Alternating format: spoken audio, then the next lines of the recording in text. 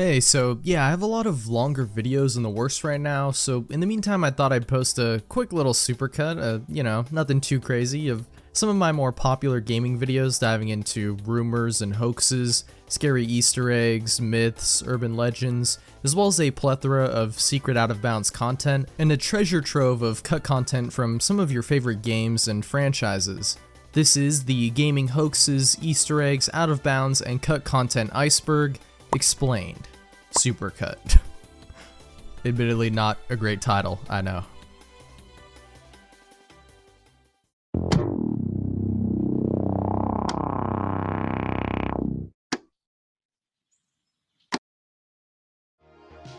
Tier 1.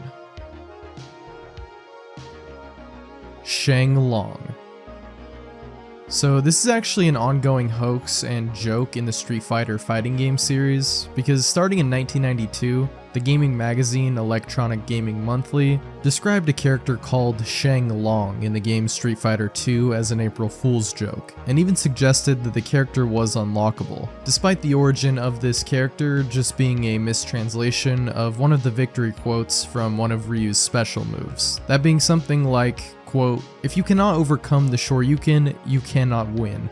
But in English it was translated to, "You must defeat Sheng Long to stand a chance." So Shenlong, not Sheng Long, is actually a dragon from Chinese mythology, who was also the basis of Shenron from Dragon Ball, but that's off topic. And this made people believe that this was not actually a move, but rather a character, and possibly Ryu's master. Anyway, people thought this was real for a while, and the myth kind of spread around. I mean, they didn't really have the internet back then to fact check stuff, so it was carried over to even Street Fighter III, which EGM also did another hoax on in 1997, with a complete appearance and backstory. He even also appeared in a Street Fighter comic book series from 1993, and despite it being known as a hoax now, the legend of this one still lives on. And in Street Fighter IV, a character was added called Gouken, which is about as close as we're gonna get to Sheng Long. At least for now, that is. Polybius. Okay, so this is a really well-known one. I've talked about it before, and I'm sure most of you have heard of it, so I'll just give a brief rundown in case somehow you haven't heard of what might be the biggest gaming urban legend of all time. So back in the early 80s, it was said that there were these rare arcade cabinets called Polybius, which were only around for a short while and had an asteroids type of game. But in reality, they were some kind of government experiment, possibly related to MK Ultra, most notably said to have occurred in Portland, Oregon, with government agents wearing black suits taking data from the machines. And gamers that played it were said to experience psychoactive effects, such as seizures, insomnia, hallucinations, and more. However, of course, no such game exists, but it is a really cool urban legend, and one of the first big gaming ones, which likely started in the 90s through word of mouth and early video game forums. To be honest, there really is no hoax quite like this one when it comes to gaming. Definitely the most documented one here, and it's become a piece of internet and gaming culture, with it appearing in various TV shows and even other games. And of course, people have made their own versions of this infamous arcade cabinet. El Israel 2401. So yeah, it's crazy, but for a while this was just a rumor. A lot of people even thought it was just a hoax, but El really was real all along. Well, I mean, he existed, but you can't unlock him in the game as some people thought, so that part is a hoax. But I'm getting ahead of myself here. If you're not familiar with Mario 64, this is referencing the theory that Luigi is actually in the game and could possibly be unlocked somehow through some elaborate Easter egg. Now that part is untrue, but even so, many people gave up hope that he was even planned to be in the game at all. But in 2020, there was a huge Nintendo leak, including a leaked beta of Mario 64, which did actually include Luigi's model. Also, if you're wondering where that strange entry name comes from, it derives from a sign found in the game, which has some hard to make out text that some believe reads El Israel 2401, as some sort of hint that he was in the game or possibly how to unlock him. Well, at least we now know at some point he was planned to be included. Triforce in Ocarina of Time. So because it's a Nintendo game and also Legend of Zelda, no doubt there were theories on a few secrets and potential mysteries hidden in the game, including the Triforce. And similar to Mario 64, this game also had a ton of hoaxes and crazy rumors, but this time on how to unlock the Triforce, which ranged from finding a hidden final temple, throwing bombs into lava pits, or beating Ganon with certain restrictions, basically anything you could think of really. But in the modern era, the game has of course been data mined, and no such Triforce was ever found. Madden Curse. This is a really interesting one. So the legend goes that if an athlete appears on the cover of a Madden game, then they will suffer a brutal injury in the next season, or some unrelated bad thing will happen to them.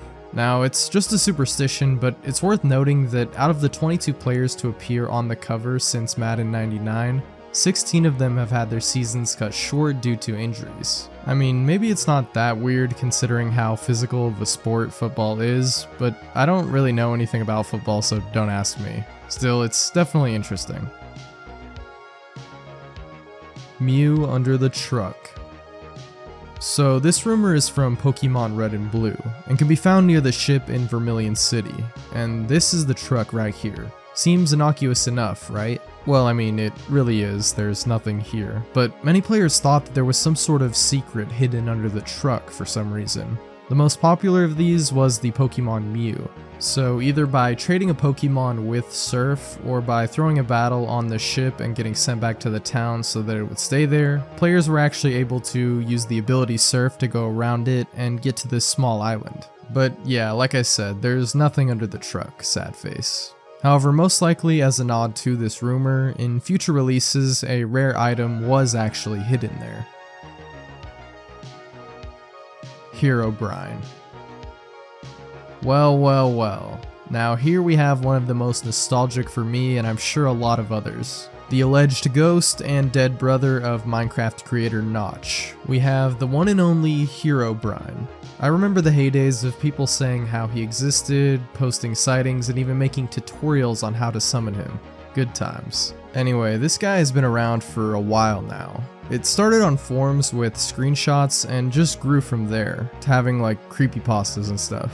Now, at first, Mojang and Notch denied his existence, but later on they made a couple of jokes in update notes where they would put removed Herobrine.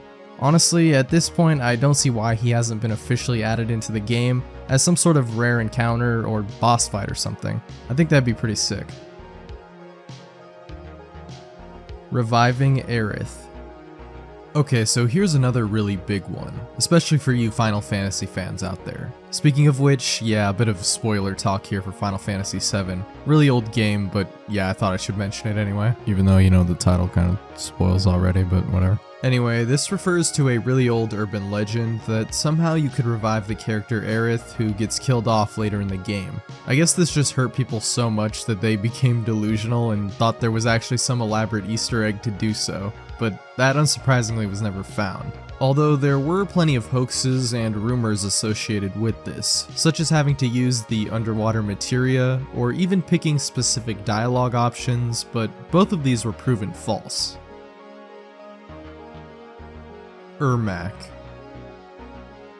So the Iceberg says for this entry Ermac fight, but I assume this is just referring to the rumored character from Mortal Kombat. Possibly the title could be referring to a secret fight which would unlock the character if beaten, but this is a long-standing myth in the series, so much so that he was actually added into later titles, which is really cool. But the origin of this character is in the original game. Sometimes the word Ermac would be displayed, which wasn't actually a secret unlockable character like some people thought. This is actually just an abbreviation of macro error. Once again though, Electronic Gaming Monthly created an article with this image claiming he was a secret unlockable red ninja.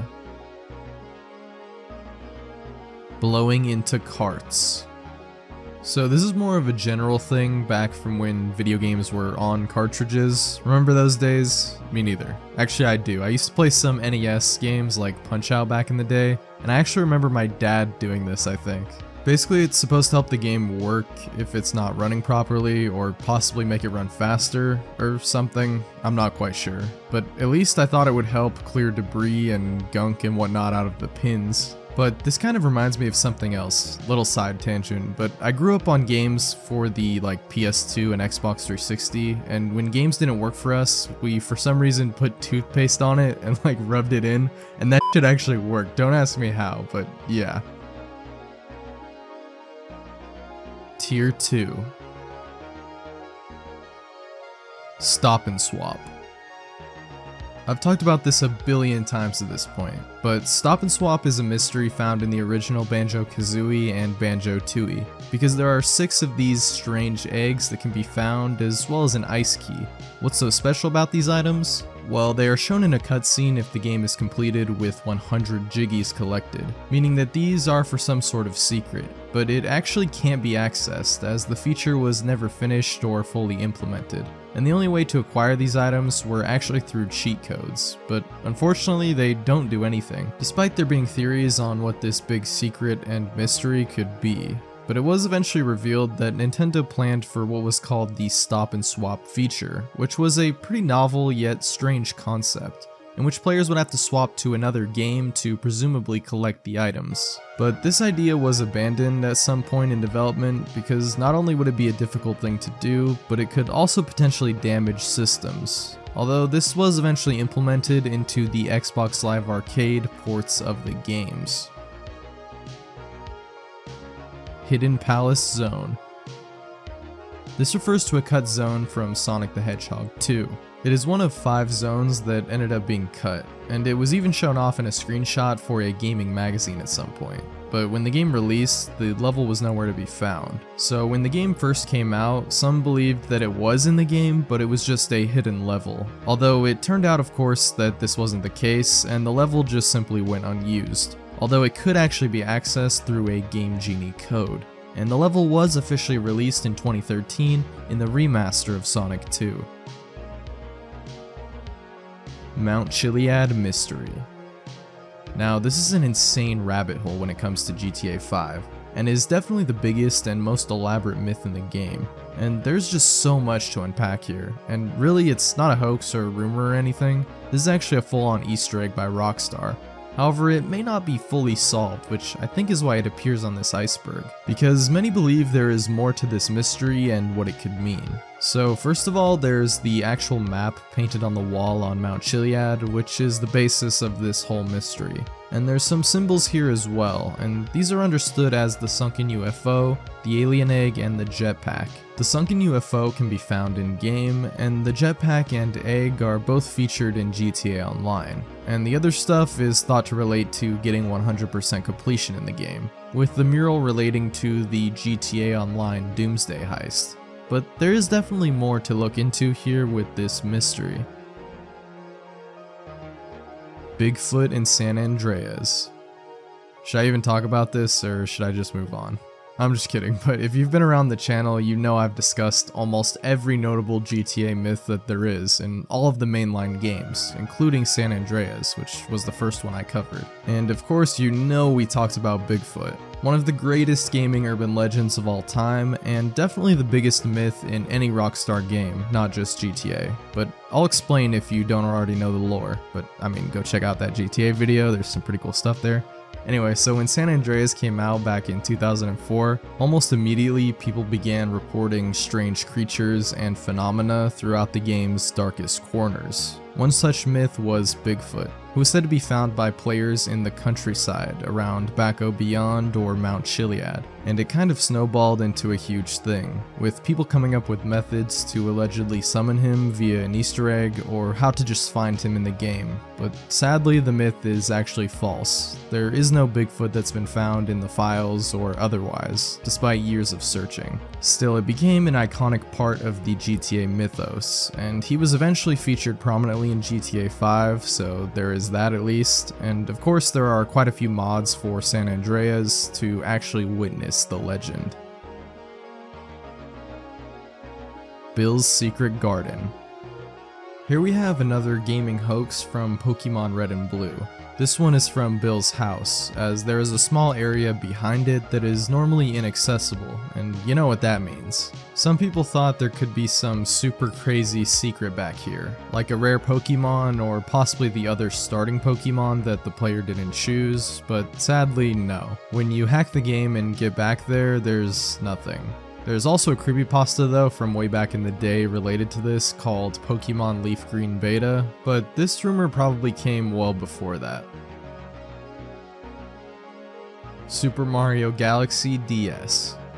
This hoax, originating from a 2007 YouTube video, showed how a port of Super Mario Galaxy for the DS was accessible from an alleged elaborate Easter egg hidden in the Wii version, which would lead you to finding a golden DS item that would basically allow you to download the DS game. And honestly, for the time that it was made, it's a really well-made hoax video. However, pretty recently there was a real fan project revealed bringing a DS version of Super Mario Galaxy to life, which is pretty cool, and it even has a demo currently available for download. Tomb Raider nude code.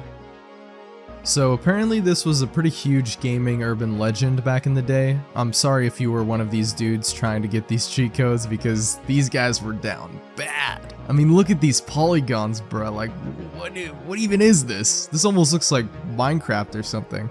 Actually, what am I saying? Pretty sure people are actually into that. Alright, I'm getting off track. Let me stop. Anyways, if you haven't heard of this, it's basically what it sounds like. A rumored code for the 1996 action-adventure Tomb Raider that would make the protagonist, Lara Croft, become naked. Obviously these don't work, but still, this rumor persisted for years and years, through the various new entries in the series. And apparently this rumor was also teased and perpetuated by the devs themselves, and would troll players by providing some of these now infamous codes themselves.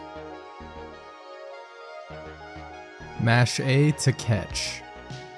This is crazy because reading on this, I thought I was the only one who did this, just reflexively I guess, not even really thinking about it or anything. Kind of like moving your controller while steering a car in a racing game. What am I talking about? Well, you might have guessed by now, but basically the idea that if you mash the A button while trying to catch a Pokemon, it increases the chances of it being caught. And apparently a lot of people did and still do this, and there are even other variations on this myth, such as it being down B or down A, or even both L and R at the same time, or pressing a certain button right when it shakes. I mean, essentially any other button combo you can think of, I guess. But of course, none of these are actually true as far as we're aware.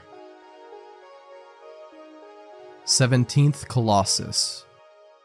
So the PS2 classic Shadow of the Colossus has 16 total colossi found in the game, which are basically the main bosses. However, since the release of the game, players believed there was a 17th hidden Colossus. There were many different variations and stories for which one this could be. Some claimed it to be a boar called Sirius who would appear atop the Shrine of Worship, while others claimed it to be some sort of dragon, and others said it was a kind of sea serpent that appeared in the ocean. Well, while there is no 17th hidden Colossus in the game, it is true that there were planned to be much more in development. In fact, 48 Colossi were planned at some point, and quite a few of them we actually know a bit about, which is probably where most, if not all of these rumors came from, including Sirius the Boar, which was actually one of these cut Colossi. Tier 3. Marty the Thwomp. So in Mario Kart 64 on the track Bowser's Castle, there can be found a lone green Thwomp locked behind a cage. And this was seemingly just a background prop for the map, but players actually nicknamed the Thwomp Marty. Because, I don't know, he looks like a Marty, I guess. And some took it a step further and began to spread rumors that he was actually a secret unlockable racer in the game, and the way to unlock him was by some sort of Easter egg that would free him from his cage. And to do this, you would have to select Bowser on this specific stage, then do this crazy method of going around the Bowser statue 3 times, then glitching yourself to drive the whole course backwards, and then circle the statue again in the opposite direction, and then go back to the cage and Marty will be freed and become a playable character. But unfortunately, this method as well as any others are just simply hoaxes. Diablo Cow Level. Back in the original Diablo from 1996, there was a rumored hidden level dubbed the Secret Cow Level, which could simply be accessed in the Tristram area by clicking on a cow a certain amount of times, which would unlock the level. Of course, it's on this iceberg, so this wasn't a real thing, but in future installments, Blizzard went out of their way to include many references to this myth, including a real secret cow level in Diablo 2. Silent Hill Ambulance Ending. So like with many other games and basically any piece of media that has multiple or alternate endings, there are bound to be theories and speculation on other secret endings. And the first Silent Hill game is no different, having a total of 4 endings, but a rumor quickly spread on gaming forums and such about a hidden 5th ending. And this was quite the elaborate hoax, as according to rumors you would have to beat the game on hard difficulty with at least a 9 out of 10 ranking, and then start the next playthrough where you would have to find various new items that spawned, which would allow the player to create an explosive device that could be used to open the traffic gate near the hospital. After this, you acquire an oil can and use this at a gas station to fuel an engine, which you then take to an ambulance at the hospital and then drive away through the town. But yeah, sadly this ending is not real. 10th Class. Alright, so here's a good one. This is referring to a rumored 10th playable class in the co-op shooter Team Fortress 2. And with this one, there were actually quite a few different hoaxes. First of all, there's the scrapped civilian class, which would have had the lowest health of any of the characters and not been able to attack at all, and most likely would have had a VIP role in certain maps, similar to Team Fortress Classic. But there were other fake rumors about additional characters, such as the Guard Dog, which was a part of the Guard Dog update hoax, which has a German Shepherd that had a machine gun strapped to it, that was also said to be able to carry around health packs and ammo for teammates. Luigi Hangs. This here is a rather infamous one from Luigi's Mansion, where sometimes due to the lighting and shadows displaced during flashes of lightning, it can look like Luigi is hanging in his shadow, which is most easily seen when he answers a call in the telephone room. However, this was all apparently just a glitch and not some sort of creepy Easter egg by Nintendo, as in the 3DS remake, this no longer occurs. Waluigi in Super Mario 64 DS. Alright, so you've heard of Luigi being unlockable in Mario 64, and here we have a pretty similar rumor for the DS version, this time with Waluigi, because Wario, Luigi, and Mario were actually playable in the game, so why not Waluigi? Now, for this one, there were a bunch of faked screenshots and hoax methods for unlocking the character. Some involved the blank switching room, others suggested catching a purple rabbit seen in the beta screenshots, because, you know, he's purple too, I guess. Some thought you would unlock him upon 100% completion, but that was no good. Some believe the secret was hidden in some sort of black box, which might have just been some sort of glitch. And there was also an infamous April Fool's joke called Purple Prizes, which suggested that if you collected all the stars and found a secret switch, then you could unlock Waluigi. Yeah, that was quite a bit, and I'm sure there's more that I didn't even mention. Just know, Waluigi is not actually unlockable in the game. So far as we know, that is. Pokegods. So this is a bit of a broad term for quite a few fake Pokemon that circulated around in the late 90s, as some thought there were actually more than previously thought. This most likely got started because of Mew and the myth with the truck we discussed earlier, because back then it was one of the most mysterious Pokemon, and as time went on, more of these so-called Pokegod rumors were spread around, about rare and hidden Pokemon and evolutions. Just a few examples of some of these were Tricket, Doomsday or Doomsay, Apocalypse, Flareth, Peekabud, Mew3, and much more. This whole thing is a huge rabbit hole worthy of its own deep dive. Sonic and Tails in Melee. Once again, EGM is back at it again with their crazy hoaxes. This time for April Fools, they had a short article about how Sonic and Tails could allegedly be unlocked in the Nintendo Arena Fighter Super Smash Bros. Melee, if the player could defeat 20 enemies in the Cruel Melee mode, which if done would spawn both Tails and Sonic to fight the player at the same time. But like I said earlier, this was just another one of Electronic Gaming Monthly's hoaxes. Although at some point Sonic was actually considered to be in Melee during development, and he of course does appear in later installments of the franchise. Keckrock. Good old Keckrock. So this little gem of a lost media hoax was said to be an obscure game for the Sega Genesis released in 1993, starring this crocodile guy who would run around with a plunger as a weapon. And yeah, this is the iconic box art, along with the only alleged sound from the game. Hey, I'm Keckrock. It was also said to have multiple ports to things such as the NES, Game Boy, and even MS-DOS, but it seems this rumor was spread on 4chan initially with the image of the box art, and it has since had an actual fan game made on it, as well as an Iceberg covered by Sewer Reviewer.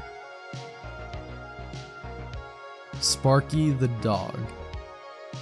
So this is possibly the most infamous and well-known hoax from the indie horror hit Five Nights at Freddy's, as back when there was only the first entry in the series, the game was a lot more mysterious, and not everyone knew all there was to know about the game's world and such. Also, there weren't a million theory videos, and so for a while there was rumored to be a rare sixth animatronic that could occasionally be found in the pizzeria, that being this one, known as Sparky the Dog. And some found it rather convincing, but eventually the creators of the hoax revealed that the screenshots were indeed fake.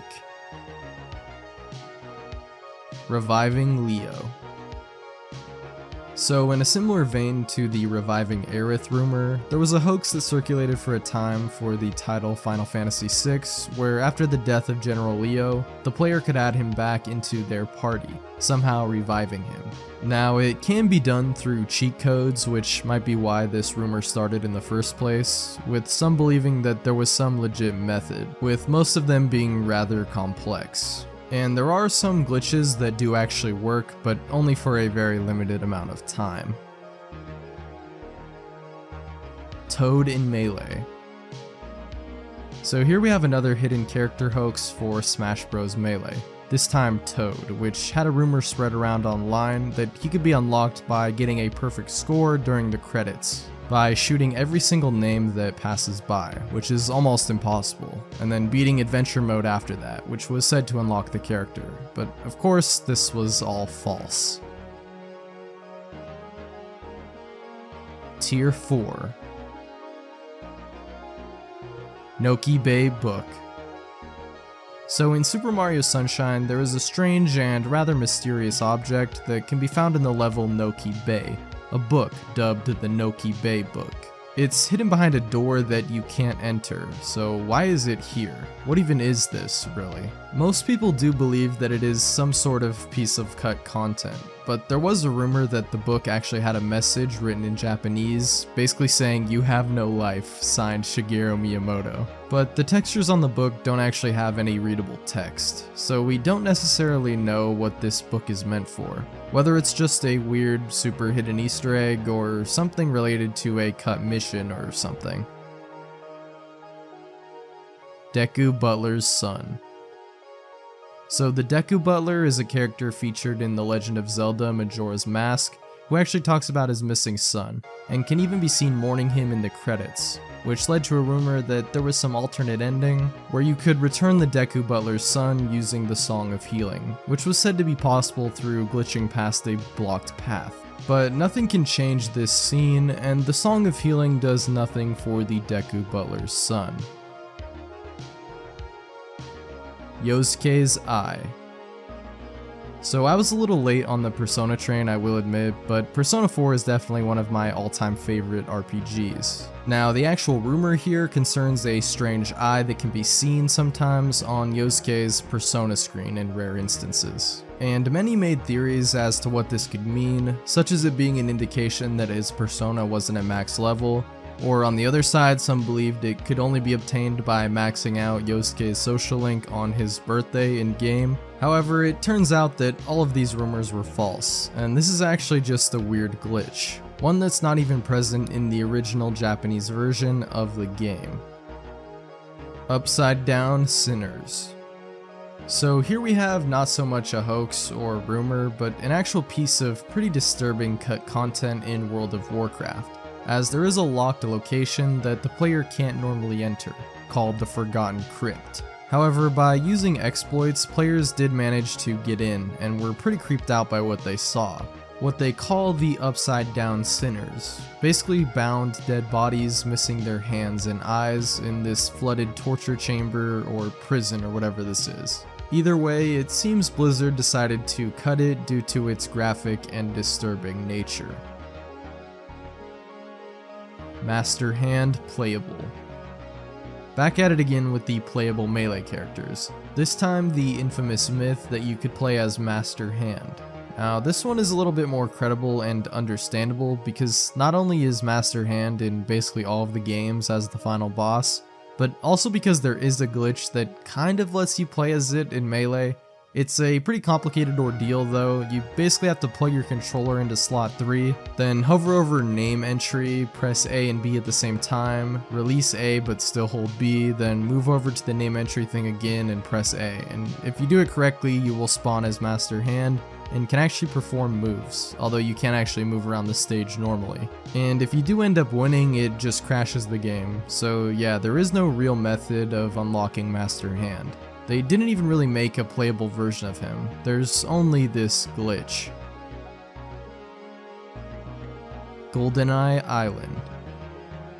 So GoldenEye Island, also just called Golden Island, is a location that can be seen in the first mission of GoldenEye 64. But normally players cannot actually access it. And you know what that means. This led to rumors that the island possibly contained some sort of secret weapon like the Golden Gun or some kind of secret, with some players even claiming that you could get to the island through a secret boat, which could only be unlocked by completing all the missions, including the secret ones, on all difficulties, and then return to this level, kill a guard, and take the key to said boat. However, there is no key or boat at all, and the only way to reach the island is through cheats, and when you actually get there, there's not much at all to see, and no secret items or weapons or anything. Although it does seem like this was going to be used at some point in development for some sort of mission before it was scrapped.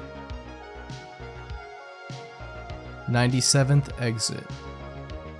This is also referred to as the 97th level, which is a rumored secret level in Super Mario World. And this one is kind of weird because there's not even close to 96 levels in the game, although there are 96 goals or gates, whatever you want to call them, because some levels have multiple. And I guess it was rumored that there was a secret level that contained the 97th and last goalpost, but it doesn't actually exist, surprise surprise. Although the suggested methods involved collecting only certain coins in a specific order, which was said to make the floor drop at some point, with Mario falling into a pit for the secret level in question. Golden Warthog. Alright, Halo 2 is an awesome game, and despite its short development cycle, it has quite the fair share of secrets, Easter eggs, mysteries, and cut content.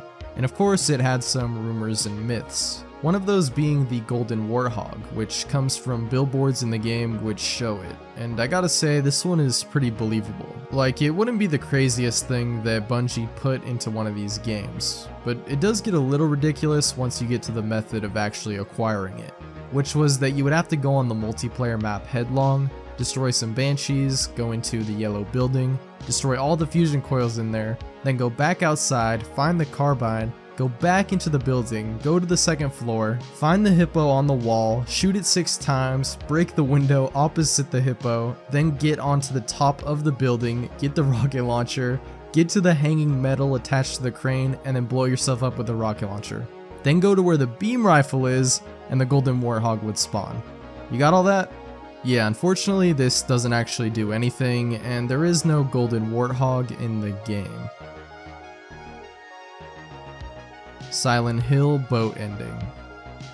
Another rumored ending for Silent Hill, similar to the ambulance one from earlier, although this time it was rumored that there was some way to escape using a boat, because when you interact with the ship's wheel, the protagonist Harry says, "Don't worry about that now." Keyword now. So some players thought you could return here once you find a way to fix the ship or something, or once you got to a certain point in the story. But yeah, this one is a lot less known than the ambulance one. Purple Yoshi. In the 1997 N64 platformer Yoshi's Story, there are quite a few different colored Yoshis, most of which are playable, but not this infamous purple one, which can be seen in early footage of the game, as well as in the opening cutscene, which led players to speculate that he was in the game, but that he was a secret unlockable character, who you possibly got if you collected every coin in the game, among other methods, but none of these actually work. And everyone brings up Purple Yoshi, but what about the brown one? Because he's also a scrapped character seen in the demo that is not playable in the full version. Justin Bailey.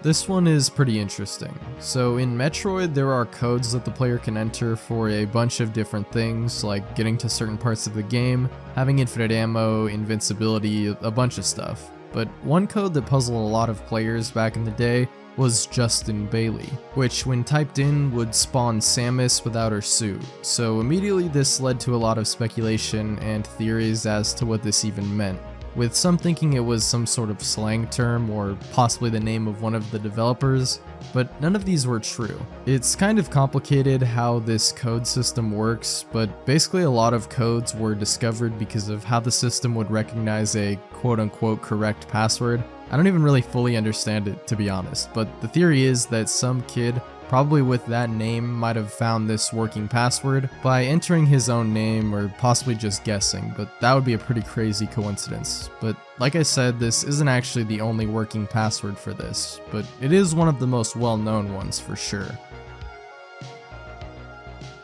Ocarina of Time Sky Temple. So because in Ocarina of Time, all of the sages are hidden inside of temples, except for the Sage of Light, rumors began to circulate that actually there was a hidden sky temple that was just hard to locate. And of course it involved a super convoluted method in which the player would have to somehow pause the day-night cycle, and then defeat hundreds of Style children, which would spawn a giant skeleton monster, which when that was defeated would create a portal to the Sky Temple, which to stack hoaxes on top of each other was said by some to also contain the Triforce, but neither of these myths are real. Tier 5. Roblox hackers. So this is more so a broad thing, I guess. Rumors about people hacking Roblox, such as an account called 1x1x1x1, who was said to be involved in an infamous hacking incident that took place on April Fools of 2012. However, this was debunked. And I guess there are quite a few of these fake Roblox hacker hoaxes. Play as nitrous oxide. In the racing game Crash Team Racing from 1999, a spin-off kart racer of the Crash Bandicoot series, it was alleged that the main antagonist of the game, Nitrous Oxide, was an unlockable and playable character. Now, where have I heard this before? There were a couple of rumors on how to unlock this guy, including codes, which actually did work, although it's only in certain courses, and it wasn't actually a planned feature or anything according to the devs. Some also believe though that he could possibly be unlocked by beating him in a race, and then all of the entropy ghosts and the nitrous oxide ghosts in some sort of specific order, and then entering a code on the main menu which would unlock the character. But yeah, this doesn't actually work. Although in the 2019 remake, Crash Team Racing Nitro Fueled, nitrous oxide is actually a playable character. Brutus the Bulldog. So in the original Animal Crossing game for the GameCube released in 2001, there were rumors that circulated about an evil villager called Brutus. Or sometimes apparently he was called Burtus, which is my preferred name. I don't know why that's so funny to me. Anyway, it sounds just like a creepypasta. If you're away too long, the story goes that he will show up in your town to do a bunch of weird and creepy stuff and make the game start glitching out. But yeah, shout out to Burtus, I guess. GTA 4 Ratman. Ratman. Talked about this guy plenty of times now, but we'll do it again for old time's sake. So this is definitely the most infamous myth from GTA 4. A half-man, half-rat creature said to be found in the tunnels and subways of Liberty City. Said to even attack the player on sight if seen, with this image being basically what sparked this whole rumor. And trust me, many people back in the day went looking for this guy. I'm pretty sure like 10-year-old me even looked around a bit, but sadly nobody actually found him. Because of course, like many of the urban legends in the GTA games, it was just a hoax, albeit a fun and pretty interesting one at that. And even without Ratman, those subway tunnels in Liberty City can be pretty eerie to explore. Ghost cars. Now, it looks like this entry says ghost cats on the actual Iceberg, but I'm pretty sure this is referring to ghost cars, because if you've seen my San Andreas video, you know this is a pretty widespread phenomenon in that game, and one of the most notable myths in San Andreas. Now, the interesting thing about this one is that it's actually real, at least in the form of a glitch. Basically, sometimes in the woods of Baco Beyond, these cars can spawn which appear to be moving despite there being no driver, which led many to believe that these cars were actually haunted and possessed by spirits. But in reality, it's just a glitch where the cars spawn in and begin to roll down the hill due to the game's physics. All Bonds. Developed by Rare in 1997 as a tie-in to the James Bond film of the same name, we have the FPS for the N64, GoldenEye, and in the game there was a popular rumor that once again was started by EGM, where it was stated that there was an All Bonds cheat code, meaning that it would allow the player to unlock and play as any one of the actors that had portrayed James Bond, such as Sean Connery, George Lazenby, Roger Moore, or Timothy Dalton. And well, this one had a little more truth to it than some, as this was at one point a planned feature, as models for all four were found in the files. 1987. Alright, so back to the first Five Nights at Freddy's. In the game, there is a custom night, which lets you set the difficulty of the four animatronics, and because of, well... Was that the bite of 87? A rumor started that if you put the number 1987, you would unlock a special custom night or ending to the game, but in reality nothing would happen.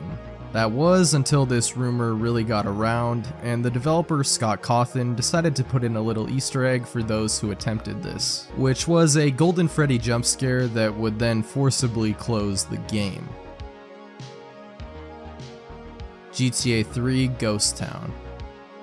So this refers to a normally inaccessible part of the GTA 3 map of Liberty City that is only found in the opening cutscene, and the only way to get there is to actually no-clip. But there were some initial theories on possible ways to get there, as some believed there could be secrets hidden there, and it was one of the earliest myths in that game. Although it's basically just one street used for the cutscene, and there's not really anything of note here. Rockstar themselves even stated they just built it for the opening and wanted it to be separate from the main map, and just hid it thinking no players would ever find it. Nudality. So similar to Fatality and Babality and whatever other talities exist in the Mortal Kombat games, there was a rumor that there existed certain finishing moves that would turn the opponent nude, because of course there was. Apparently there was actually a game though called Tattoo Assassins, which was basically a Mortal Kombat clone which actually had this, which is probably where this rumor comes from. Or it was just people misremembering and thinking it was from an actual Mortal Kombat game. Luigi in Sunshine. My boy Luigi is always out here getting shafted. So this rumor, also known as Super Luigi Sunshine, basically states that like in Mario 64, it's possible to unlock and play as the Green Brother himself. The main method was that after you collect all 120 Shine sprites, then Waluigi would appear in Delfino Plaza as a secret boss fight, and upon defeating him you would actually unlock Luigi as a playable character. But unlike Mario 64, nothing in the code or anything suggests that Luigi was even planned to be playable at some point. Totaka's song Locations. So this refers to a piece of music called Totaka's Song, which is a track that is hidden in many of Nintendo's games, as it's basically a kind of secret signature or calling card of the composer Kazumi Totaka. And most of these have been found, although not every game he's worked on has this piece in it, at least that's been found, which has led to many searching for this track in other titles, where they may or may not still be hidden. Tier 6. Ocarina of Time Desert Pyramid. More Ocarina of Time here. So this is actually yet another alleged secret dungeon that people thought could be accessed, as when you play the Song of Storms in Haunted Wastelands, a lightning flash can appear, revealing this desert pyramid in the background. However, there is no real way to reach the pyramid. But if you do actually no-clip there isn't anything secret waiting for you. No hidden dungeon or anything. Tsar Dragon. Another Final Fantasy VI urban legend here. A secret boss called the Tsar Dragon, which is hinted at a couple of times in the game but never actually appears, despite there being some alleged ways to summon this boss, such as collecting all 26 pieces of Magicite before fighting the other dragon bosses in the World of Ruin. However, this doesn't work in the original game, but this was actually planned at some point and is a piece of cut content, which was revealed via data mining, with the sprite labeled as Tsar Dragon actually being found. And this was even further enforced with the Game Boy Advance version of the game, which includes a very similar boss called the Kaiser Dragon. Solving Baldi's Math. So Baldi's Basics in Education and Learning is a horror game actually inspired by old 90s education games. And in it, you're actually chased by various figures, but the main one is this guy, Baldi, who gets progressively more aggressive as you fail questions, which you have to answer after collecting notebooks around the school. Now the thing is that every third question is actually unanswerable. All the text is jumbled, and it is impossible to give a correct answer in order to make the game more difficult. However, many fans have theorized and even spread rumors that it is actually possible to get these questions right. However, this has never actually been proven. Pikachu hates Sony. This one is pretty funny. So in 1998, Nintendo released a Pokemon virtual pet game called Hey You Pikachu for the N64, which actually utilized a microphone, as Pikachu would react to the things you said. Well, at least out of a bank of about 200 words. And the rumor goes that 2 of these were PlayStation and Sony, which would make Pikachu get angry because of Nintendo's rivalry with Sony at the time. However, this is not the case, and these words aren't even recognized in the game, although it is possible that the game might have recognized them as other words and reacted that way. Render Man. So this alleged entity, inspired pretty obviously by Slender Man, was circulated around in the game Blockland, basically a Lego-like sandbox game. And yeah, it's your standard creepypasta affair, complete with low-res screenshots and everything. He's also said to have multiple forms, and even sometimes goes by the Prepper or something, I guess. Either way, it's all just a myth. Cake ending.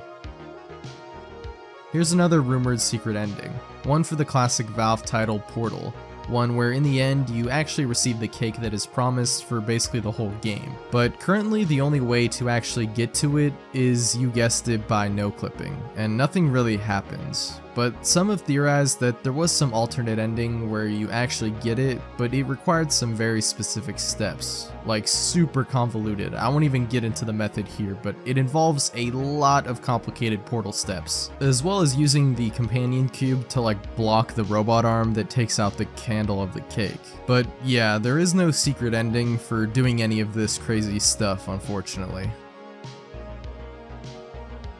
The laser suit. This one is pretty wild. So once again in Super Mario World, there was a rumored secret warp pipe in the top secret area, which when you go through it would take you to a hidden level called simply question mark and would spawn the secret laser suit power up, which gave you a cape feather as well as a laser gun. However, this whole thing was a hoax, and the video made of it, which was made in the mid 2000s, was using a hacked game. Revive Bill. So in the Left 4 Dead 2 canonical version of the campaign The Sacrifice, a fan favorite character from the first game, Bill, is actually killed while sacrificing himself to restart a generator to let the others escape. And in the sequel campaign, The Passing, Bill's corpse can actually be found, which led to rumors that he could actually be revived, possibly with the defibrillator as you can do with real dead teammates in the game. However, this obviously didn't work, so rip Bill, I guess.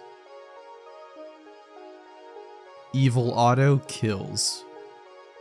Evil Otto is a rather well-known and infamous character from an arcade game called Berserk, because as the legend goes, it has the potential to actually kill those who play it, and has done so in the past, such as the case of a player who died of a heart attack after playing in 1982. And this sparked a ton of intrigue and mystery around the game, starting urban legends of the game's character, Evil Otto, killing players that beat the high scores, with other alleged accounts of people dying after playing it, although most of these can't be proven. And even in the case of the real fatality supposedly linked to the game, his death most likely had nothing to do with the game itself, and rather was from an underlying heart condition. Webkinz Killer. Now, this here is a truly fascinating gaming urban legend, one that came about in an online children's website and game called Webkinz World, where you take care of virtual pets, or Webkinz as they're called. And in this seemingly innocent game, a rumor spread about a certain character, an in-game serial killer called the Webkinz Killer, that would attack and kill your Webkinz in graphic fashion, with one of the most popular versions of this being the character Dr. Quack, who was identified as the killer. Some even further theorized that he was put in the game by a disgruntled employee or developer, but none of this is actually true. And GANs themselves confirmed in 2008 that nothing in the game can actually harm their pets. Tier 7. Beat the Running Man.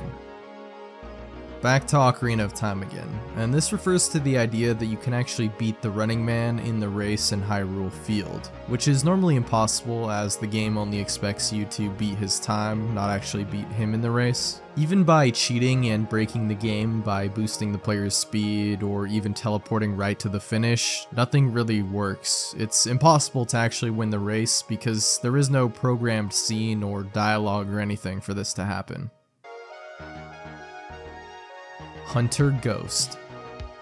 This one here could either be some sort of cut content from Luigi's Mansion, or simply a misinterpretation by some players. What I'm talking about here is from the October 2001 issue of Nintendo Power, which has an article promoting the game's release, and one of these paragraphs gives an interesting description.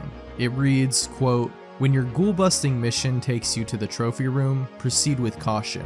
If you meet up with the ghost of a hunter, he'll want to add Luigi to his collection." So some believed that either this ghost hunter was cut from the game, or it was just something that nobody had discovered, and theories arose as to how to actually find it. However, it's more likely that this is actually just a description of the safari room from the game. Stanley Parable Undiscovered Endings. More rumored endings, quite a few on this list already, and this one is kind of vague, so I won't spend too much time with this, also because I don't really want to spoil myself on this game. I haven't played it yet, even though I wanted to for quite a while. But anyway, this game already has apparently 19 different endings, but I don't know, I guess maybe that's not enough. Final Fantasy VII Hidden Party Members Guide. So we're getting a little more obscure stuff down here, because this is something I could only find thanks to a comment left by the creator of the Iceberg, where he said that it's some sort of website he found that contained some rumored methods for unlocking secret characters for your party in Final Fantasy VII, two of which he remembers being a fighting chocobo and a boxing goblin type character, which is interesting. Misfortune.gb.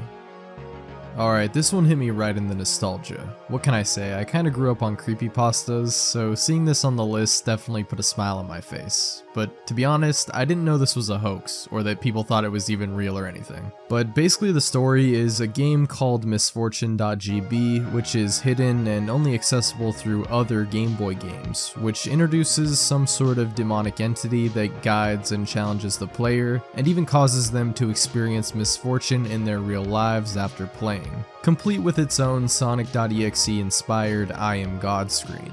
Yeah, it's not the greatest creepypasta ever, but hey, it was fun back in the day.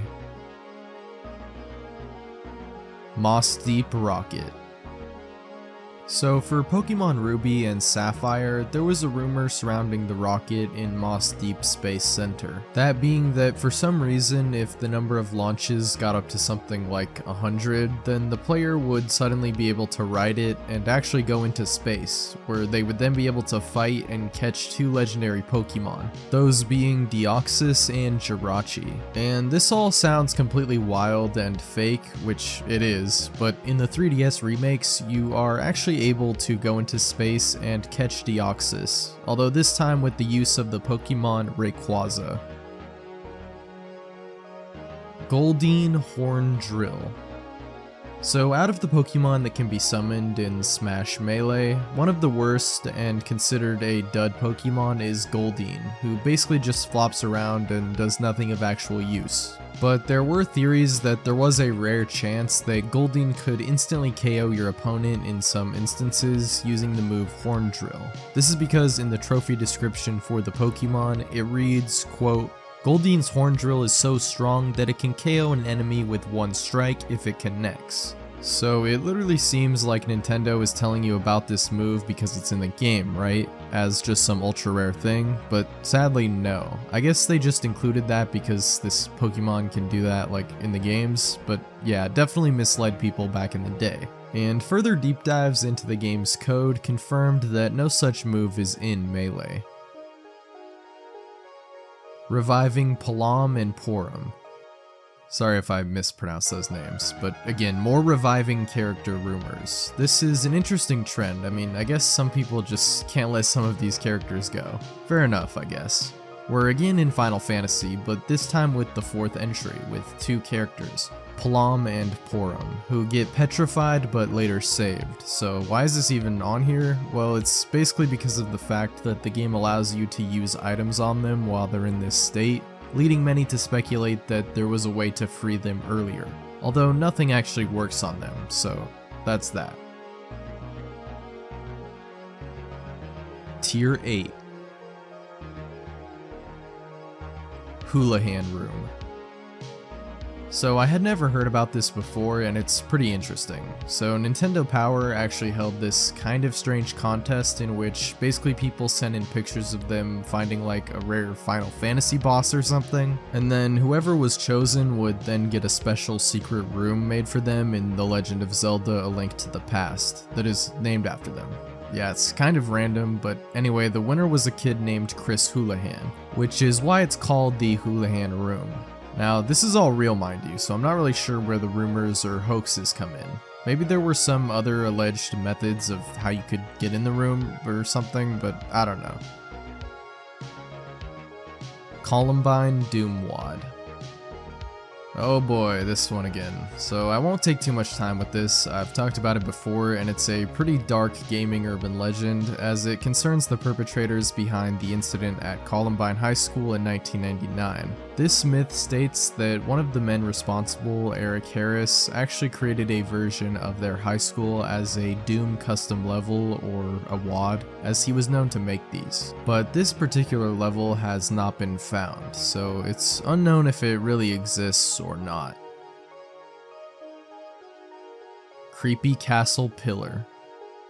So this refers to a certain pillar that does absolutely nothing in Donkey Kong 64, although it really does seem like it should be for something at least, and it's located in the level Creepy Castle, but it's just the pillar which does nothing and a purple balloon, so what's the story here? Well, some believed that it did actually have some hidden purpose, possibly having something to do with Stop and Swap, which we talked about earlier, but in the actual game it does nothing. And despite knowing that it was likely planned for something at some point of development, we know nothing else about this really.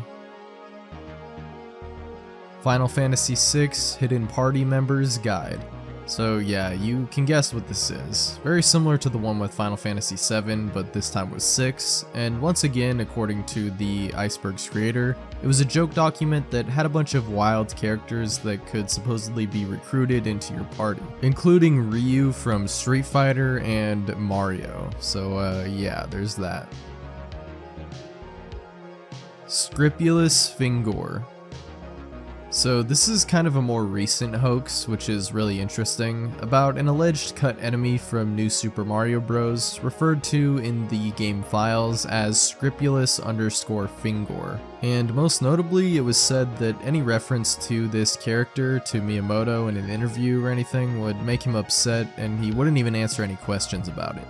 On top of that, there were also some fake sprites and models that were created of this rumored character. But it was eventually revealed to all just be a hoax.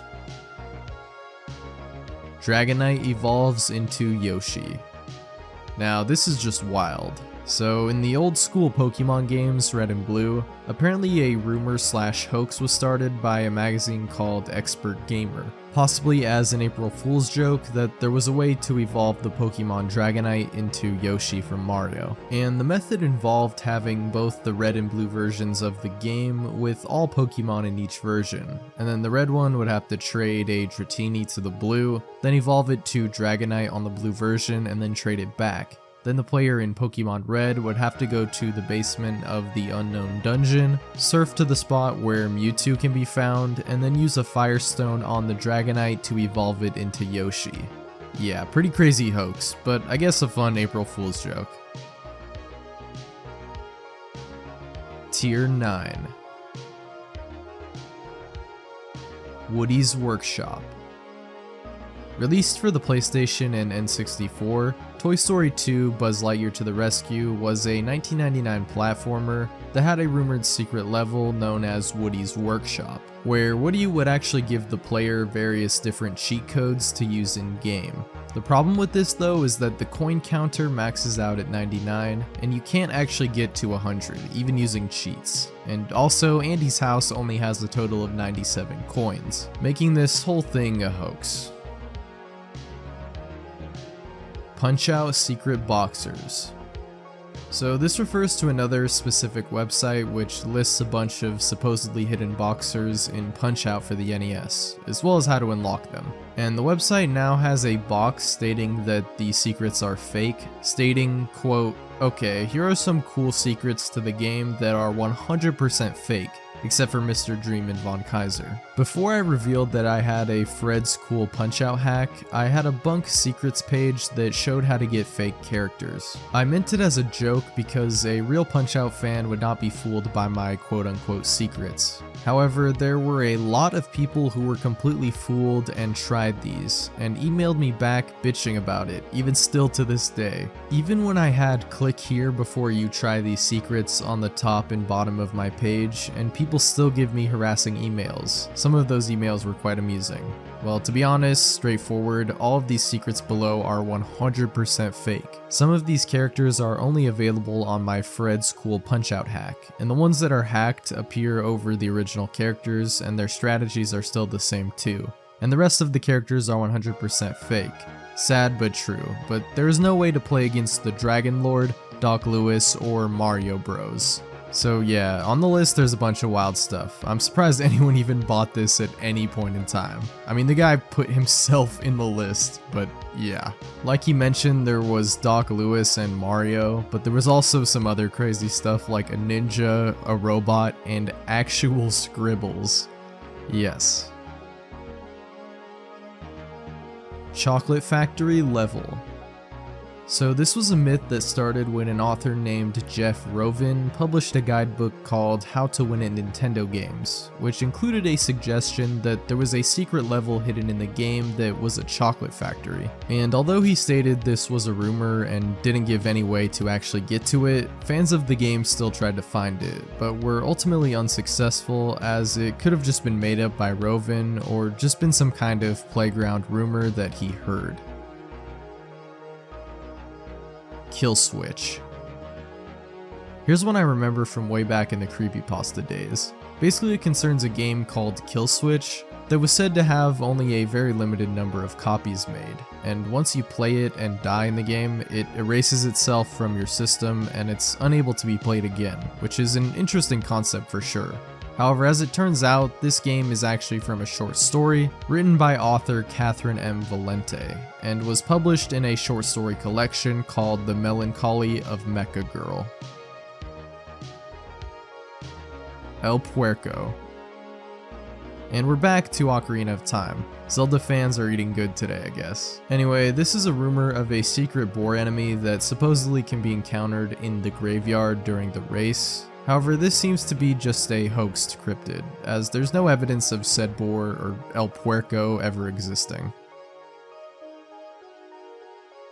Trick It. So remember when I mentioned the Pokegods way earlier in the video? Well, this is one of them, and one of the more reasonable ones. But once you get to the crazy unlock method, then it gets a little wild, because the rumor went that you had to have a Caterpie, Metapod, Butterfree, Weedle, Kakuna, and Beedrill in that specific order. Then empty your PC box, go into the Safari Zone, and then it just gets crazy. You have to catch a bunch of Pokemon in a specific order again, then defeat the Elite Four using only bug types, have the Pokemon at certain levels as well, and then talk to Professor Oak, and eventually you'll unlock this Pokegod. Needless to say, this is fake, but the initial design seems like it could actually be real. Lickitung evolves into Luigi. So much Luigi stuff on here. And yes, you heard the entry title right. This was actually an April Fool's prank done by Nintendo themselves on their official website in 1999, where they posted an article about how to unlock Pokemon number 160 in the Pokedex, which was the plumber type Luigi, who had moves including Wrench, Cower, and Mustache Slap. It was stated that to get him, you first need to catch a Lickitung with an Ultra Ball, then stand where Snorlax usually blocks the bridge in Vermilion City, then turn the Game Boy upside down and feed the Lickitung rare candy, at which point it will evolve into Luigi. Pretty wild stuff. Tier 10. Rankles the Otter. Originally published in the UK edition of Sega Magazine, there was a real article that suggested that there was a secret character in Sonic & Knuckles that was a green otter and also Knuckles' sidekick. And the article also further stated that the first person to find Rankles in-game and screenshot him would win £1 million. However, once you get to the end of the article, they clarify that it is just a joke, but many people either didn't get that far or still believed he existed, which led to speculation on how to unlock him. The Unlocking Geno video. This is a really obscure one that for a while Blastoise_ for the win couldn't even find, but luckily he actually did in an unlisted re-upload. And basically it shows the character Geno from Super Mario RPG Legend of the Seven Stars in Smash Bros. Brawl. And for whenever it was released, it was apparently pretty convincing. Also, allegedly Sakurai did consider putting him in the game at some point due to the character's popularity. You want fun? So I'm pretty sure this is in reference to the infamous Wario apparition, as his famous quote is, "You want fun? Wario show you fun." But this Wario apparition is just from some well-made hoax videos that spawned the legend, and many other series and videos like it, including Greenio's Super Mario 64 Classified. Also, I've done a deeper dive on Mario 64 myths and conspiracies in this video right here, if you want to check that out after this. I solved the stop and swap. Okay, so this is pretty much what made me create this video. Not because this is such a crazy entry or anything, really it isn't, but it's because this was on a Lost Media Iceberg I'm covering, and led me to this Reddit post which actually showed me this awesome iceberg. So yeah, shout out to this, but basically this is just another video described by the creator that he hasn't been able to find, which is of a guy explaining how he solved the stop and swap mystery, going through a bunch of steps and multiple N64 games, just for it to be a rickroll at the end. Classic. Nimbus Terrafux. Alright, I'm gonna chill out with that name because you know how YouTube is with their demonetizing, so yeah.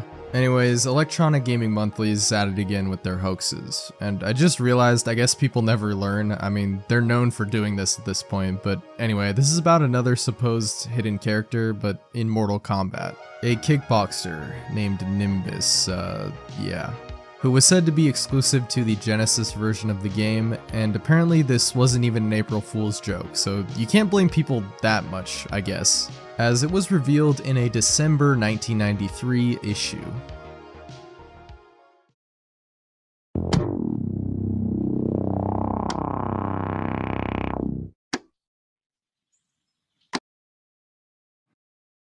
Debug menu. So some of these first few ones are kind of just conceptual things. They're more so general things that are common among a lot of games. But to give a quick rundown of what a debug menu is, it's basically something that developers use in order to test various parts of their game. This can manifest in a lot of different ways. One of the common ways it's used though is what are called dev rooms or debug rooms, which can sometimes be accessed by the players in order to cheat or access unused content from the game. You've probably seen one before, even if you didn't know what it was or understand what the purpose of it was. And it's really one of, if not the most common place that unused content or cut content from games can be found. Test levels. So this one is pretty self-explanatory. This just refers to the overall concept of test levels, which are used by game developers to either test different features, maps, or mechanics within any given game, which are usually either cut from the full release of the game or hidden somewhere within the files. Definitely a pretty simple one, but this is something you'll probably see that's very common in a lot of games. Placeholders.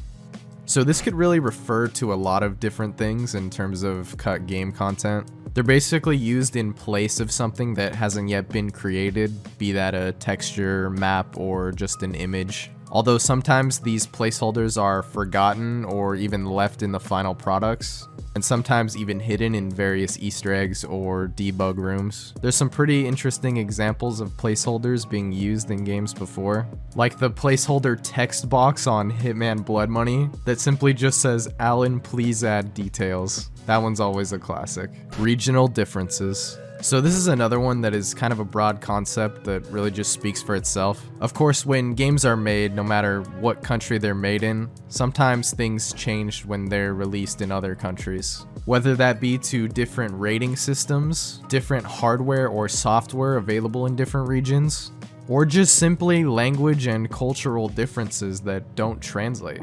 There are so many examples of differences in regional releases for games that you've probably seen at least one example while playing basically any game. Concept art. In terms of more broad categories relating to unused and cut video game content, I would say that concept art is definitely the biggest. What I mean by that is that when games are made, they go through a ton of design and creative changes. There's many different versions of characters, maps, levels, I mean anything you can think of. Take something like BioShock for example. All of the splicers, the big daddies, the map, the levels, just the world in general. So many pieces of concept art were made for this game and I mean it shows. As the artists can get as creative as they want and fine-tune what they're trying to create. Just go look at any game you truly love and just look at the concept art, the things that could have been for that game. It's really fascinating. There's just so many levels, enemies, bosses, so much that could have been realized in all of these games. but for one reason or another could never make it past the initial concept phase. The cutting room floor. This refers to a website that is dedicated to the discovery and research of various unused and cut content from video games. And it has been around since around 2002, and ever since, users have been cataloging various pieces of cut content from games. From simple debug material that was left in games to full-on features and other material that have been data mined from the game's files. There's a lot to be discovered on this site, and it's definitely the hub for any type of unused game content, so if you're interested, definitely check it out. Nintendo GigaLeak. So you've probably heard about this before. This refers to the 2020 Nintendo data leak, which has since been labeled the Nintendo GigaLeak. There's really an insane amount of information to unpack here, and this could be the subject of many videos, which it has been. I mean, a ton of stuff leaked in this thing, including source codes related to the N64, GameCube, Wii, some unreleased games, emulators, concepts, debugging material, just a huge amount of Nintendo related stuff. The reason it's on this Iceberg, however, is because of a lot of the debug and unused content material. And there's quite a few interesting examples of this, such as the actual real leak of Luigi for Super Mario 64. Speaking of which, Luigi, Super Mario 64. Ah yes, the infamous playable Luigi from Super Mario 64. I'm sure if you're familiar with this game at all, you've probably heard about this, and maybe even just thought it was an urban legend. I mean, remember those old YouTube videos where they would try to unlock Luigi by doing these super complicated, like, Easter eggs? Yeah, spoiler alert, none of those actually work. However, for 25 years since the release of Super Mario 64, Luigi being in the game was simply a rumor, a gaming urban legend. That was until, of course, the GigaLeak. And to the surprise of many fans of this iconic game, a Luigi model was actually found within the development files. Definitely one of the craziest video game discoveries to date. Unused boyfriend sprites, Friday Night Funkin'. So this is a pretty well-known but simple one from the incredibly popular game Friday Night Funkin'. And yeah, it's pretty basic. Just some unused sprites and animation assets from the game.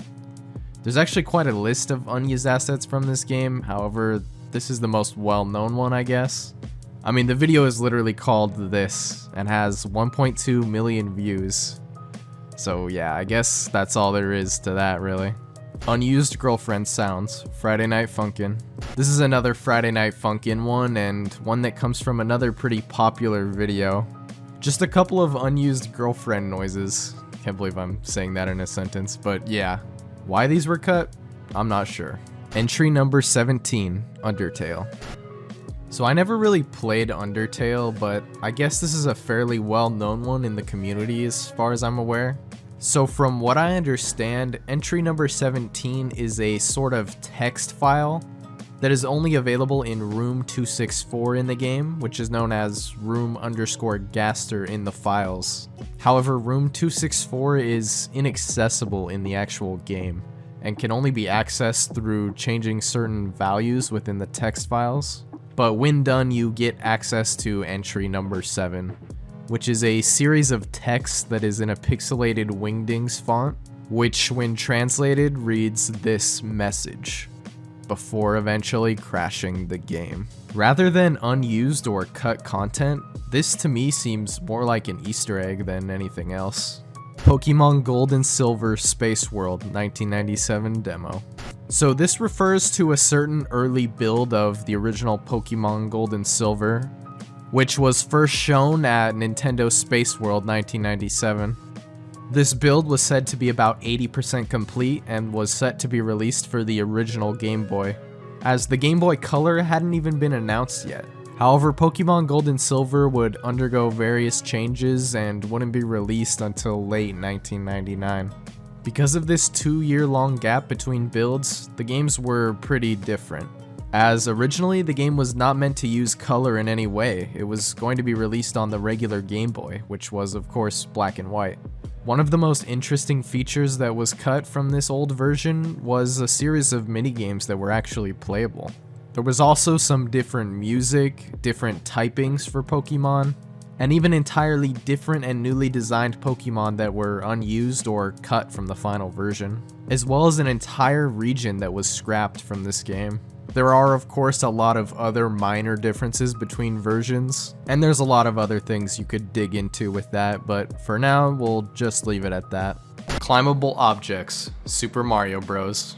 So this is our first bonus entry, and it's pretty simple. That's why it gets the first tier, I guess. But basically, this refers to an unused object which was found in the original Super Mario Bros., which was this brown thing which would operate similar to a vine in the later games, which Mario would be able to climb, to which then you could hear this interesting buzzing sound, but it can still be placed in the game using a level editor.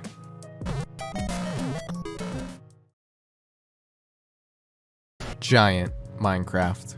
So this was a unused and cut mob from Minecraft that was essentially just a giant zombie, although the zombie skin might have just been a placeholder, because the giants were never officially added to Minecraft in any way and were just found within the files. As such, they can only be spawned using commands. The giants stand at 12 blocks tall, which is about 6 times the size of a zombie. And they also have no AI programmed, so they don't really react to the player or the world at all. They don't take any damage at all and only respond to getting hit by being knocked back. They don't lose any HP, they can't actually die. It's definitely one of the stranger unused things in Minecraft. But hey, maybe it'll be fully implemented in some future update, who knows. Killer Bunny, Minecraft.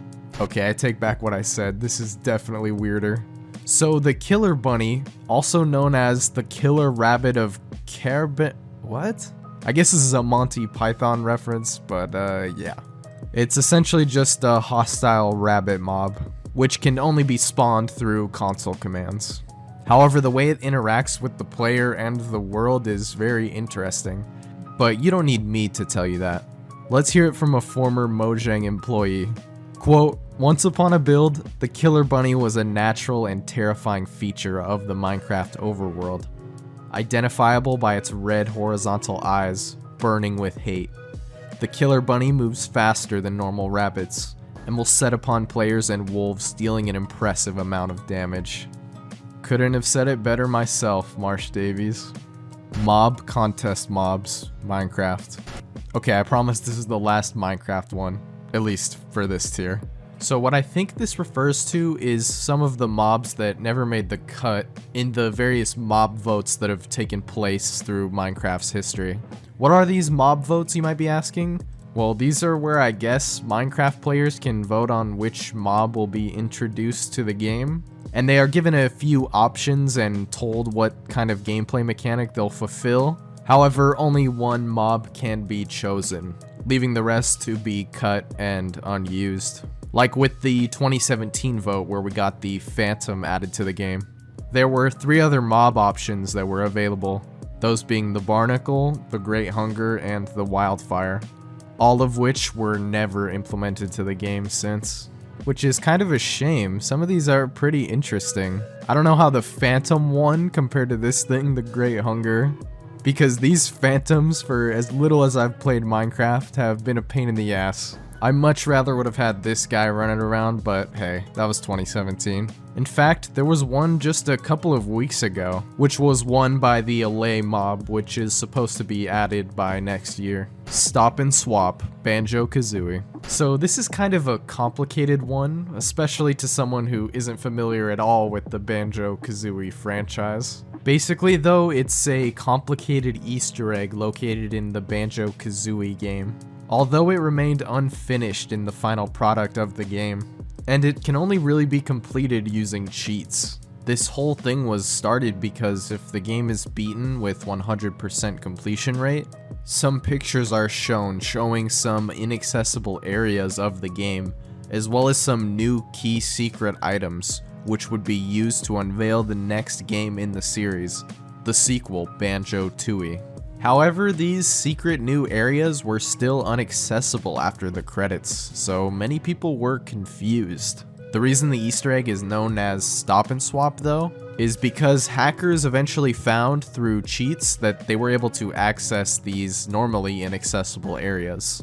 One of which was called Stop and Swap, which we would later find out was part of this convoluted plan that would be used by Rareware Games in order to give access to exclusive material in other games that they would make. It was a pretty revolutionary idea, however it never went through, because the only way to access this would be through a technique called hot swapping, where the player would have to turn their system on while playing Banjo-Kazooie, and then quickly swap to the Banjo-Kazooie sequel cartridge, which would give new content in that game. However, there were a couple problems with this proposed system. First of all, they wanted it to have a 10-second time limit. However, due to revisions to the N64, they would have only had 1 second to swap the cartridges, which would be extremely difficult to pull off. Not to mention, you could potentially damage your system in the process, so the whole idea was scrapped. Hidden Palace Zone, Sonic the Hedgehog 2. So this was a pretty mysterious zone that was removed pretty late into development of Sonic the Hedgehog 2, which would have been a 2-stage act, and the zone where Sonic would eventually convert to Super Sonic after collecting all 7 Chaos Emeralds. However, it got changed to 1 act before eventually being completely scrapped. However, as of now, there are a lot of different playable versions of this zone available. For one, there's the Simon Y prototype leak, which contains a mostly incomplete version of what Hidden Palace Zone was meant to be. But other than that, the entire zone was actually ported to Sonic the Hedgehog 2 Remastered, which was available on iOS. The zone itself could be accessed through the Mystic Cave Zone Act 2 by falling down a pit, this being the inescapable spike pit in the original. However, in this version, the spikes are removed, and instead it gives access to the Hidden Palace Zone. Stormy Ascent, Crash Bandicoot. So this is a cut level from the original Crash Bandicoot game, which ended up being fully realized in the remastered Insane trilogy. But in the original game, it was not accessible through any normal means. However, it could be played using a Game Shark code. As to why the level was removed, a Naughty Dog employee named Andy Gavin has said, quote, "Stormy Ascent was just cut because it was too long and too hard, and we ran out of time. I wish we had put it in as some kind of Easter egg, as it was an awesome level. One of my favorite in the game. Long, a bit brutal, but it looked great, and had a real rhythm to it." Jason Rubin said, quote, "There was never anything sadder than dropping a level that was close to completion. The work that went into making a level like that is incredible. To see it on the cutting room floor was always a tragedy." End quote. But like I said before, Stormy Ascent is available in the Insane trilogy as DLC. And trust me, they didn't lie. This level is insanely hard.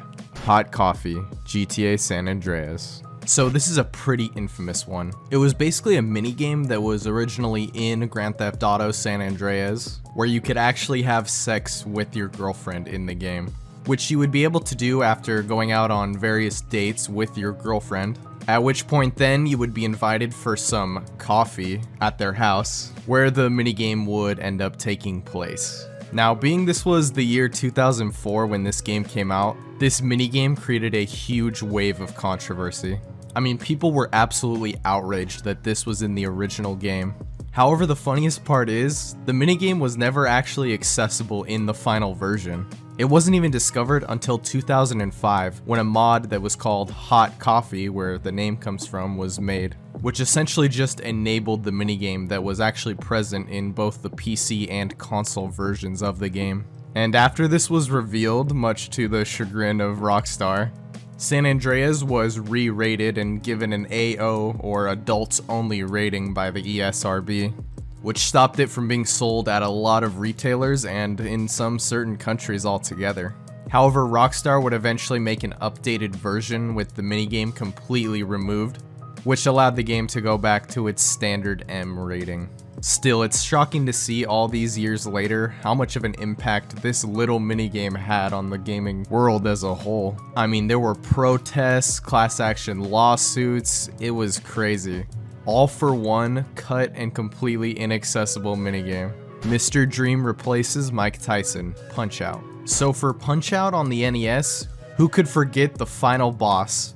The real larger-than-life boxer Mike Tyson that the game was actually named after. Well, Nintendo did. It's not called Mike Tyson's Punch-Out! Anymore, it's just called Punch-Out! And features a different character called Mr. Dream instead. Now, obviously, Nintendo didn't forget about Mike Tyson, but they did remove him and his name from the game, so why is that? Well, there are a couple theories as to why, and for one, Tyson was convicted of rape, so there's that. But surprisingly, that might not actually be why. Actually, the more likely reason is just because his contract with Nintendo expired. And since he was no longer the heavyweight champion, Nintendo didn't seek to re-enter contract negotiations again, and so later copies of the game would just be called Punch-Out! And would feature Mr. Dream instead of Mike Tyson, who functioned exactly the same way, but had a slightly different character sprite. Pokemon Diamond and Pearl prototype. So once again, thanks to the great Nintendo Gigaleak, we have some more Pokemon prototypes. And there are multiple builds of both Diamond and Pearl which have been put together into fully functional ROMs. And in these different prototype builds, there are many differences. One of the biggest differences being that the player character actually has a dad. There was also a different Route 201, as well as a different intro sequence that would play, as well as some other minor differences, like sprites, designs, music, that kind of stuff. Unused bosses. Cuphead. So surprisingly, there's actually a lot of cut and unused content from Cuphead. And there's quite a list of cut bosses as well. Some that are just initial and basic concepts, and even some that are almost fully realized, like the pachinko boss Pachi Pachi. And there's even actual gameplay of the boss fight on YouTube. And it even used to be accessible through the debug mode, however that no longer works due to the boss's assets being removed in one of the later updates. And there's the Demon Bat that was shown in the E3 2014 trailer that never made it into the final game. The removed airship boss Jelly the Octopus, a giant spider guy with a hat, and Betty Beat. So yeah, there's quite a lot of cut bosses. But you know what else there is? Unused weapons and charms. Cuphead.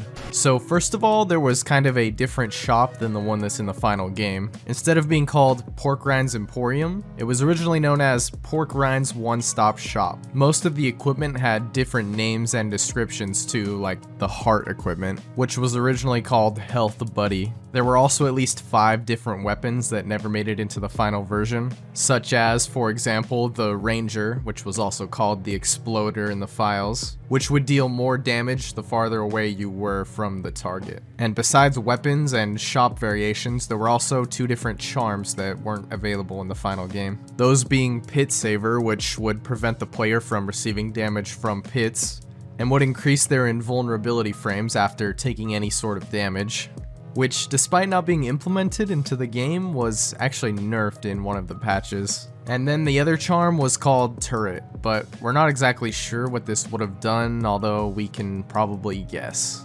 Although unlike Pit Saver, this one wasn't even fully coded. Wheatley Crab, Portal 2. So I got this one wrong in the original video.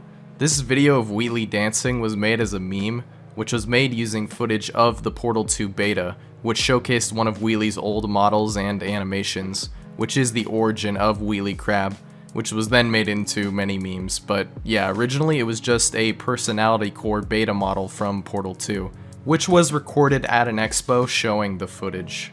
Michael Jackson Zombie, Plants vs. Zombies. This one is interesting because it was actually in the game at one point, until it was eventually removed. This of course is the original dancing zombie, which if you've played the game before you might recognize by this design, the disco looking one. But that wasn't actually the original sprite that was used. It was actually this one that bore a very strong resemblance to Michael Jackson from the Thriller music video.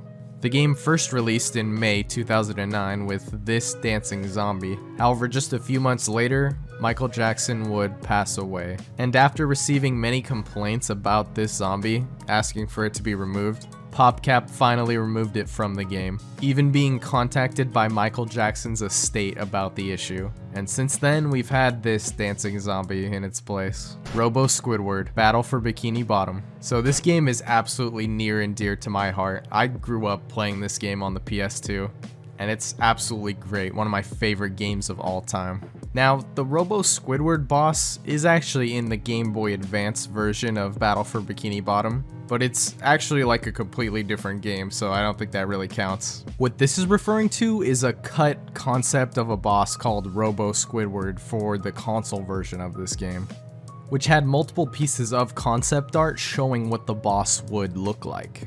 However, of course, it ended up being cut from the game. However, in 2020, we did end up getting the amazing remaster of the game called Battle for Bikini Bottom Rehydrated, which added a bunch of previously cut and unused content from the original game, including Robo Squidward, who appears in the multiplayer mode of the game. However, unfortunately, it's not a true boss fight, and he merely only kind of appears as a background entity, but it's still a fun thing that they included. Sonic the Hedgehog Prototype. This one's a fairly new addition. Being released on Hidden Palace on January 1st, 2021, this prototype build is from decades ago when the game was still in the middle of development. And there are quite a few differences within this build, although most of them are just minor changes, such as how the HUD says ring instead of rings, nor does it flash red when the player has no rings at all. There were also some different graphics and titles, along with a plethora of unused sprites within the game's code, along with a lot of missing and unimplemented features, such as the missing end cutscenes, as well as no continue screen at all. All the other small changes and details can be found on the cutting room floor, or on the actual compiled ROM if you choose to play it. Henchman Dying, Friday Night Funkin'. So these henchman characters that appear during week 4 in Friday Night Funkin' were actually going to be killed off during one of the tracks by getting hit by a light post. And although this was a planned and talked about feature, it was eventually scrapped to save on development time. Although one of the developers, Phantom Arcade, has stated that this feature will be implemented sometime in the future. And the animation of the henchman getting hit by the light post has since been found and uploaded to YouTube, where it can now be viewed, although it still hasn't been implemented yet into the game. Beta monster designs, Friday Night Funkin'. So there's a ton of old and unused assets for Friday Night Funkin'. That includes art, tracks, and even miscellaneous sounds. There's a ton of sketches for the various characters within this game, such as this sketch of Monster. Yeah, this thing is pretty creepy. Motos, Super Mario 64. Once again, thanks to the gift that just keeps on giving, Nintendo's GigaLeak of 2020, data miners have uncovered an unused and cut enemy from the Super Mario 64 beta. And it's thought that these were likely the predecessors of the bully enemy, which was introduced in this game. They're little robot guys that attack Mario by first picking him up and then running over to lava and throwing him in. But they can also be defeated in the same way, by picking them up and throwing them into lava, which would then reward Mario with a blue coin after they were defeated. Walking Turret, Portal. So while Portal 2 was in development, Valve made this sort of ARG called Potato Fool's Day in 2011 that was used to promote and hype up the release of Portal 2, which is where the walking turret was first revealed in the form of concept art. Their designs are simple enough and very similar to the standard sentry turrets from Portal 1, although it was said that these walking turrets would be able to follow the player around and even enter portals as shown in one of the concept arts. As to why the walking turrets were never implemented in Portal 2, a Valve animator said that, quote, they didn't work well as a game mechanic. Illusioner, Minecraft. So the Illusioner was an unused Illager NPC that would cast spells and shoot a bow at the player. However, the Illusioners have no spawn egg and can only be spawned using a command. Unlike the other Illagers in Minecraft though, they do not spawn in woodland mansions, raids, or pillager outposts. And like the giant mob that we discussed earlier, they don't naturally spawn in any sort of biome. And so while not cut from the game entirely, they've never really been implemented either. They kind of remain unused. These NPCs are pretty interesting though. and can even fight the player and uses some pretty interesting tactics, such as using invisibility spells and duplicate spells, creating multiple fake clones of itself, which I guess is the gimmick of this NPC. But as of now, they remain an unused entity in Minecraft. Zombie Horse, Minecraft.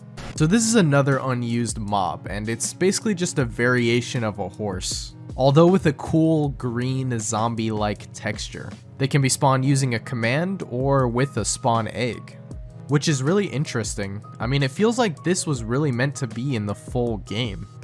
It was added in updates through many different versions of the game on many different systems, including even the DS version. These horses acted almost like regular horses, except they would slowly regenerate health and were known to be much faster. However, as of now, they cannot be tamed unless you use some sort of command. Still though, the zombie horse remains unused to this day. Sky Dimension, Minecraft. So this so-called Sky Dimension, or as it's also simply known just as Sky, was intended to be kind of the opposite of the Nether, and was a planned dimension within Minecraft, which would be like a set of floating islands in the sky. Notch even confirmed the update himself in a tweet when he said, quote, "And because PC Gamer made such a big deal of the Sky Dimension, I guess I'll have to finish it. Consider it confirmed." And some of the features were even partially implemented. And by using a buffet world type, a player would be able to generate a partial recreation of what this concept was. However, it was never officially implemented into the game, as we now know. This was probably due to many reasons, but one of those was, according to a Mojang employee, that, quote, "It didn't work so well because of how light is calculated." And so this concept of a Sky Dimension was later rebranded into what is now known as The End, completely changing this original idea into something else entirely. But who knows, maybe in some future update we'll get a different version of the Sky Dimension. Placeface, Baldi's Basics. So this was an unimplemented character and sort of Easter egg within the Baldi's Basics series. It appears as a disembodied floating human head, and can only be found in the original game through the test room. However, in the original version, strangely, the Placeface was invisible. But in a later update, when entering the test room, you would be greeted with two Placefaces. One would stay in the room, while another one would follow the player around the map until they look back at them. However, besides this little Easter egg, they're not really fully implemented in the game. Mel, Portal. So Mel was the original planned protagonist of Portal 2, sporting a different, albeit very similar character model to Shell, the game's previous protagonist. However, at some point in development, that idea was scrapped and Shell returned as the protagonist for Portal 2. However, Mel wasn't immediately cut entirely. In fact, Mel was going to be used alongside Shell for the game's co-op mode. And there are even screenshots of this human test subject co-op from the documentary The Final Hours of Portal 2, which catalogs some of the game's development. However, this was also cut, and Mel and Shell were swapped with Android test subjects Atlas and Peabody.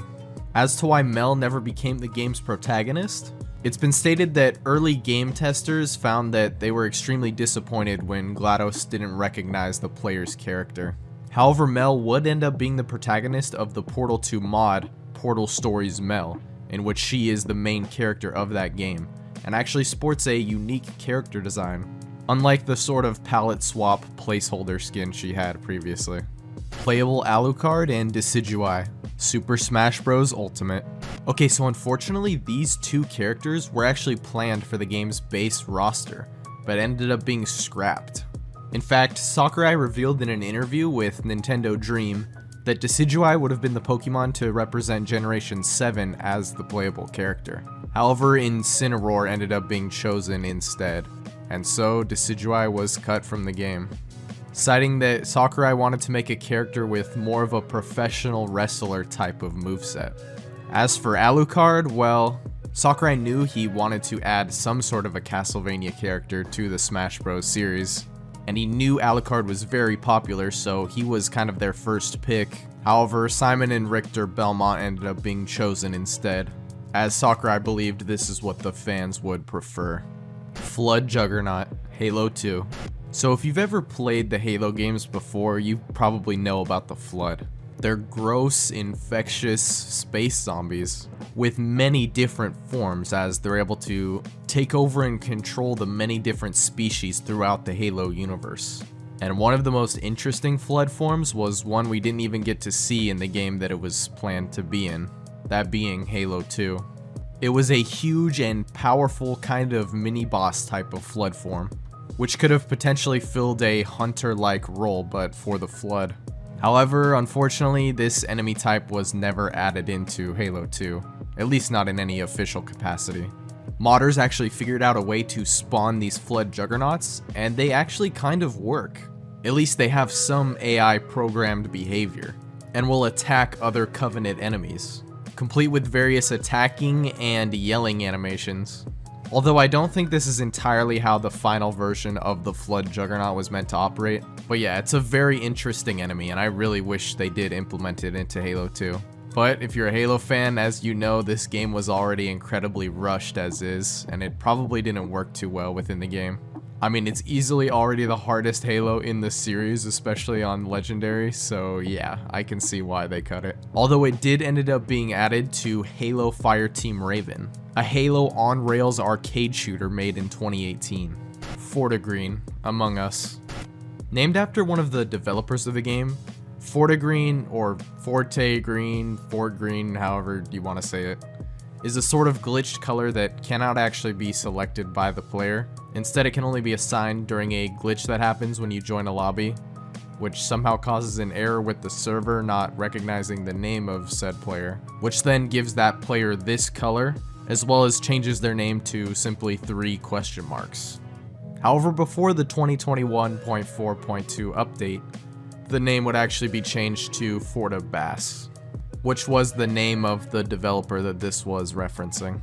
Another interesting thing is that it's very similar to just the regular green color, so it can be very confusing in game. And it also spawns a whole new set of glitches when a player is assigned this color. For one, the emergency menu can't be accessed normally. The player can't be scanned, and they can't even open their personal menu or sabotage menu if they're imposter. So yeah, if you accidentally end up getting this glitch, you're kind of f***ed. I think the reason it's on this Iceberg though is because it was intended to be a placeholder for testing the server functionality, and ended up being left in, although it can't be accessed normally and can only be used through this glitch. Doge, Undertale. So yeah, apparently there was a cut Doge enemy for Undertale, complete with sprites, animations, code, everything really. The design was simply just a dog wearing armor that wielded a spear, which had similar attack animations to the lesser dog enemy. But yeah, it's pretty basic. I'm not sure why this ended up actually being cut though. RGO3 and RGO4 Undertale. So these are 2 more cut enemies from Undertale, and they appeared as Royal Guard Knights that were very similar to RGO1 and RGO2, with RGO4 being more of a cat-like knight, and RGO3 being more like a mantis. Just like the previous enemy, there's tons of text, quotes, and code that's available for these enemies, and it's really unknown why they were left out in the final version. Hover turrets, Portal 2. So the hover turret, otherwise known as the laser turret, was an unused entity that was planned to be in Portal 2, and can be found within the game's files. However, when trying to spawn this turret, only an error placeholder model will appear instead. Although it was said that despite its name, the turret didn't actually hover, but instead was suspended by a cable from the ceiling. And the turret itself was programmed to slowly rotate when idle until it found a player within its field of view, which would then prompt it to fire at the player with a laser. There is a fan mod recreation of the hover turret which can be used in the game, as well as official screenshots from the Portal 2 documentary The Final Hours, which show the hover turrets functioning as they would have, presumably, in the final game. Unused classes, TF2. So there is a ton of unused content in TF2. And among the various maps and weapons that were never fully implemented in the game, there are actually full-on classes that were planned but were never actually used. For one, there were scrapped female concept arts of the various different classes in the game, as there was an internal pitch project to bring female characters to the cast of Team Fortress 2. There is even code related to using these female models in the game. However, there was only one official model of any class that was actually made, which was the female soldier model, which was created in 2009. However, none of these assets were ever used. Then there's the, of course, infamous civilian scrapped class from TF2, which would have presumably operated similarly to the classic civilian class from Team Fortress Classic. The planned TF2 version, however, didn't have a specific model for the class, and instead by default used the Scout model. The class also had very low health, the lowest of any class within the game, and did not possess any weapons and could not attack in any way.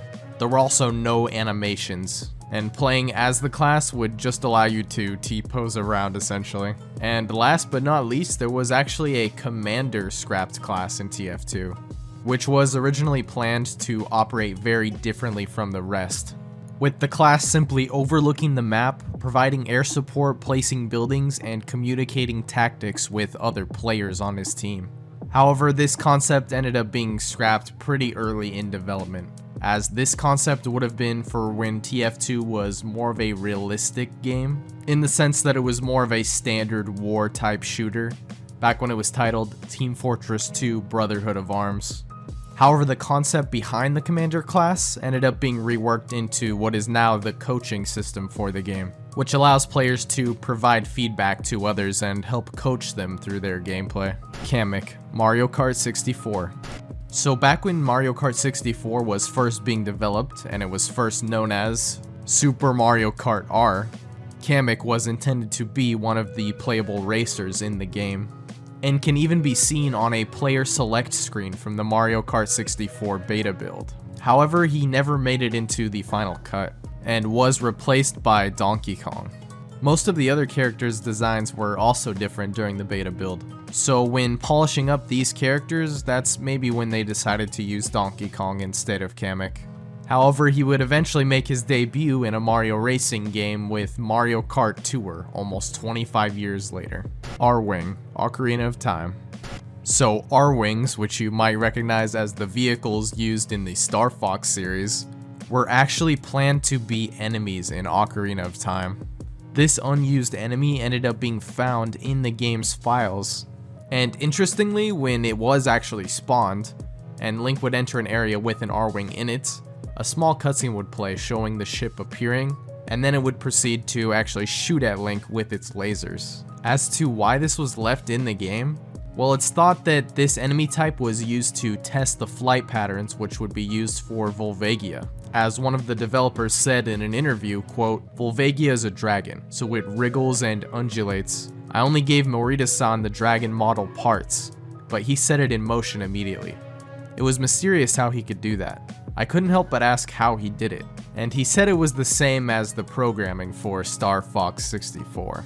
Mortal Kombat characters, NBA Jam. So this one is pretty wild. In the NBA Jam Tournament Edition for arcade, released in 1994, there were a total of 8 banned and subsequently cut characters from the game. 4 of those characters being Mortal Kombat ones, Raiden, Sub-Zero, Reptile, and Scorpion, which could be accessed using passwords.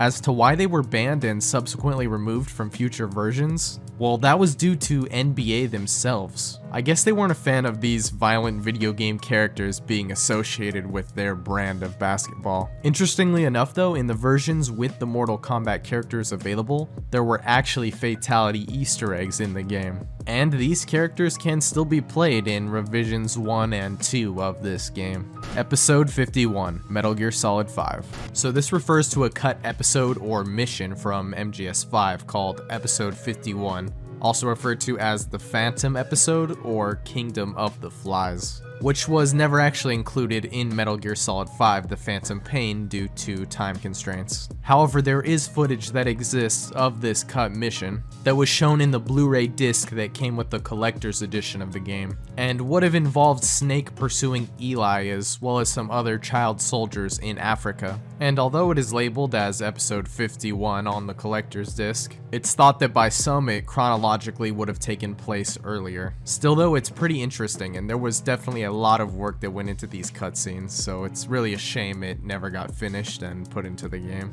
Animatronics staring at the camera, Five Nights at Freddy's. Okay, so remember when I talked about the Mandela effect in that last Iceberg video I did about fake lost media? Which, if you haven't seen it, go check it out, it's a pretty cool video. Anyway, yeah, this is kind of an interesting case of the Mandela effect at work.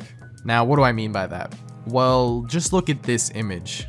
I mean, if you've played Five Nights at Freddy's, I feel like you would remember this. I mean, I didn't even really play the game that much back when it came out, but I feel like I saw this image playing through the game. And so many others think that they remember it too, but it actually wasn't in the game. At least not in the original PC version of the game. Although it was in one of the trailers, and it is an unused asset within the game's files. So maybe most of us are remembering it from the trailer, but I'm not really sure. Apparently it is in the mobile version of the game, but I've never actually played that version. And so it is an unused screen in the PC version of the game that can only be found by looking through the game's files. Tharia Trophy, Super Smash Bros. For 3DS. So back when Smash Bros. 4 was being developed, there was some leaked ESRB footage from the game, which showed a trophy of the character Tharia that was originally planned for the game. However, when the game was eventually released, the trophy was noticeably absent. And even looking through the game's files, there was no data related to this trophy at all in the final game, suggesting that maybe the trophy was removed because of the game's rating, as the ESRB might have thought that her outfit was a little too suggestive for the ESRB's E10 plus rating that Nintendo was looking for this game. That's the theory anyway, we actually don't know for sure. However, a very similar situation happened with the North American release of Fire Emblem Awakening, which had quite a few alterations, removing quote adult content from the game. Turret Birds, Cuphead. So in Cuphead, there's a boss called Wally Warbles, which is a sort of bird boss that can be found in Inkwell Isle 2, appearing in the level Aviary Action, which is an airplane level of the game. But back when the game was in earlier development, there was an alternative version of this boss fight that featured a turret bird minion that was also in the fight, that was cut for unknown reasons. Although it's theorized that they were cut because they were too similar to the Zeppelin enemies from the Hildeberg boss fight. And there is actual footage of them being used in the game, however they are missing their art assets and animation, and are simply replaced with one of the developers' heads instead. Celestial Tools, Terraria. Okay, so in Terraria, once you get to hard mode, some of the final bosses that you fight are these various towers that are called the Celestial Pillars. Each of the various pillars are unique, which has different enemies and different rewards when you finally destroy them. These are the Solar Pillar, the Vortex Pillar, Nebula Pillar, and Stardust Pillar, which will all give you a different fragment corresponding to that pillar, which can then be used to craft various items, including a Luminite pickaxe, which as far as I'm aware, these are the second strongest pickaxes in the game, with them only being beaten out by the laser drill narrowly. However, in terms of actual tools, you can only use these fragments to make a ham axe or a pickaxe, as well as a variety of weapons and armor. Although it was found that there existed Luminite hammers and axes, although they are unattainable and cannot actually be crafted.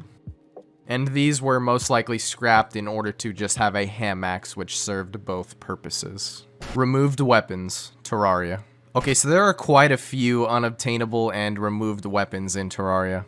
Of course there are the Luminite axes and hammers we talked about earlier, but there were also Luminite chainsaws, which I guess could also be included in the previous entry. There's also a prototype of the Terrorblade sword called the First Fractal, an unobtainable skull bow, and even an axe called Soul Scythe, which was a reference to the Soul Eater anime franchise, which may have been the reason for its removal. There was also even an NES zapper-like gun called the Zappinator, which was removed for obvious reasons. Mario Kart Wii Mission Mode. So this was a unused and incomplete game mode that would have been available in Mario Kart Wii that would most likely function similarly to the Mario Kart DS version of Mission Mode. However, the Wii version was eventually cancelled and hidden away within the files, and was replaced by Tournament Mode. The Mission Mode, however, would have had the player go through a series of challenges, about 64 in fact, with increasing difficulty, wherein which the player would have to complete a certain objective within a time limit. Some of these objectives have even been revealed within the game's files, such as completing laps, getting certain drift scores, breaking item boxes, hitting enemies, gathering coins, and even performing wheelies. And it's actually even possible to play this mode, albeit in a very buggy state using cheat codes. So yeah, it doesn't work too well. And it also has the potential to damage your save file, so be careful. Patrick's Dream, Battle for Bikini Bottom. Yet another piece of cut content from Battle for Bikini Bottom. So if you've played the game, you probably remember Patrick's Dream. Or maybe you don't, because it's so strange and short. It's literally just the blankness of Patrick's mind, where he gives SpongeBob a spatula. There's really no other gameplay to it. And yeah, it's kind of a funny joke about the character, but this wasn't the original planned level for Patrick's Dream. In fact, it would have included an entire platforming section rather than whatever this was. And while the level was never finished and went unused, it can actually still be loaded and played within the original version of the game by manipulating some files. However, obviously it's not finished and it's extremely buggy. Although you can definitely see what they were trying to go for here, and there are even enemy placements, environmental hazards, and even a golden spatula at the end of it. Oh yeah, and because the skybox doesn't really work properly, this ends up happening when you try to play the level, making it a pretty trippy experience. Glove World, Battle for Bikini Bottom. So unlike Patrick's Dream, you can't actually find this level within the game's files. And as far as we know, it wasn't actually even made and may have only been a planned feature. The only actual reference to its existence at all within the game was found in an early version of the pause menu that was accessed through the game's files when looking through the taxi system, which showed an area called Glove World. Although some theorize that this may have just been an early version of the Goo Lagoon level. Or maybe they did plan on making Glove World, but it was scrapped early on in development. Either way, this supposed area is completely cut from the game entirely. Yoshi, Super Mario Bros. Okay, so this one was a little confusing to research, and granted, I don't know very much about Mario at all, but what I think this is referring to is Yoshi being in Super Mario Bros. 1, and it was merely the concept, the idea behind Yoshi that was cut from this game, as Miyamoto wanted Mario to ride a dinosaur-like creature throughout the game, although due to the technical limitations of the NES, this couldn't really be done. And so, Yoshi wasn't officially introduced until Super Mario World. Hinokuri, Super Mario Sunshine. So in Super Mario Sunshine, there's a pretty strange, unused giant enemy called Hinokuri 2, although this is only his name within the actual files. But if the enemy was spawned into the game, it would proceed to drop the swoop and stew enemies from a nozzle on its back, and the player would fight it by spraying water at it until its outer shell would pop, to which then Mario could simply jump on it until it dropped 1 coin. Blarg, Super Mario 64. So Blarg is of course an enemy that is found in Super Mario World. However, Super Mario 64 also contained an unfinished model for a Blarg enemy, although it does appear eyeless and untextured, with a couple of animations that show him sitting in lava and jumping out of it. And some additional code related to the enemy was even found during the Nintendo Giga Leak. Rosalina in Super Mario Odyssey. So this one is pretty simple. It essentially just refers to this scrapped piece of concept art of what Rosalina would look like in the Super Mario Odyssey art style or game, which shows her wearing a t-shirt and jeans as well as playing the guitar. This piece of concept art was found in the Art of Super Mario Odyssey book, which released in Japan in 2018. Gears, Minecraft. So gears were a type of block that were added to Minecraft on January 28th, 2010. However, as early as July 2nd, they were completely removed from the game, as they didn't have any clearly defined purpose or functionality. And for the brief time that gears were actually in Minecraft, they could only be obtained through the use of inventory editors. As for the purpose of gears, we can only really speculate, although some people think it would have been somewhat of a precursor to redstone, which was added into the game around the time gears were completely removed. Hat Adult, a hat in time. So this was simply an adult version of Hat Kid that was scrapped from the final game, who appeared in a brief playable segment of the alpha and beta versions of the game. Although it was later stated in an interview by one of the developers that Hat Adult would play a more significant role in the story, similar to what Adult Link did in The Legend of Zelda: Ocarina of Time. And it was said that the game would even feature a time-branching mechanic, where you could play as the Hat Adult representing different timelines. However, this all was of course cut from the final game, although her model and animations can still be found in the game files. Additional subjects, Baldi's Basics. So if you've ever played Baldi's Basics before, you probably know that when you go into the classroom to answer a question, it's always a math-related one, even when going to separate classrooms. However, that wasn't originally the intention of the developer. He actually wanted to include a different subject for every classroom, including science, spelling, geology, English, history, math, and geography. However, he realized that subjects like history and spelling might alienate players that don't actually live in the USA. And so in the original version of the game, there's of course only math. However, there is an unused voice clip from Baldi relating to the spelling subject. And through hacking, there were a bunch of unused assignments for every subject in the game, each represented by a different colored notebook. Piranha Plant's third jump, Super Smash Bros. Ultimate. So this one is pretty self-explanatory. The Piranha Plant character, which was added into the cast of Super Smash Bros. Ultimate, was originally planned to have a third jump instead of just two. And there's even an unused animation related to this third jump that was found in the game's files.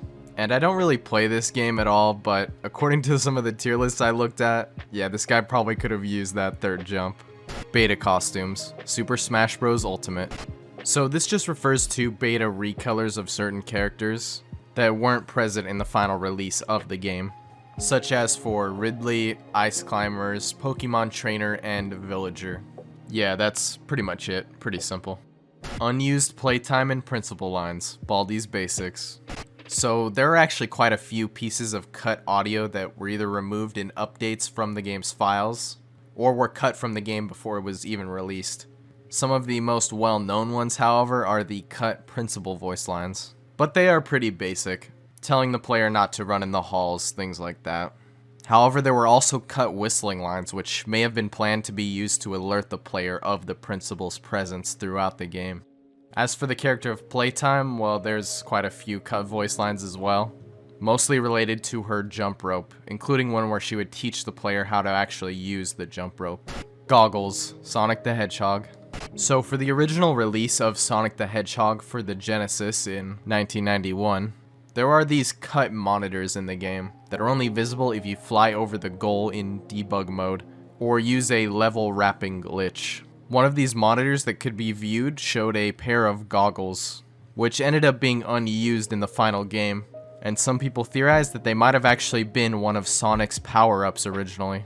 Because in the 2013 remake of the game, Sonic can now actually break the goggles monitor, which will give him the goggles when he appears underwater, which actually increases the time you can spend underwater without air. And the actual sprites for this goggles power-up were taken from the original files of the game. However, one of the developers of the remake has stated that the original goggles from the 1991 version were never actually meant to be a power-up, and were instead just a cosmetic graphic. The door behind the cleric beast, Bloodborne. So if you've never played Bloodborne before, I think it could be best described as Lovecraftian, gothic, mysterious, dark. Any of these adjectives could really be used to describe not only the locations, bosses, and monsters, but also just the game's overall atmosphere. And when playing the game and coming across what is called the Great Bridge, you'll find yourself fighting the first boss of the game, the Cleric Beast. And beyond him, at the end of the bridge, you'll find this seemingly innocuous door, which has no prompt and can't actually be opened through normal means. But if you manage to make your way past the door, you'll end up finding a very empty area, although there is a strange lever hidden beneath the area. And although it can be pulled, it does nothing. However, it's thought that this door was actually a planned shortcut that could be accessed later on through the game, when you find a door that looks very similar to the other side of that door on the Great Bridge, which also cannot be opened at all throughout the game. However, in an alpha version of Bloodborne, there was actually a prompt for this shortcut door, although that ended up being cut, of course. And interestingly, in this area, for the alpha version of Bloodborne, there was a very creepy soundtrack that would be played in this area called False God Hymn, which would have been used for the Amygdala boss, although it was eventually changed into another soundtrack. Unused costumes, Super Mario Odyssey. So in Super Mario Odyssey, there are a ton of unused and cut costumes in the game, such as a Link costume. There was also a different Diddy Kong outfit that was found in the files that had different textures from the one found in the game. But those are just the ones found in the files. In terms of unused concepts and artwork, there are a ton. Like literally pages worth of artwork full of different costumes for Mario that never actually made it into the game, unfortunately. Blur story mode. So first, I gotta shout out Ace Arrow, who not only brought this to my attention, but also found the cutscenes for this. But let me back up for a second. So Blur is a racing game from 2010, developed by Bizarre Creations and published by Activision. The game also actually featured real cars and locations, but it still has that kind of arcadey-like gameplay. And there was also a bunch of unused cutscenes for a story mode which were found that are fully animated and voice acted. However, for some reason they were cut, presumably because Activision wasn't too concerned with a story mode in the game, and rather they just wanted the multiplayer to be the main focus of the game. And so these lost cutscenes were found thanks to Ace Arrow after looking through an old PS3 debug build of the game, and these cutscenes can now be watched on YouTube. Latikin, Pokemon Ruby and Sapphire. So this was actually a cut Pokemon from the Ruby and Sapphire beta versions that was called by fans Latikin, as it appears similar to Latias and Blaziken. But we have no real official name of what this Pokemon would have been, as it ended up being cut from Ruby and Sapphire, and its only appearance was in the beta versions of these games. Purple Yoshi and Brown Yoshi, Yoshi's Story. So in early builds of the game, there was apparently going to be playable brown and purple Yoshis, as seen in early footage from the game as well as some screenshots. However, these two ended up being replaced by pink and white Yoshi in the final game. River Monster, Red Dead Redemption 2. I know we just kind of speed ran through a lot of those really simple ones, but this one is pretty interesting, I think. And as we all know, Rockstar loves to put their cryptids and urban legends in their games. So I don't think it's really that surprising that this audio called a River Monster was found in the game's files. Although still, it's pretty unsettling. But it's not just the audio file that was found in the game's files. There's actually a file name that's called A_C_River_Monster01, which was actually meant to be a model, although it was never actually fully created, and instead we're just left with this string of text. And interestingly enough, this entity could actually be looted and would contain crustacean meat, although the river monster could not be skinned like other animals.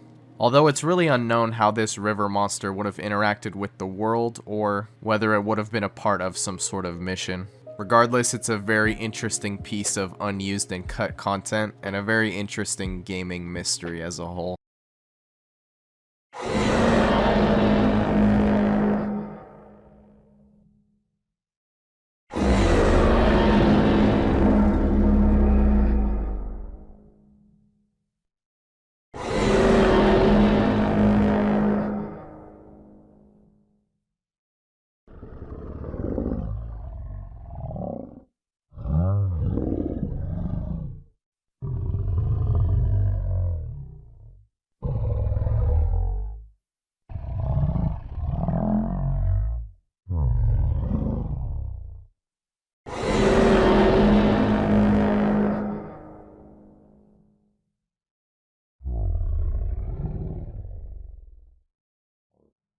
Unused animations, Team Fortress 2. So since there's so much unused and cut content from TF2, there is a load of animations that go with those things. For one, there were actually grenades that were planned to be in Team Fortress 2, which were complete with holster and unholster animations that were found within the game's files.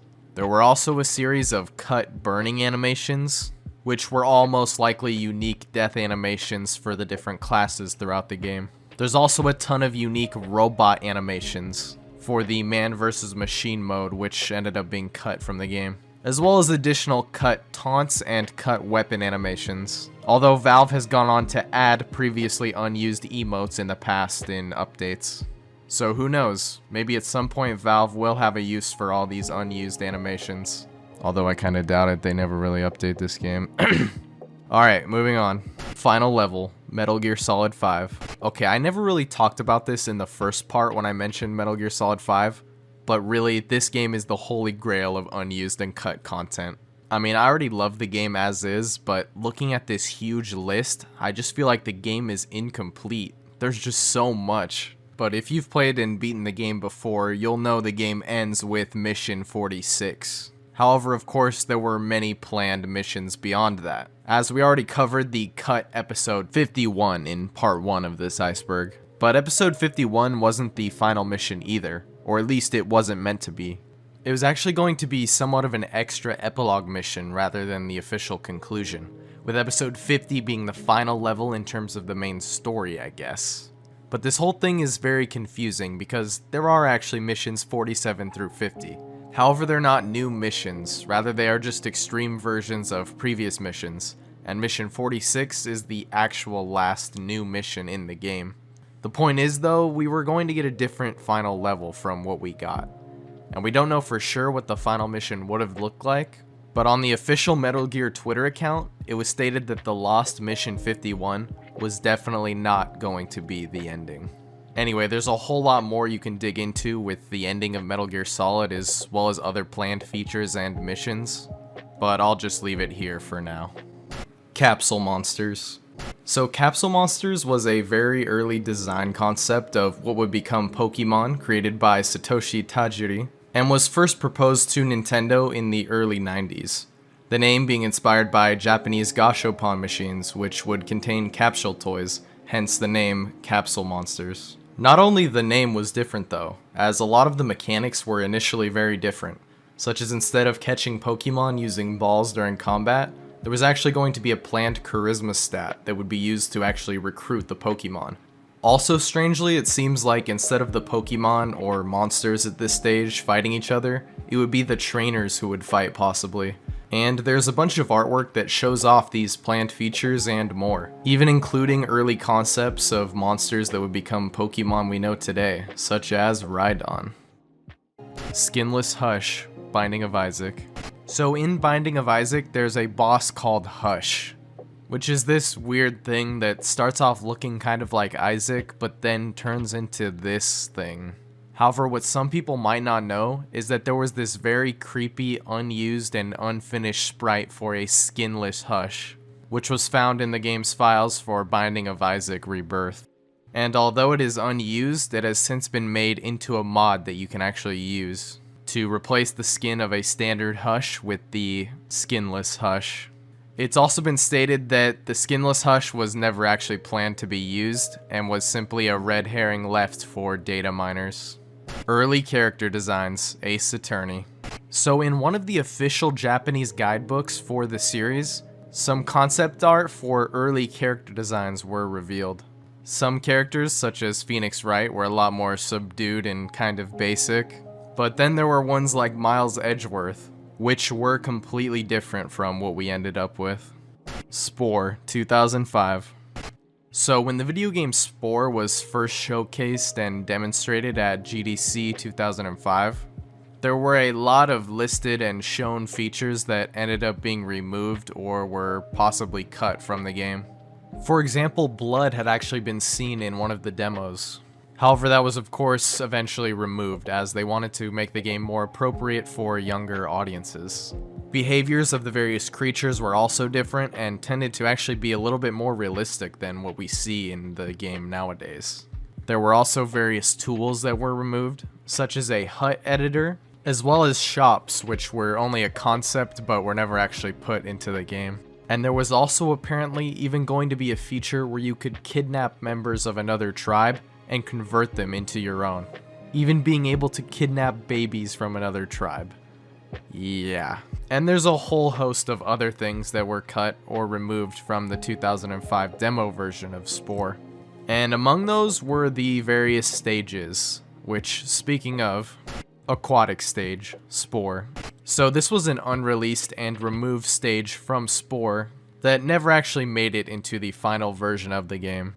In the stage itself, it was said there were going to be various different kinds of creatures, such as different fish, amphibians, and reptiles. And there is even some concept art of the designs of these various creatures.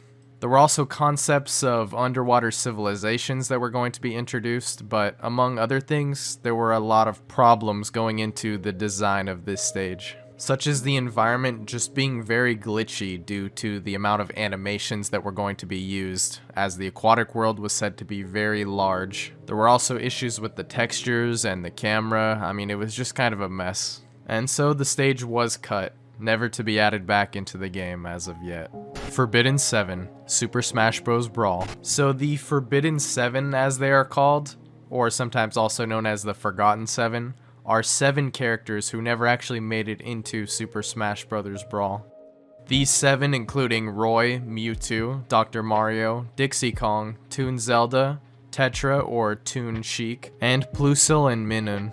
Now, these characters obviously weren't included in the actual game, and the only reason they're even known to exist at all is because their names were found on a Smash Bros. Sound file by hackers. And this is really the only evidence of their existence within the game, besides a couple of internal sound references. So yeah, these were most likely planned, but never actually created characters for Super Smash Bros. Brawl.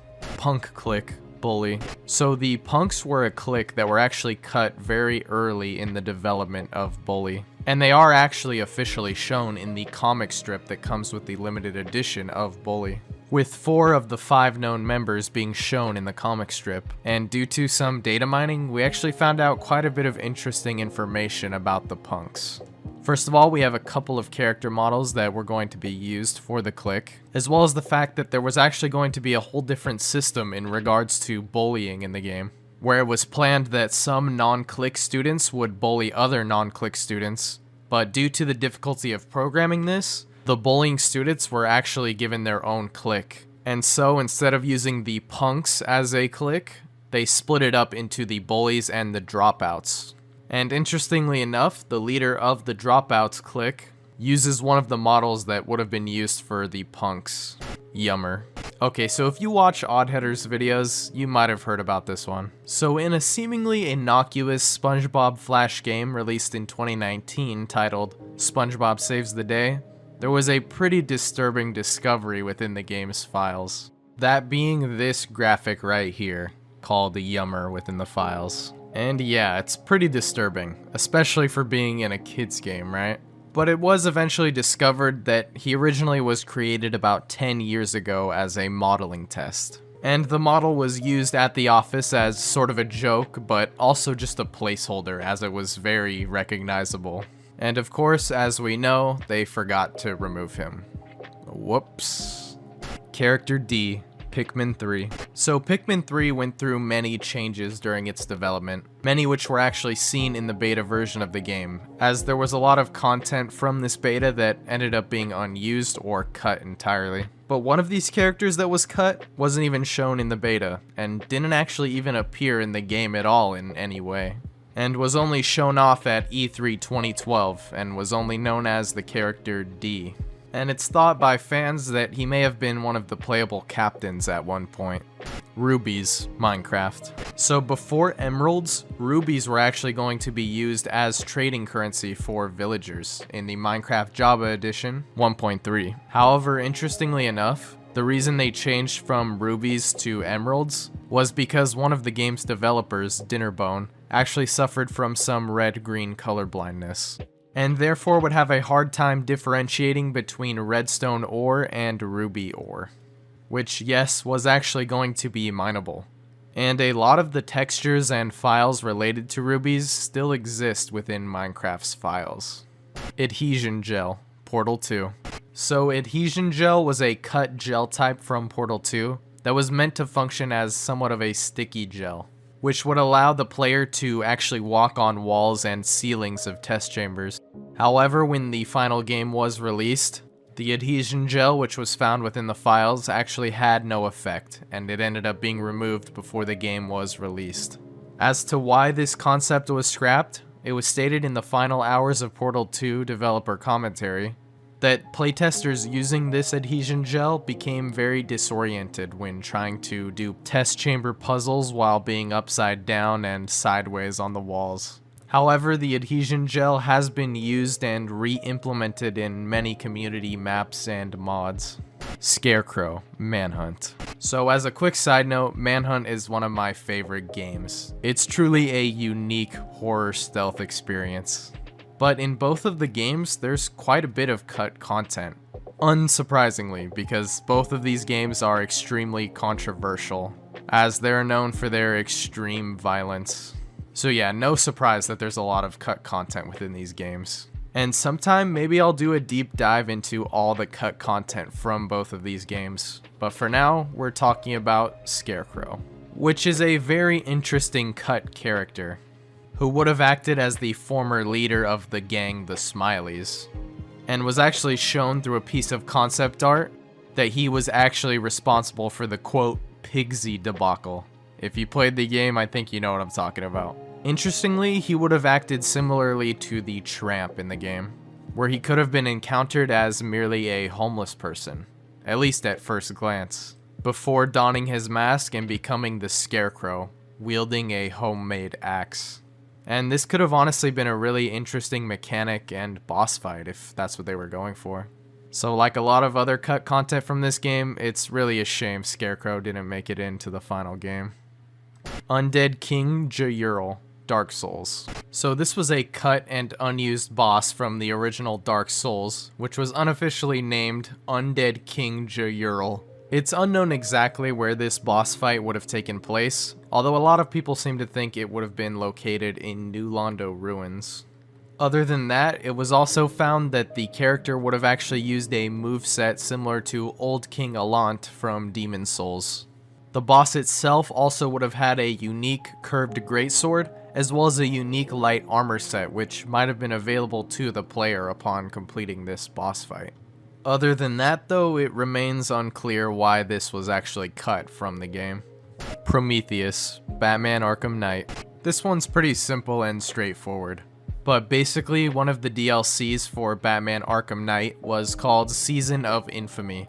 And from this DLC, two key characters ended up being cut, those being Black Mask and Prometheus. However, there's not really that much to look into here, and besides a couple references within the game's files, there was this piece of concept art for Prometheus. But that's pretty much it. Unused potions, Minecraft. So there's a couple of potions as well as some status effects that remain unused in Minecraft. Firstly, there's a potion called the Uncraftable Potion for obvious reasons, which really just serves as a general placeholder for potions and potion effects within the game's files. There was also found to be potions that give negative effects, such as things like wither, nausea, stuff like that. Although these also cannot be crafted or brewed. Unused Yuri and Natsuki expressions, Doki Doki Literature Club. So this is another pretty basic one, just some unused expressions from two of the characters. And I guess this one for Natsuki was actually removed in one of the updates, although these creepy ones for Yuri stayed for whatever reason.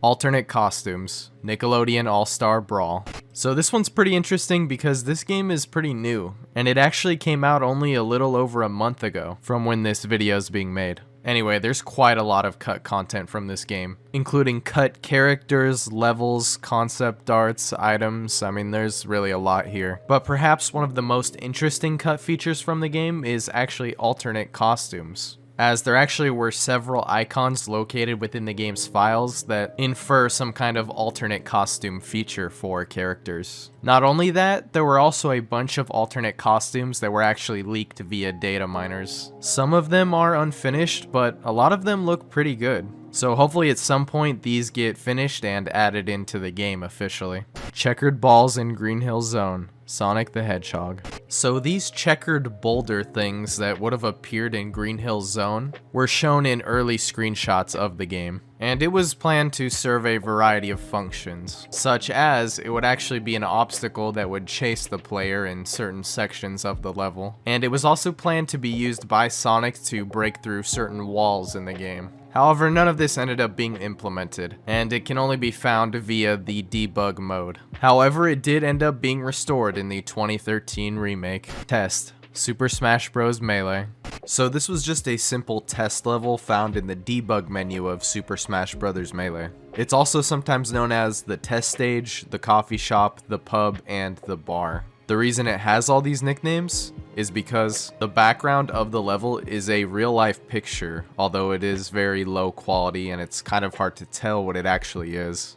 Although eventually it was actually found out that it was a real-life coffee shop located in Palo Alto, California.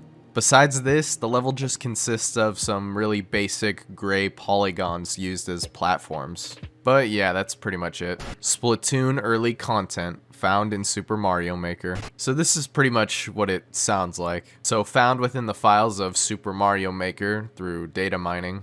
Various beta elements from Splatoon were found. You can find many pieces of gear, weapons, and even special weapons within these files. And it's pretty interesting as some look extremely different from what they would end up looking like in the final version. ELH.SPZ. Luigi's Mansion. So this refers to an unused beta model from Luigi's Mansion, which never actually made it into the final game, although some speculate that this model might have once belonged to a boss fight that went unused in the final version. And after some digging around in the files, it was found out that this model was actually made 1 month after the E3 presentation. And the model surprisingly had 6 different animations attached to it, even though it was most likely lacking a texture, as this was probably not what it was intended to look like. 98 Robot. Undertale. So 98 Robot was one of the deleted and removed NPCs from the game, but surprisingly, he was almost fully developed. The dialogue that this character had is unknown, however it's said that he would have appeared in the Hotland region. Other than that though, not much else is known about this NPC. Although it has been theorized that the reason he was removed was because he didn't fit in with Metaton's presence. Unused Colossi, Shadow of the Colossus. It's been stated by the original creator of Shadow of the Colossus that there was originally going to be 48 Colossi, although that number was eventually cut down to just 24. However, that was only when they started working on the models. By the time the game was actually finished, there were only 16 Colossi found within the game. So in total, there are 10 cut Colossi that we have seen in art books. However, there are probably a lot more than that that were actually cut and never made it to the artwork phase. As through some data mining for the PS3 version of the game, it was found that there were many unknown Colossi names found within the PS3 sheets. Purple Rabbit, Super Mario 64 DS. Ah, Super Mario 64. I guess it doesn't really matter what version it is, there's always going to be some cut and lost content. This entry though simply refers to this image of a purple rabbit that's found on the manual of Super Mario 64 DS, as this rabbit doesn't actually appear anywhere in the game, and so it's led to many theories and conspiracies on how to obtain or unlock it. Although none of that has ever been found, and we don't actually know what the purpose of this purple rabbit really is. Early and unused Plants and Zombies. Plants vs. Zombies. So there's actually quite a few Plants and Zombies that never actually made it into the final game, and some of these are really interesting. So first, for plants, we had the Cherry Hover Bomb, which operated very similarly to the Cherry Bomb, so it's unsurprising this was left out. Then there was the Stinger, which was like a bee-like plant that could only shoot at flying enemies, although it could also be planted on top of other plants. Then there was Iceberg Lettuce, which was pretty much the same thing as the Cabbage Pult, although it would also slow enemies as well. There were also quite a few unused zombies, as well as some concept art of early zombies, such as an unused mother type zombie, a dog zombie, and even a dog walking zombie. Mr. Friendly, Half-Life. Now, there's a lot of creepy stuff in the Half-Life games. A lot of stuff that's actually in the games and a lot of stuff that was cut.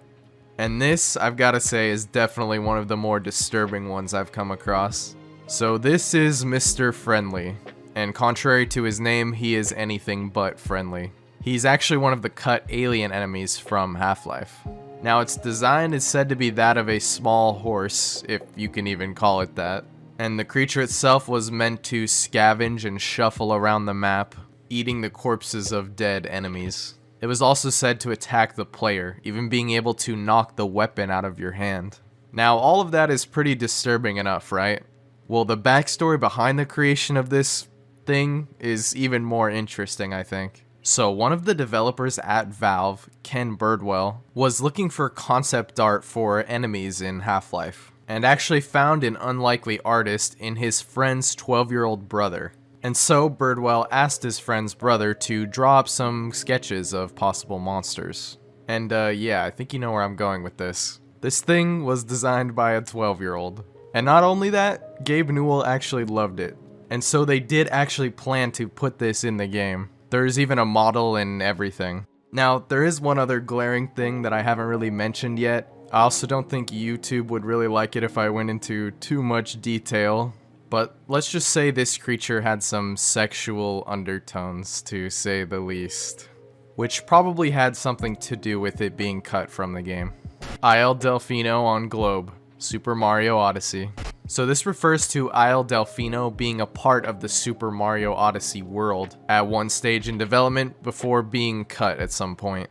As far as I could tell though, the only hint to this being true is that in one of the globe textures, Isle Delfino can actually be seen on the map. However, of course, it was never officially implemented into the game. Battle damage, Super Smash Bros. Brawl. So a really interesting planned but ultimately cut feature from Super Smash Bros. Brawl was battle damage, which would merely be a cosmetic difference to the character after sustaining an amount of damage during combat. And a couple of textures relating to this feature have been found in the game's files, showing the damaged versions of Captain Falcon, Meta Knight, Link, Marth, Ike, and Lucas. Unused character animations, Super Smash Bros. Brawl. So a couple of characters in the game had some unused and cut animations. Overall though, they're pretty basic stuff, such as an alternate landing for Captain Falcon, animations for a cut Kirby hammer attack, and even a cut animation for Fox and Falco's pistols misfiring. And there's a couple others, but they're pretty basic stuff. Dinosaur Planet. So before Star Fox Adventures was released in 2002, the game was first known as Dinosaur Planet. However, this game, Dinosaur Planet, that was being developed by Rare, was not actually initially a Star Fox game at all, and was instead a standalone title that was going to be released on the N64 rather than the Nintendo GameCube. However, Nintendo found that the game had a lot of similarities to the Star Fox series, and so I guess to avoid confusion or something, they just made it into a Star Fox game. However, interestingly enough, in February of 2021, the original Nintendo 64 version of Dinosaur Planet was found. It had been discovered by a video game preservation group called Forest of Illusion, who acquired a disc from a Swedish collector that contained a build of Dinosaur Planet dated December 1st, 2000, and the game has since been released online and is playable, although the ROMs are known to be pretty glitchy on emulators. Dragon King, the fighting game. So this game kind of has a similar case to Dinosaur Planet. What I mean by that is this was also an unfinished game, which was originally of course called Dragon King the Fighting Game. That was a low-budget 3D fighting game that was planned to be a series that would be developed for the Nintendo 64. However, it was eventually decided at one point that the game would use Nintendo's characters. Yeah, I think you all know where this is going. This game became the original Super Smash Bros. And we all know the game became incredibly popular after that, and the rest is history. However, all we have of the original Dragon King the Fighting Game are a couple of screenshots. But from what we can see, the game wasn't that far into development. There weren't even really characters or backgrounds, as they just used placeholders at the time.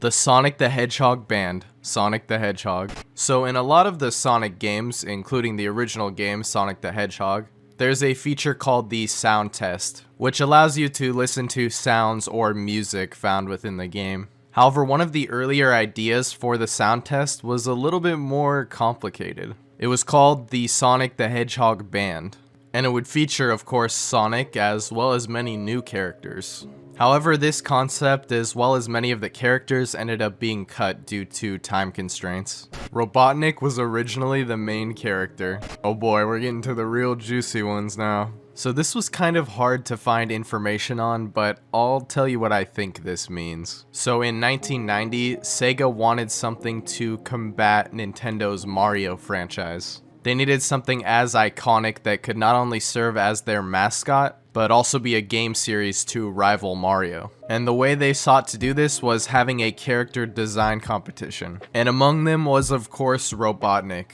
although he wasn't known by that, or Eggman, or anything yet. However, this character did not win the contest, because as we all know, Sonic became the mascot of Sega. But funnily enough, Sonic and Robotnik were both designed by the same person, Naoto Oshima. During development of Sonic the Hedgehog for the Sega Genesis, they liked Robotnik's design so much that they actually took that character and retooled him into the game's antagonist. And well, yeah, the rest is history. Sonic Surfing, Sonic the Hedgehog 3. So in Sonic the Hedgehog 3, there was an unused surfboard intro sequence where Sonic would surf his way onto Angel Island. And some of the sprites from this sequence still remain in the game and can be accessed via the debug mode. Blushing Chris, Deltarune Chapter 2. So this is a pretty simple and straightforward one. Found within the files of Deltarune Chapter 2, an unused sprite for Chris was found, showing the character both walk and stand while blushing. Similar sprites were also found for the character of Ralsei. Willy Wombat design by Butch Hartman, Crash Bandicoot. So before you had the titular character Crash Bandicoot, there was Willy Wombat, which was created all the way back in 1994. And one of the first artists that were brought on to design this new character of Willy Wombat was Butch Hartman, who you might recognize from his work on Fairly Odd Parents and Danny Phantom, for his unmistakable art style. And in a YouTube video, he even revealed some of the sketches that he made for this character. Although, as we know, Willy Wombat ended up becoming Crash Bandicoot, so these were never used. Luigi and Sega GT prototype. Somehow Luigi just finds himself into the game files of literally everything. So in one of the prototype builds for Sega GT, a hidden secret race was found called Sony GT2. And within this race, holding the flag, was found none other than Mario's brother, Luigi.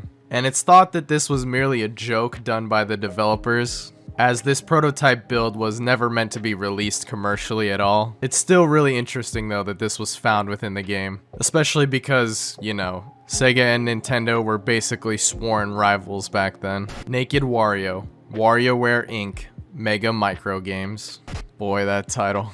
So this was a very strange find from WarioWare Inc., and it's just as the title suggests. And yeah, there were sprites found of a naked Wario. It's easy to see why this was cut from a kid's game, although I'm really just left here wondering why these were even made at all. But yeah, who knows what they were going for with this. Cult ending, Dream Daddy.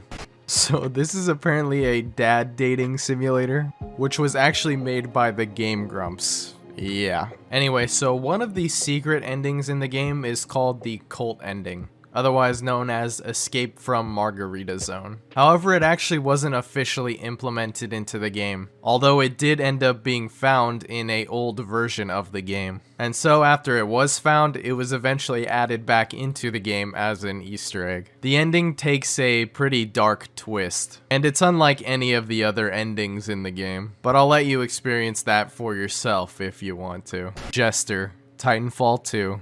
So Jester was a character that was found in the first Titanfall game, and he was also planned to be included in the campaign of Titanfall 2. However, he was at some point cut from the campaign, although a figure of Jester for Titanfall 2 was still eventually released by McFarlane Toys. Original ending: Conker's Bad Fur Day. So apparently Conker's Bad Fur Day had an extremely dark cut ending. So dark, in fact, I'm gonna have to be careful with how I word this. But basically, as you know if you've played the game, it's essentially the opposite of a generic cutesy platformer type game that were really popular around that time. And so the developers at Rare took it upon themselves to really invert every type of trope. And they thought, what better way to end this game than one final... Basically what I'm trying to get at is by the end of the game, Conker would end himself, which he would do with a gun while looking at himself in the mirror. But to end this off on kind of a funnier note, it was said by one of the lead designers of the game, Chris Seavor, that the ending was cut because it didn't spot much for a sequel, rather than it just being extremely disturbing. Yeah, pretty wild.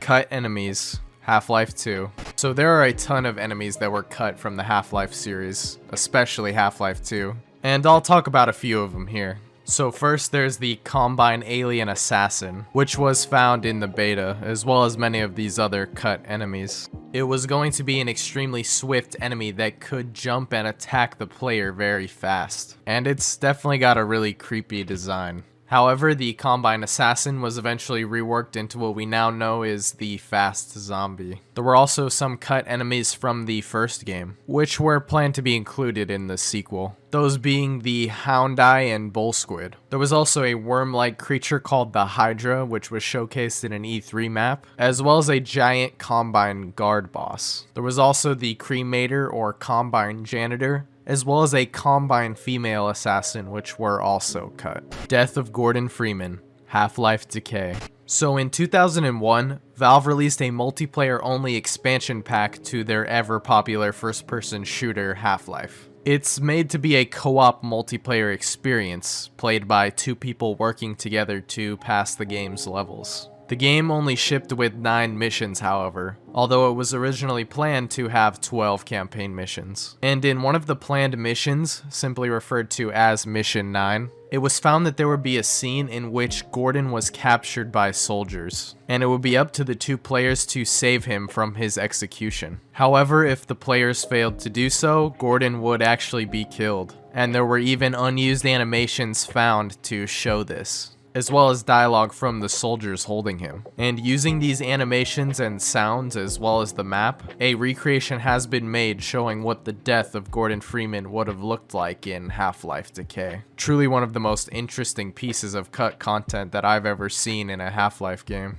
Atmosphere Pressure System, BioShock. So BioShock went through a ton of different developmental changes during its lifespan, with a lot of features being cut and a lot being added along the way. And one of these features that was planned for the game that was eventually removed was the atmospheric pressure system. It was a pretty complicated feature and would actually change a lot about the world, including the way plasmids, enemies, and weapons interacted, such as flames going farther under low pressure, things like that. However, this concept was eventually scrapped, as it would have been too hard to tell the differences in air pressure and know how the effects would play out inside the world. However, part of this mechanic was reused in Arcadia, and there's many pieces of artwork showcasing what these pressure systems would have looked like. And there were also many gene tonics that were planned to be associated with this mechanic that also had to be cut. Jeff Hardy, WWE SmackDown, Here Comes the Pain.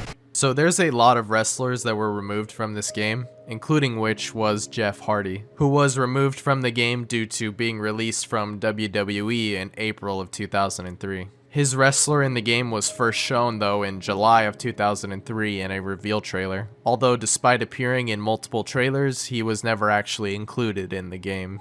Freezatron, Little Big Planet.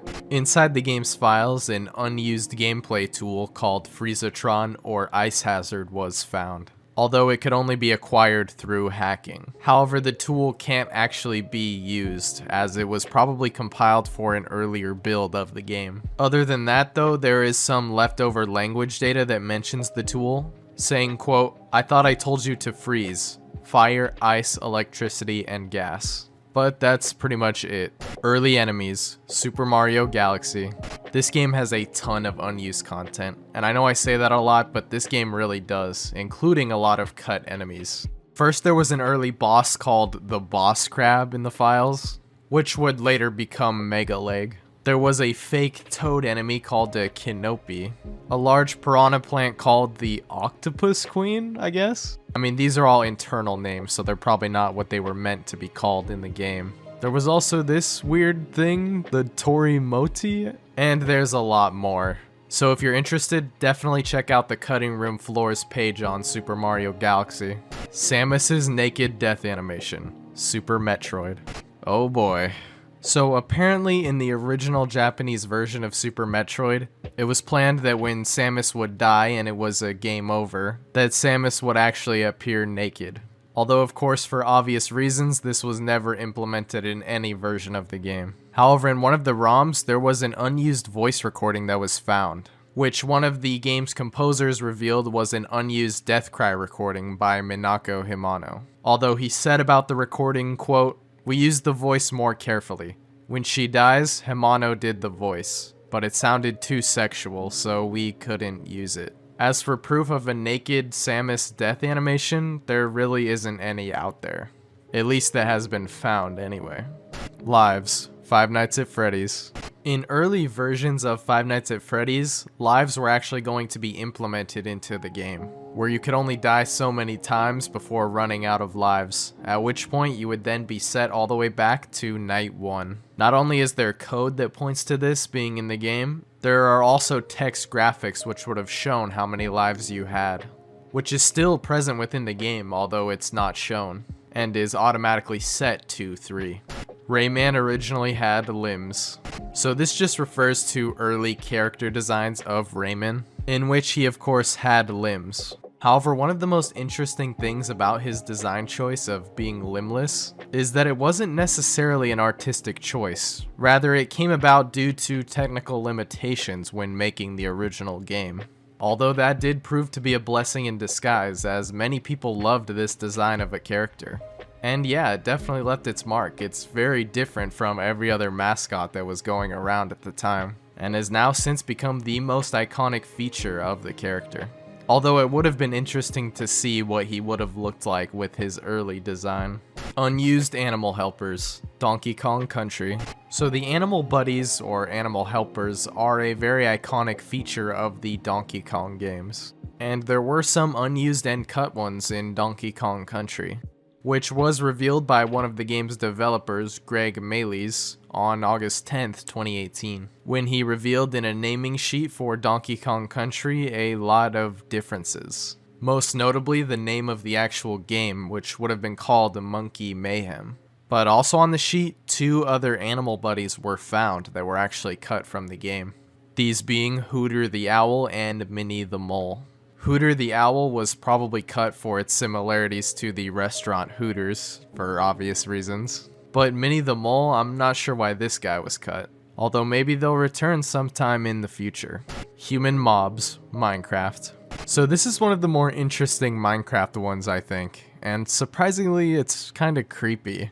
These so-called human mobs, which were known as monsters in the code, were actually hostile towards the player, and would appear with a default Steve-like skin. They were also said to spawn randomly throughout the world and would wander aimlessly, while flailing their arms and head around as they walked. I mean, just look at this animation. Imagine this thing chasing you down in your world. So yeah, I'm not really surprised these were cut, as they are just kind of confusing and weird.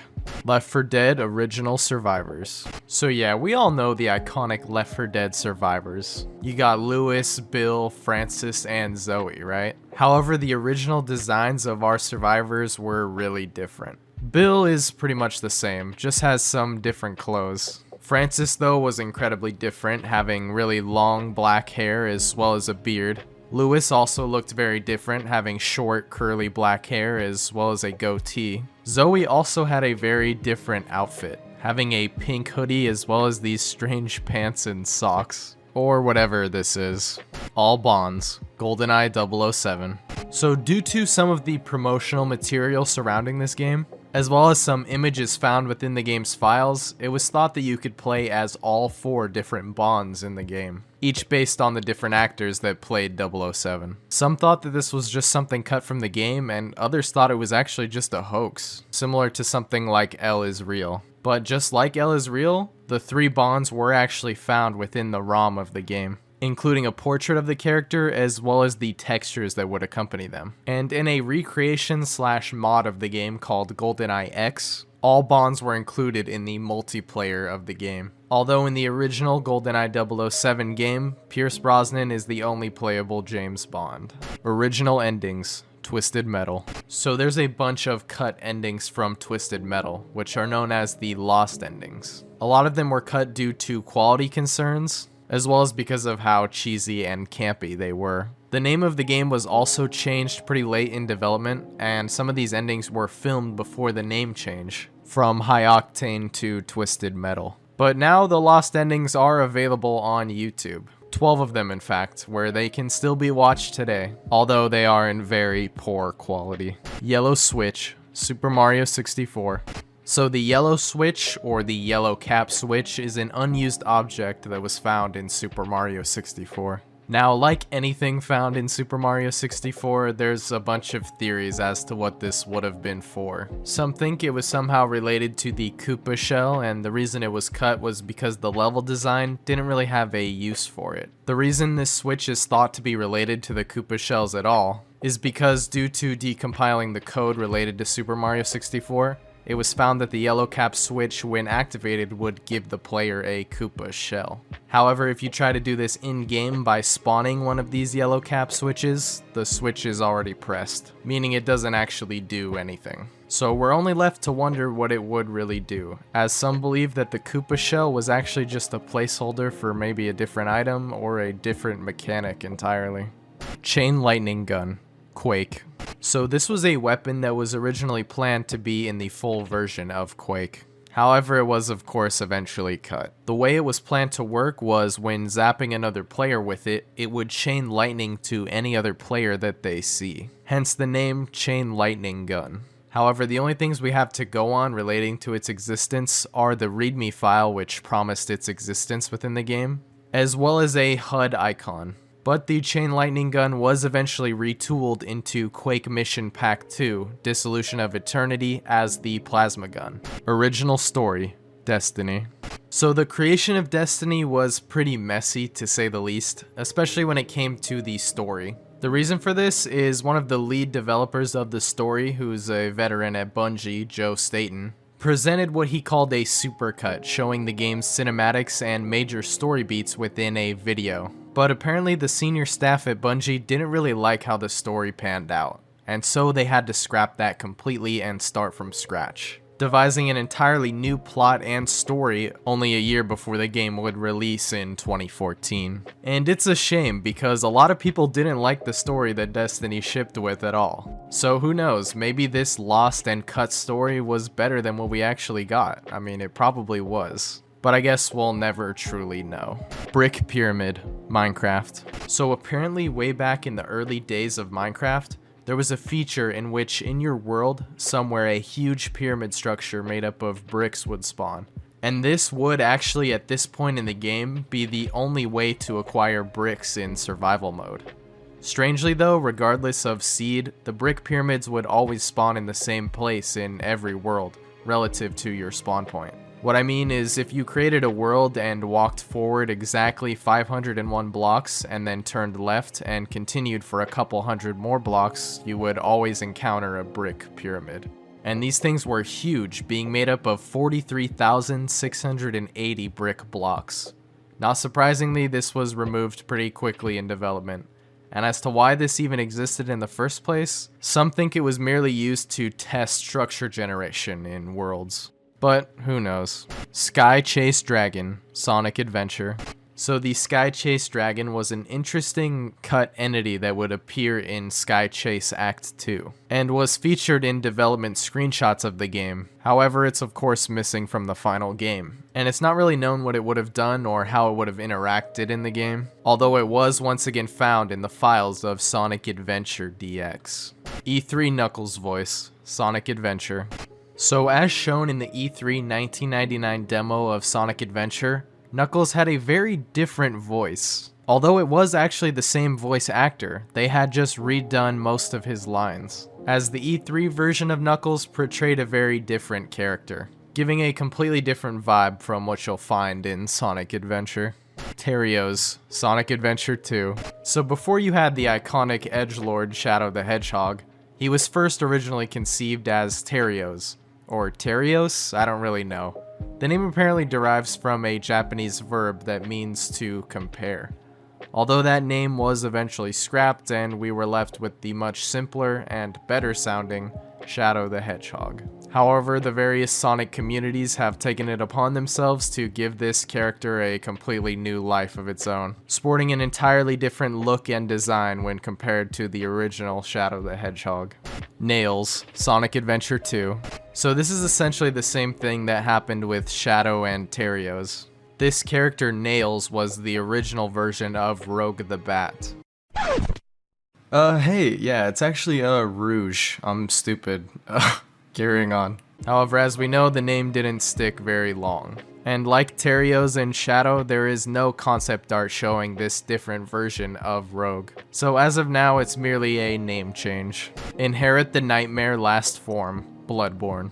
So this is an incredibly interesting, albeit disturbing, unused boss found in Bloodborne. The boss can't actually be accessed through normal gameplay, as it was cut from the final release of the game. However, through data mining, many unused assets were found related to this boss. And the boss itself can even actually be fought in-game, although it's obviously not completed. It's thought though that this boss is most likely just a version of the Moon Presence boss, which is one of the final optional bosses in the game. But yeah, this thing is pretty grotesque and disturbing, even for Bloodborne standards. The entirety of the Angry Birds Tennis beta. So the beta version of Angry Birds Tennis is incredibly different from the final version that was eventually released. But altogether, the game is kind of a rough history.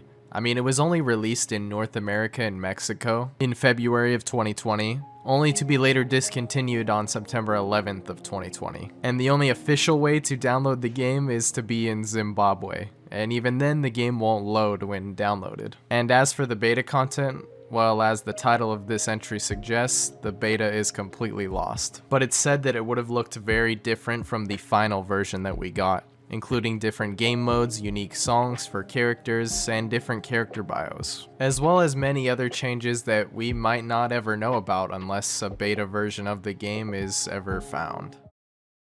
Starbean's cameos, Mario and Luigi Superstar Saga. In the game Mario and Luigi Superstar Saga, there exists a shop called the Starbeans Cafe, located in Bean Bean Castle Town, which lets you create 7 different types of bean juices, utilizing various beans you can come across throughout the game. And all the different flavors give a unique stat boost, and once they are made for the first time, a cutscene will play featuring the character Egad. However, it was originally planned that each drink would have a cutscene featuring a different popular Nintendo character. Those were Wario, Fox, Link, Olimar, Samus, and even Excite Bike Racer. Not only was the actual text from what each character would say in the cutscene found, but also many of the sprites of the characters as they would have appeared in said cutscenes. And it's thought that these were all cut to further expand the role of Egad in the game. James Bond and other cut characters, Smash 64. For the original Super Smash Bros., also known as Smash 64 for the Nintendo 64, there were a total of 12 playable characters when the game released.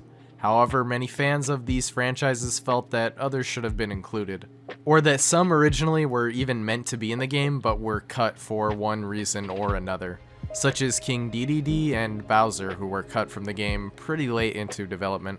There were also planned characters that never made it in, such as Mewtwo, and it's even been stated that James Bond, portrayed by Pierce Brosnan in GoldenEye 64, was once considered for the roster, although this was most likely cut very early on in development.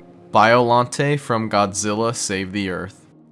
For Godzilla Save the Earth, a 3D fighter being released for the Xbox and PS2, there was a fan favorite Godzilla character which was revealed as being playable in the game before its release, that being Biolante. Although sadly, not long after, the character was scrapped in August of 2004 due to the character not being submitted in time for approval to Toho, and so she was abandoned very late into development, only months before the game would release. But the character was found, and in a mostly playable and complete state thanks to modder Dylan Rocket, and can actually be played using emulators and mods. Jimmy Hopkins' old voice actor, Bully. In the beta version of Bully, the main and playable character of the game, Jimmy Hopkins, was actually voiced by a different voice actor than what's heard in the final release. Instead of Jerry Rosenthal's performance, Jimmy is voiced by someone else. Who that is, well, we don't know for sure, but it's thought that it might have been Daniel Zaitchik, who did most of the motion capture for Jimmy's character model. Anyway, there isn't much at all, but have a listen. Alright, I guess I better get changed. Cut DLC characters, PlayStation All-Stars Battle Royale. Before the support for PlayStation All-Stars Battle Royale ended, there was a ton of DLC characters that were being developed for the game. However, at some point, Superbot Entertainment, the company that was working on the game, ceased working on DLC. And shortly after, the company became defunct. And subsequently, none of these DLC characters that were planned and worked on were released. 4 of the characters that were confirmed to be in development were Dartfeld from The Legend of Dragoon, Abe from Oddworld, Ryu Hayabusa from Ninja Gaiden, and Tomba from, well, Tomba. Apparently though, a bunch of other characters were considered for DLC, but were never actually worked on, such as Crash Bandicoot, Spyro, Lara Croft, Sub-Zero, and many others. Mother 3 Unused Final Boss.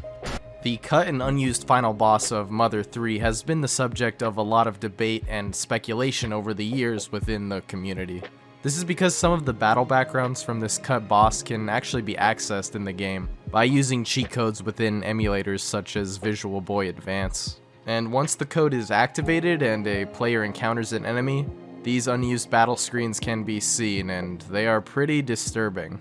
This boss battle takes on various different forms of characters and enemies, all with different screens, such as the straw form, vapor forms, elevator form, rope snake form, and more. Makes you think of how creepy the final boss of this game could have been. Pikachu in Conker's Bad Fur Day. As revealed in an early version of Conker's Bad Fur Day, Pikachu was actually planned to make a cameo within the game, and had a scene before it was eventually cut from the final release. The scene was eventually restored and showed what it would have looked like, although it was missing some animations. And funnily enough, it isn't really that inappropriate at all. Just a small cameo appearance showing his tail. That's it really, however I guess just the idea of one of Nintendo's most popular characters being associated with a rated M game just didn't go over so well, and it was subsequently cut. Samus and Link in Marvel Ultimate Alliance.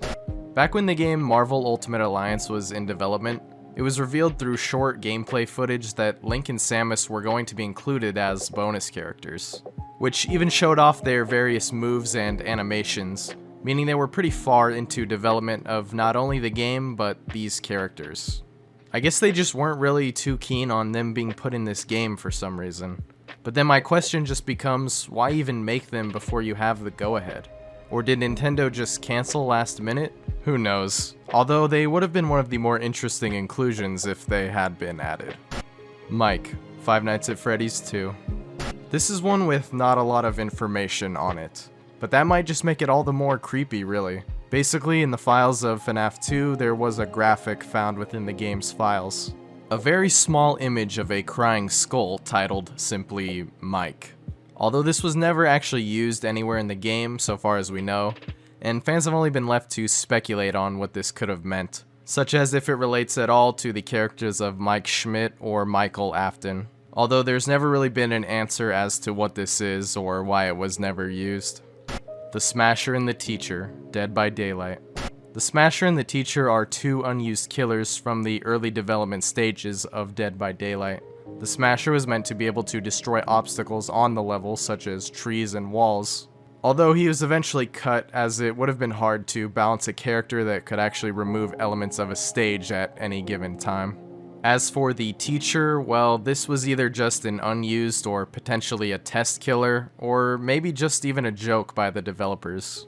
It was first discovered when in July of 2016, 3 files relating to the Teacher were discovered, those being icons for a new survivor item called Trapple, a killer power called Detention, and a killer perk called Underperform. This was all thought to be for a Teacher-like killer, as the developers had announced that their first DLC character would come out in August of 2016. However, the new killer that came out was the Nurse, and the supposed Teacher killer was never released, and the files seemingly related to this unused killer were never used. ImperfectCookie.png, Cookie Clicker. Within the files of the Cookie Clicker game, there was found a pretty creepy image called ImperfectCookie.png, which is essentially just a big cookie with someone's face on it, which may have been from a cut feature or was maybe intended to be a part of an Easter egg. There is also some unused code attached to this image, which when executed will overlay the cookie in-game. But that's about it. Dungeons, Cookie Clicker. One of the early features that was cut from Cookie Clicker were the dungeons, which were featured in some of the very early builds, although they could only be accessed through the browser console. Although when the game was officially released, the functionality of dungeons were removed, and although the developers said at some point they would return in some sort of an update, they never actually did. Although they were meant to operate as a roguelike game where you must search rooms, break crates, and fight bosses to collect cookies and loot. And there are a ton of unused files related to this feature, as it was a pretty big part of the game to be cut out. There's chest graphics, doors, map icons, and enemies, not to mention a bunch of code which showed how these systems would have actually worked in-game. Thor the Inventor, A Hat in Time. Thor was a cut character and inventor that would have been found in the game A Hat in Time. However, he does appear in the game, although not in the way he was originally intended to be, as he can be seen as one of the frozen victims inside of Queen Vanessa's manor, although he was actually planned to play a much bigger role, as he would have helped Hat Kid get to Mafia HQ as well as upgrade her weapons. He also had a unique hat called Thor's Cap that was also cut from the game, that would give the player the ability to attack while in the air. However, Thor as well as his cap were removed from the game before its full release. Tim the Time Lord, A Hat in Time. Tim is another character who was going to play a fairly big role in the game before being cut entirely. He was actually planned to be a kind of teacher role and teach the player and Hat Kid, presumably about how the game works, along with its various mechanics. However, as the game shifted to be more platforming based, there wasn't really a need for a character like this, and so he was cut. Although just like Thor and some other cut characters, he also appears in Queen Vanessa's manor. Mizzo, Super Smash Bros. Brawl. This was a removed enemy found in the adventure mode Subspace Emissary in Super Smash Bros. Brawl. Although in the final version of the game, the Mizzo only appears in the display room of the battleship Halberd exterior. It's thought that the enemy itself would have been water-based due to its name being similar to the Japanese word for water, which is Mizu. And there were also some animations that were found in the files, although most of them don't work properly. Rosalina's early design, Super Mario Galaxy. This is a pretty simple one, but basically Super Mario Galaxy is the first game that Rosalina appears in. And so as she was a new character, she probably went through many redesigns before they settled on their final design for the game. Although one of the early concept arts has been found, and it's very different from her final look in Super Mario Galaxy. Yeah, I definitely think the final design is better, but what do you guys think? The Blob, Doom. Yes, going all the way back to the original Doom, basically the birthplace of FPS games.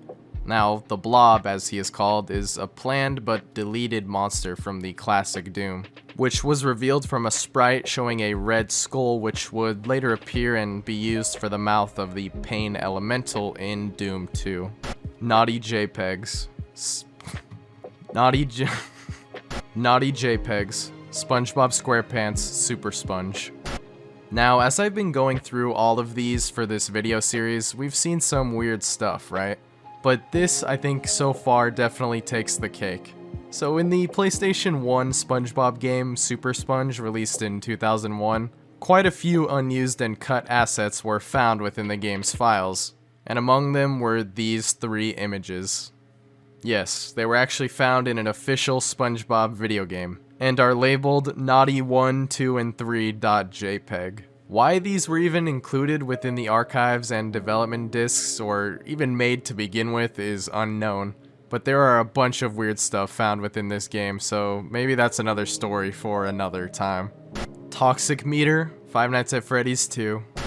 This was a simple cut feature from FNAF 2 that would have acted as a way to restrict how long the player could use the mask in the game, as when you put it on, the toxic meter would rise and eventually flash red until if you had the mask on too long, you would presumably die, or get jump scared or something. Although the mechanic was never fully implemented, and all we have from the files is this graphic of the actual meter, and it's thought that this was planned as a way to balance the mask instead of having to have Foxy be able to attack you while wearing it.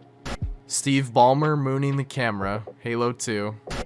Now this cut file has a lot of history behind it, even apparently causing Microsoft to lose around $500,000 because they had to have this game re-rated by the ESRB thanks to partial nudity. But I'm kinda getting ahead of myself, so what really is this? Well, basically in the Windows Vista PC version of Halo 2, there was an error that could occur called the .ass error, which would display an image of one of the lead designers mooning Steve Ballmer, who was visiting the Bungie offices during the development of Halo 2. And as a joke, this image made it into the software. And yeah, I think this is kind of mislabeled because it isn't actually Steve Ballmer mooning the camera, he was the one getting mooned, but yeah. Anyway, it was never meant to be accessible by the public, and in a kind of long story with numerous meetings with Microsoft and the ESRB, who are obviously responsible for rating the games, it was decided that further releases had to be delayed to apply new stickers on the cases that included nudity on the label, which was stated to have cost Microsoft around $500,000 for this. Whoops. Monocle Boss, Silent Hill Downpour. So one of the monsters featured in Silent Hill Downpour is the so-called Monocle Man, who appears in only one encounter in the actual game, despite being featured more prominently in early trailers for the game, including what may be a potential boss fight with the character, which can be seen in one of the trailers. Although not much else is known about this, and it's unknown why or when it was cut in development. Tsar Dragon, Final Fantasy VI. There are quite a few unused enemies in Final Fantasy VI, but arguably the most well-known one is the Tsar Dragon, who appeared as an incomplete monster in the game, that includes a sprite and even attacks, although there is no battle script. And besides some basic dialogue that was found from a potential boss fight, not much else is known, although it's speculated that the dragon was intended to be an optional endgame boss. And that was actually kind of fulfilled in the Kaiser Dragon, who was added to the Game Boy Advance port and was given a unique battle script and a different sprite. Fukuda Battle Rifle, Titanfall 2. This was a cut primary weapon that was first showcased in a book, The Art of Titanfall 2, which showed quite a few number of ideas and concept arts that never made it into the actual game. This gun, however, the Fukuda Battle Rifle, was a pretty basic rifle type of design, and not much else is known about it other than the fact that it was probably named after the game's director, Steve Fukuda. Cut Executions, Manhunt 2. Oh boy, so there's a lot to go into here, and I'll do my best to explain it without showing anything too graphic, because believe me, some of these are really graphic and disturbing, and yes, I am already working on a cut and lost content video for the Manhunt games. So I will cover this in a lot more detail in that video, including showing the uncensored executions, but if you want to see them, feel free to look them up. There's a couple of videos showcasing them on YouTube. But yeah, be warned, they are pretty violent. Anyway, so there are a ton of cut environmental executions in the game, so here's the list.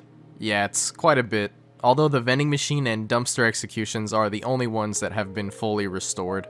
The rest were most likely planned and unfinished, as they don't appear anywhere in the actual game. Then there were also multiple weapons that didn't appear in the game that also had cut executions. And yeah, there are a ton. Although some of the animations of these executions for some of these items have been recovered and been restored, such as surprisingly the newspaper. Yeah, pretty interesting. And there's a lot more to this all, so stay tuned for that manhunt video. Distrust, Danganronpa prototype. Yeah, this was a precursor and prototype of what would become the iconic visual novel Danganronpa, and it was first known as Distrust. And of course there were many other differences as well before it was eventually scrapped and just changed into Danganronpa Trigger Happy Havoc. Because it was thought that Distrust was too gruesome, even for being a murder mystery visual novel. Besides that, it's also known that many of the characters were slightly different in design, having different names as well, including the protagonist Makoto Naegi, who was first known simply as Shujinko, which translates to just protagonist in Japanese. There was also apparently an early version of the influence gauge, which was a trust and distrust meter. And also this meter, which would show how the various students felt about the protagonist, was planned to have a huge impact on the game, even determining the murders that would take place, as well as different branching story paths and even alternate endings. There were also more violent executions, including one that was actually found, although I don't want to spoil who it is if you haven't played the game, because there is a very similar death in Danganronpa. But yeah, feel free to check it out if you're interested. Monokuma's original design, Danganronpa. So, you know this guy? Well, if you're not familiar with the Danganronpa games, this cute bear, Monokuma, is kind of the mascot of these games. And you might find it surprising, just like I did, that this was his original design. Yeah, pretty disturbing, and yeah, it does serve kind of the same purpose, being two different halves, I guess. But yeah, it's really no surprise that they changed to this more cute and unassuming design. I definitely don't think Monokuma would be as loved if he looked like this. Meta Kraid, Metroid Prime. Also known as just Kraid, this is an iconic alien enemy appearing in many games in the Metroid series. But in Metroid Prime he never actually appears, despite him being featured in advertisements, Nintendo Power, and even in the game's manual. So what happened? Why isn't he in the game? Well, he was definitely planned to be in it. There's a bunch of concept art, not to mention actual in-game models, and in the level he was meant to appear in as a boss fight, development was behind schedule, and instead of running the risk of having to push back the release date of the game, the devs decided to finish the level without actually adding in the Meta Kraid boss fight, and so he was cut just like that from the game. Although it was revealed by one of the artists that designed Meta Kraid for Metroid Prime, that this helmet he's wearing in the concept art would be something involved in the boss fight, as you would have to make objects fall on top of his metal helmet in order to defeat him. Thinner Mickey, Epic Mickey.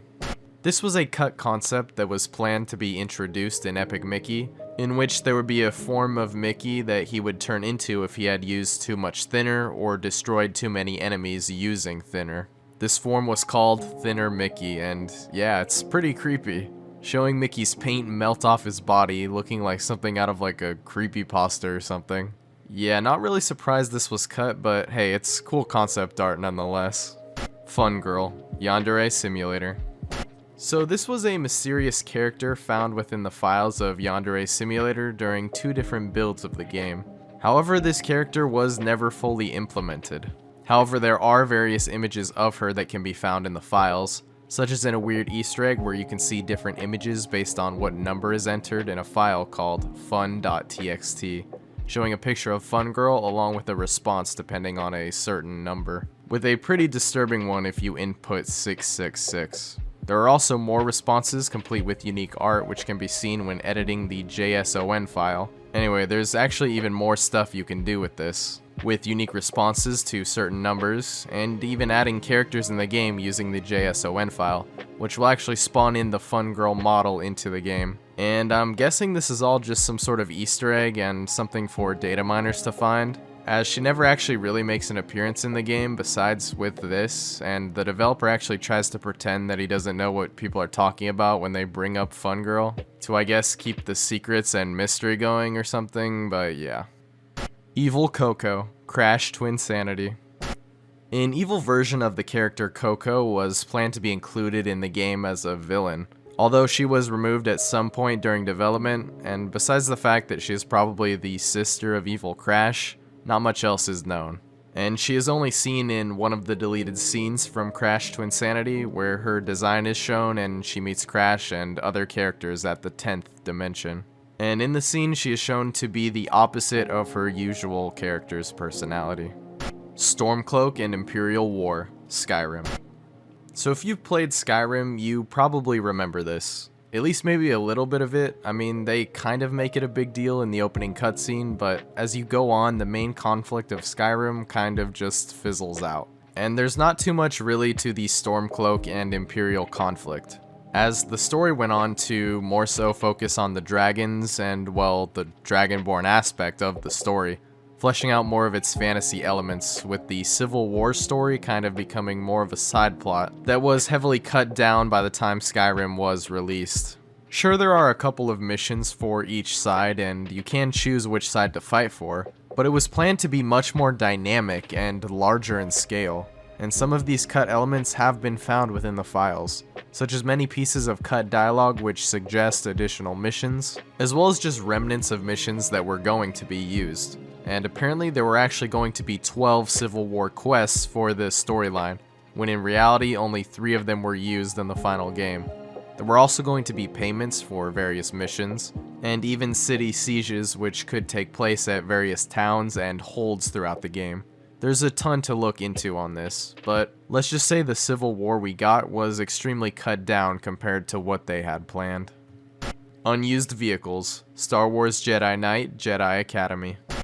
Not only are there unused areas and weapons, but there are a ton of vehicles that were found in Jedi Knight Jedi Academy, all which can be accessed by using NPC vehicle commands, those being the Z-95 Headhunter, the X-Wing, TIE Fighter, TIE Bomber 2, which is I guess an alternative version, Lambda-class Imperial Shuttle, and the Rancor.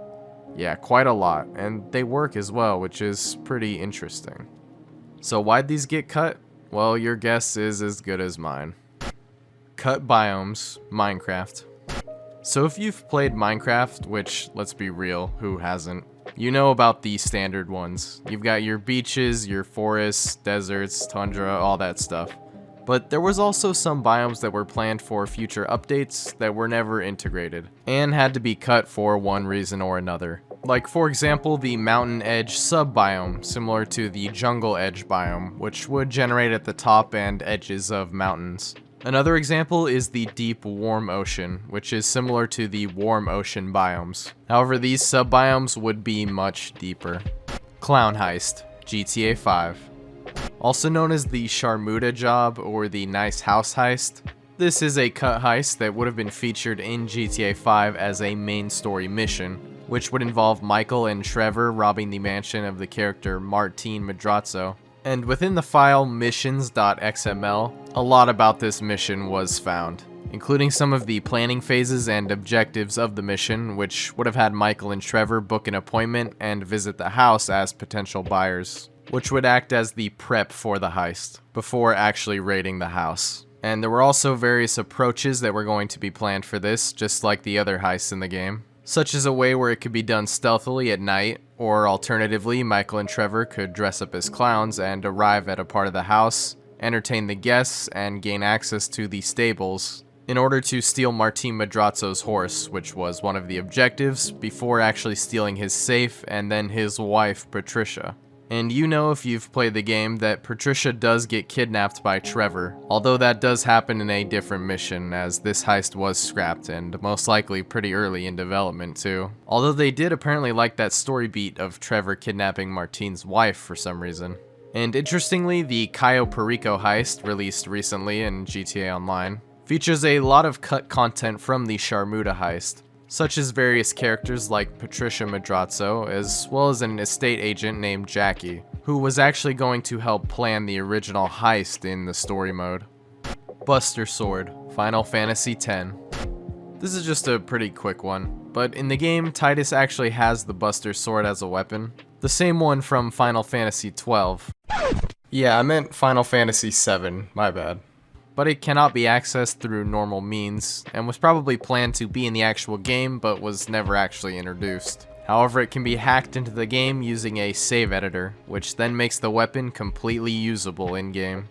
Jimmy Hopkins could die in acid. Bully. Yes, you heard that right.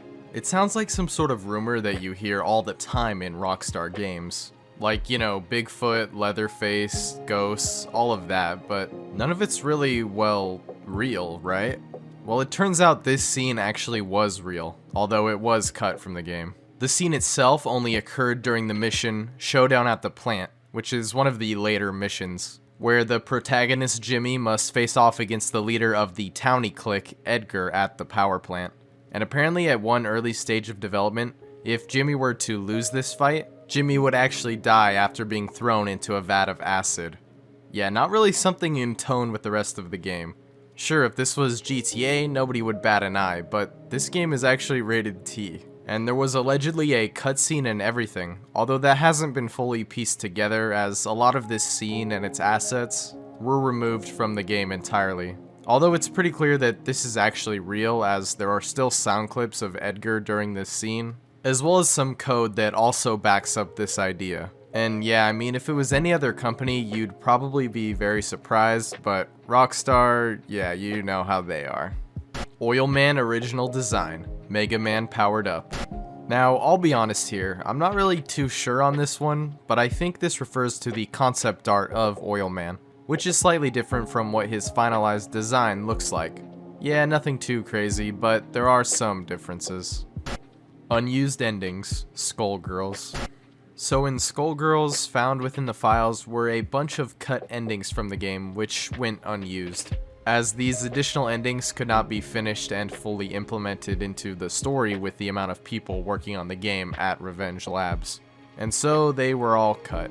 Of all the characters though, Double, Big Band, Squiggly, and Fukua all only had one ending, although Cerebella, Philia, Misfortune, Painwheel, Parasol, Peacock, and Valentine all had cut endings, and the script text of these scenes has been found and can be read online.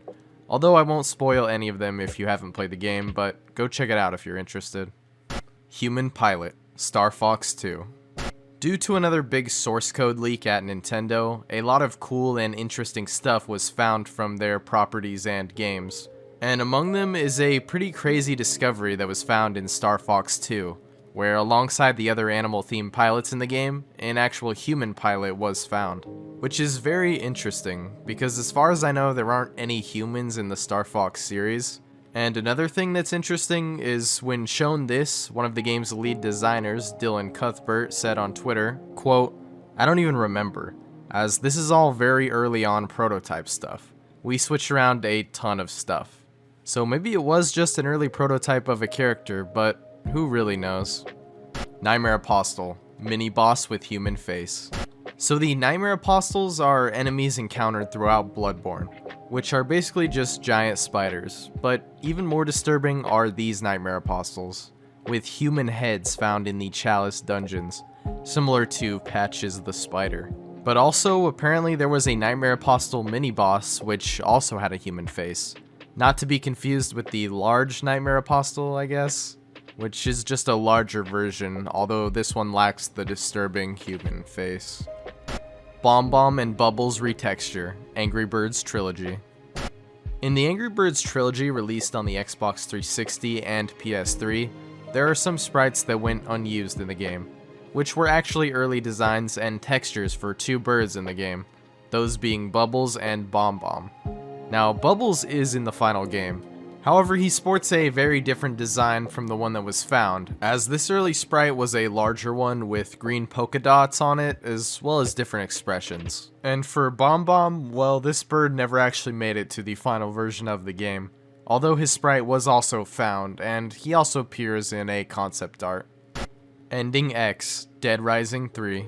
In Dead Rising 3, there are multiple endings that you can get, 5 in total in the official game. But there is also a 6th unused and cut ending called Ending X, which is pretty brutal and disturbing, and shows the main character of the game, Nick, being killed by the survivors. and it's thought that this ending would have come about if Nick killed a certain amount of survivors, or even all the ones that you can, although it's not known for sure. But the video of this ending has been found and has been uploaded to YouTube where it can be watched. Mario model in Pikmin. This is a very simple one, just the model of Mario that was found in Pikmin. But I guess this was one of the most detailed Mario models to date, and he even has some visible creases on his outfit, as well as a light brown mustache instead of a dark or even black one. Final smashes in Smash 64. This is really interesting, and I definitely didn't know about this before, but yes, apparently final smashes were already planned, and were going to be included in Smash 64, the first outing in the franchise. Although of course they weren't really introduced until Smash Bros. Brawl. But there are some sounds that were left over which show they were going to be used in the first Smash Bros., which can be played via the debug menu. Those final smash audios are for the characters of Kirby, Fox, Pikachu, Captain Falcon, and Ness. The entirety of Time Splitters 2 is inside of Homefront: The Revolution. Okay, now this is pretty strange, but yeah, I've never heard of anything like this being in a game before. Let me know if you've ever heard of anything like this, because I'm pretty curious, but basically the entire game of Time Splitters 2 can be played inside of Homefront: The Revolution, through an arcade machine in the game. Although this would only have the first 2 levels, and it wasn't until a secret code was figured out that the entire game could be played, including story, arcade, and challenge modes. So yeah, this isn't really so much cut or unused content, as it is just like a big Easter egg, which was lost for a while, sure, but it was eventually found, and it can still be played today. And it's also the only way to officially play Time Splitters 2 on PC, so yeah. Bloody Stitched Face. Race with Ryan. Alright, we are definitely getting into the more interesting and weird stuff here at level 6. So this concerns a little racing game from 2019 called Race with Ryan, which is based on the Ryan's World channel on YouTube. And yeah, it's kind of a basic racing Mario Kart type of game. Looks innocent enough, right? Well, take a look at this texture which was found in the game. Yeah. So there's a bloody stitched face of Ryan. Why this was made or why it was in the files is still a mystery. Obviously it wasn't supposed to appear in the game, but why even make this? Was it just supposed to be some kind of morbid joke? I mean, this is supposed to be the texture of Ryan, who is a real-life kid that this is based on. I don't know, it's just kinda creepy. Genocide City Zone, Sonic the Hedgehog 2. In one of the many prototypes of Sonic the Hedgehog 2, known as the Simon Y prototype, there was a level which was of course not in the official release of the game, called Genocide City Zone, which was eventually changed to the name Cyber City, and was designed as a mechanical themed area, although before it was finished it was scrapped. However, some of the assets from the level did end up getting used, as well as some of the level design itself, which was used for Metropolis Act 3. Boo Key, Super Mario 64. So the Boo Keys, which is also known as the Big Boo Keys, are unused key-like objects that were going to be obtainable after defeating Big Boo enemies, as shown in early trailers of the game. The key itself has 4 different variants, those being a default yellow key, as well as a red, green, and blue one. Also in the Japanese version of the game, there is an unused texture for the HUD, which would have most likely displayed the amount of keys you had, but of course this wasn't actually used in the game, and isn't even present in some versions of Super Mario 64. As to the purpose of the keys, well, that's just up to speculation, although the keys can still be viewed in the game using codes. Cannon Bowsette, Super Mario Odyssey. Yeah, that's right. Apparently in Super Mario Odyssey, Bowsette was almost actually a thing. At least according to some concept art from the game. And yeah, this art that was shown in an official art book for Super Mario Odyssey predates the meme. So Nintendo was already on top of that, I guess. And honestly, they probably could have made so much money on merch and stuff if they actually did this. But who knows, maybe someday they'll actually introduce a canon Bowsette. Master Ball, Pokemon Go. Now, I don't think this is exactly surprising that this wasn't used, given the monetized nature of Pokemon Go. I mean, a Pokeball that is guaranteed to work might just break this game. Either way, it was almost put into the game, at least at some stage, as not only are there full textures of the Master Ball which were found, but also the ball could be hacked into the game and actually be used, and of course it catches Pokemon 100% of the time, just like it does in the other games. Maybe they will find a way to balance it and reintroduce it into the game, but as of now I don't really see how it could work. Memos, Mother 3. In Mother 3 there is an inaccessible and removed feature called the Memo menu. This menu would have elaborated and gave descriptions of various things in the game, such as the game's mechanics, pieces of story, lore about characters and locations, and more. And as the player would progress through the game, more information would become available in the memo, explaining the various things that you would encounter. Although at some point in development, this feature ended up being cut. However, the menu is still usable via the debug room, where a lot of these memos can still be read. Kirby GCN models used in Super Smash Bros. Brawl and Return to Dreamland. So Kirby GCN is a term used to describe all three or any one of the three cancelled Kirby games that were being made for the Nintendo GameCube. Although it's thought that a lot of the material that was going to be used in these games ended up making it into other Kirby titles and even other Nintendo games in some fashion, such as with Kirby's Return to Dreamland, which was a successor to Kirby GCN. However, this entry in the Iceberg refers to certain models which were going to be used in Kirby GCN that made it into other games, like Return to Dreamland, but also Super Smash Bros. Brawl, which I guess refers to Kirby's model, but I'm not too sure on this one. Digimon Rumble Arena 2 Early Build. Found inside the original release of Digimon Rumble Arena 2 is a prototype version of the game dated March 5th, 2003, over a year before the game would actually release. And there are quite a few differences to be found between the two versions, such as the title and character select screens being very different. There were also some characters in the prototype that can be seen in the roster which ended up being cut in the final release, and only 4 of the characters in the prototype were actually playable, and 2 of those characters didn't even make it to the release, those being Hawkmon and Armadillomon. There was also a debug menu which could be accessed in the prototype, as well as some unused assets such as these arena screens. Robo SpongeBob Muscle Pants, Battle for Bikini Bottom. Another pretty big piece of cut content from Battle for Bikini Bottom. This is an unused version of the final boss of the game, featuring a Robo SpongeBob with muscular arms, just like he had in the episode of the series Muscle Bob Buff Pants. The episode itself can actually be played, although in a very glitchy state with a bunch of crashes and such. But it is only accessible in the GameCube and Xbox versions. Like I said, the boss is glitchy and unfinished. He has 2 attacks, but they do no damage to the player. Likewise, you cannot do damage to the boss either. Also, interesting to note, you play as Patrick in this section, unlike the regular version of the final boss where you play as SpongeBob. And these files for this cut fight are also present in the remaster or remake of this game. Smiley face, Super Mario Bros. 2. A very basic one, but notable because it's actually the logo of the cutting room floor. But it's just simply a smiley face texture which was found hidden within the files of SMB2, and was found in one of the desert stages. And so it's thought that this is just a placeholder texture that they forgot to remove. The Stable, Undertale. One of the many unused assets found in the game is this stable, which is pretty crudely drawn compared to a lot of the other sprites in the game. There was also some code related to this sprite that was found, such as some unused dialogue that is presented as this. But that's pretty much all we know about this. Unused monsters, Silent Hill. In the original Silent Hill, there are many interesting and weird conceptual and planned monsters that were removed or just never made it into the final game. Those being the butterfly monster, the chicken? Yes, definitely looks like a chicken to me. The L, which I guess is a stingray type of creature.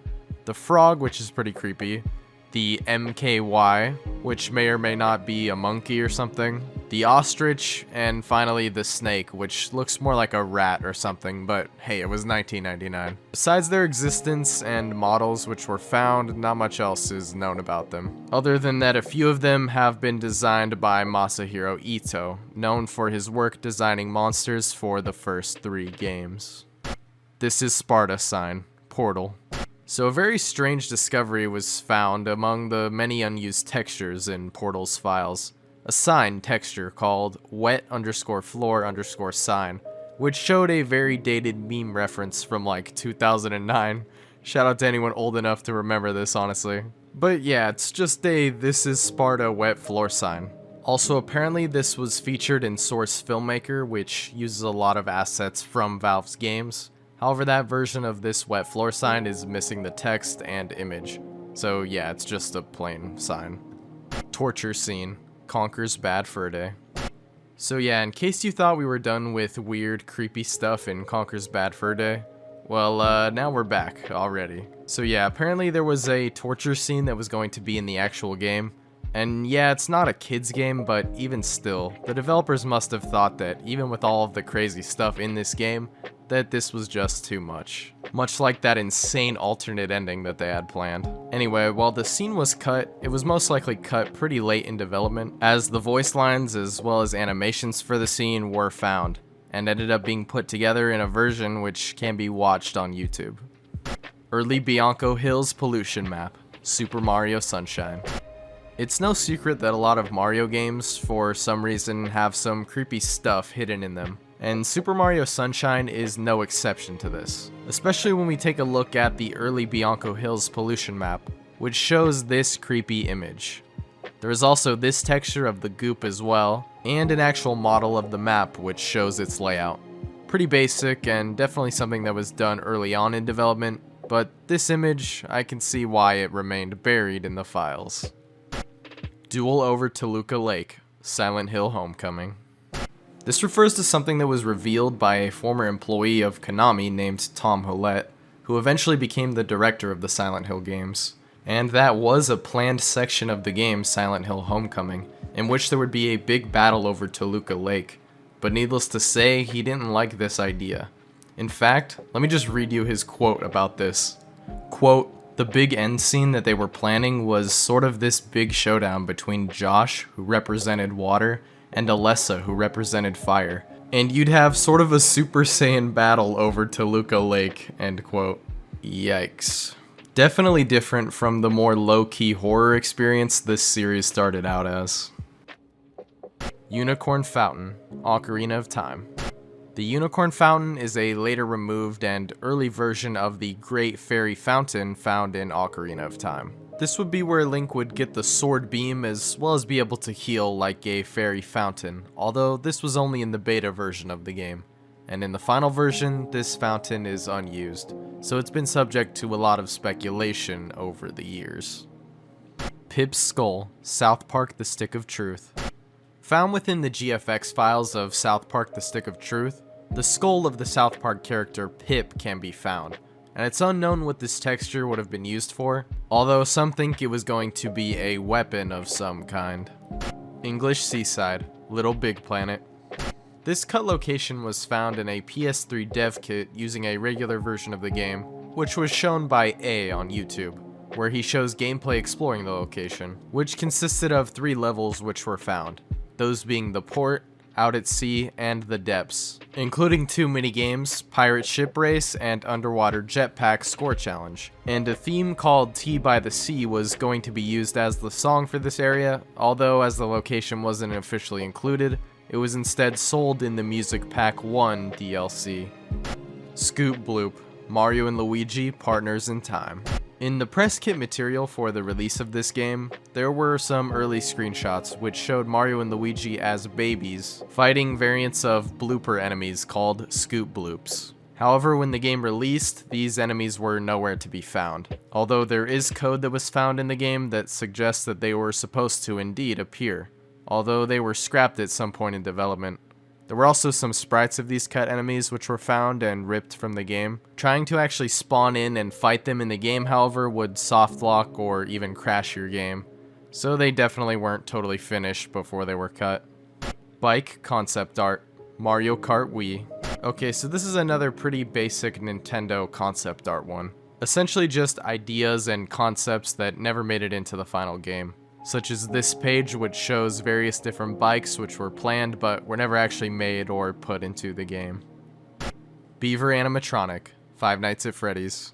So Scott Cawthon, the original creator of Five Nights at Freddy's, has been making games for a while, And before he made this insanely popular indie horror hit, he was making a lot, and I mean a lot, of other weird games, among which was called Chipper and Sons Lumber Co. Why am I giving all this lore? Well, because originally Five Nights at Freddy's was going to feature a so far unnamed beaver animatronic, presumably similar to Chipper as the major antagonist. Although Scott did later change his mind, as he wanted the game to have a different identity, and not just be the character from a previous game. However, he was still going to appear, just not as the main one, and would have likely filled the role of Foxy before he ended up just being cut from the game entirely. Wolf animatronic, Five Nights at Freddy's. Another unnamed animatronic planned for the first game, this wolf animatronic was an early concept for the role of Foxy, although that was later scrapped. However, I guess a similar idea was used in the Twisted Ones novel, with the character of Twisted Wolf, as well as maybe even the character of Roxanne Wolf, who appears in the latest edition of the series, Five Nights at Freddy's Security Breach. Unnamed Beta Gang, GTA 3. Okay, so you guys probably know by now, but yeah, Rockstar kind of has the most interesting secrets and cut content, let's be real. But seriously, GTA 3 in particular has some real gems. In fact, I'm kinda shocked that Darkle didn't make it on this Iceberg. But that's okay, because one day I plan on covering everything related to that cut character. And trust me, it's one of the craziest things I've ever heard of, even coming from Rockstar. But back to the unnamed beta gang. So this was a gang that was cut before the game was finished, although they were featured in a few screenshots of the game early on. However, this unknown gang is thought to most likely be a Hispanic street gang operating in Liberty City. Not too much is known about this gang apart from what we've seen in screenshots, but like everything else found in GTA games, they've been subject to a lot of speculation, from being an early version of the Diablos to an early version of the Triads, or even being possibly a terrorist group, which was thought to be cut due to the widespread effects of 9/11.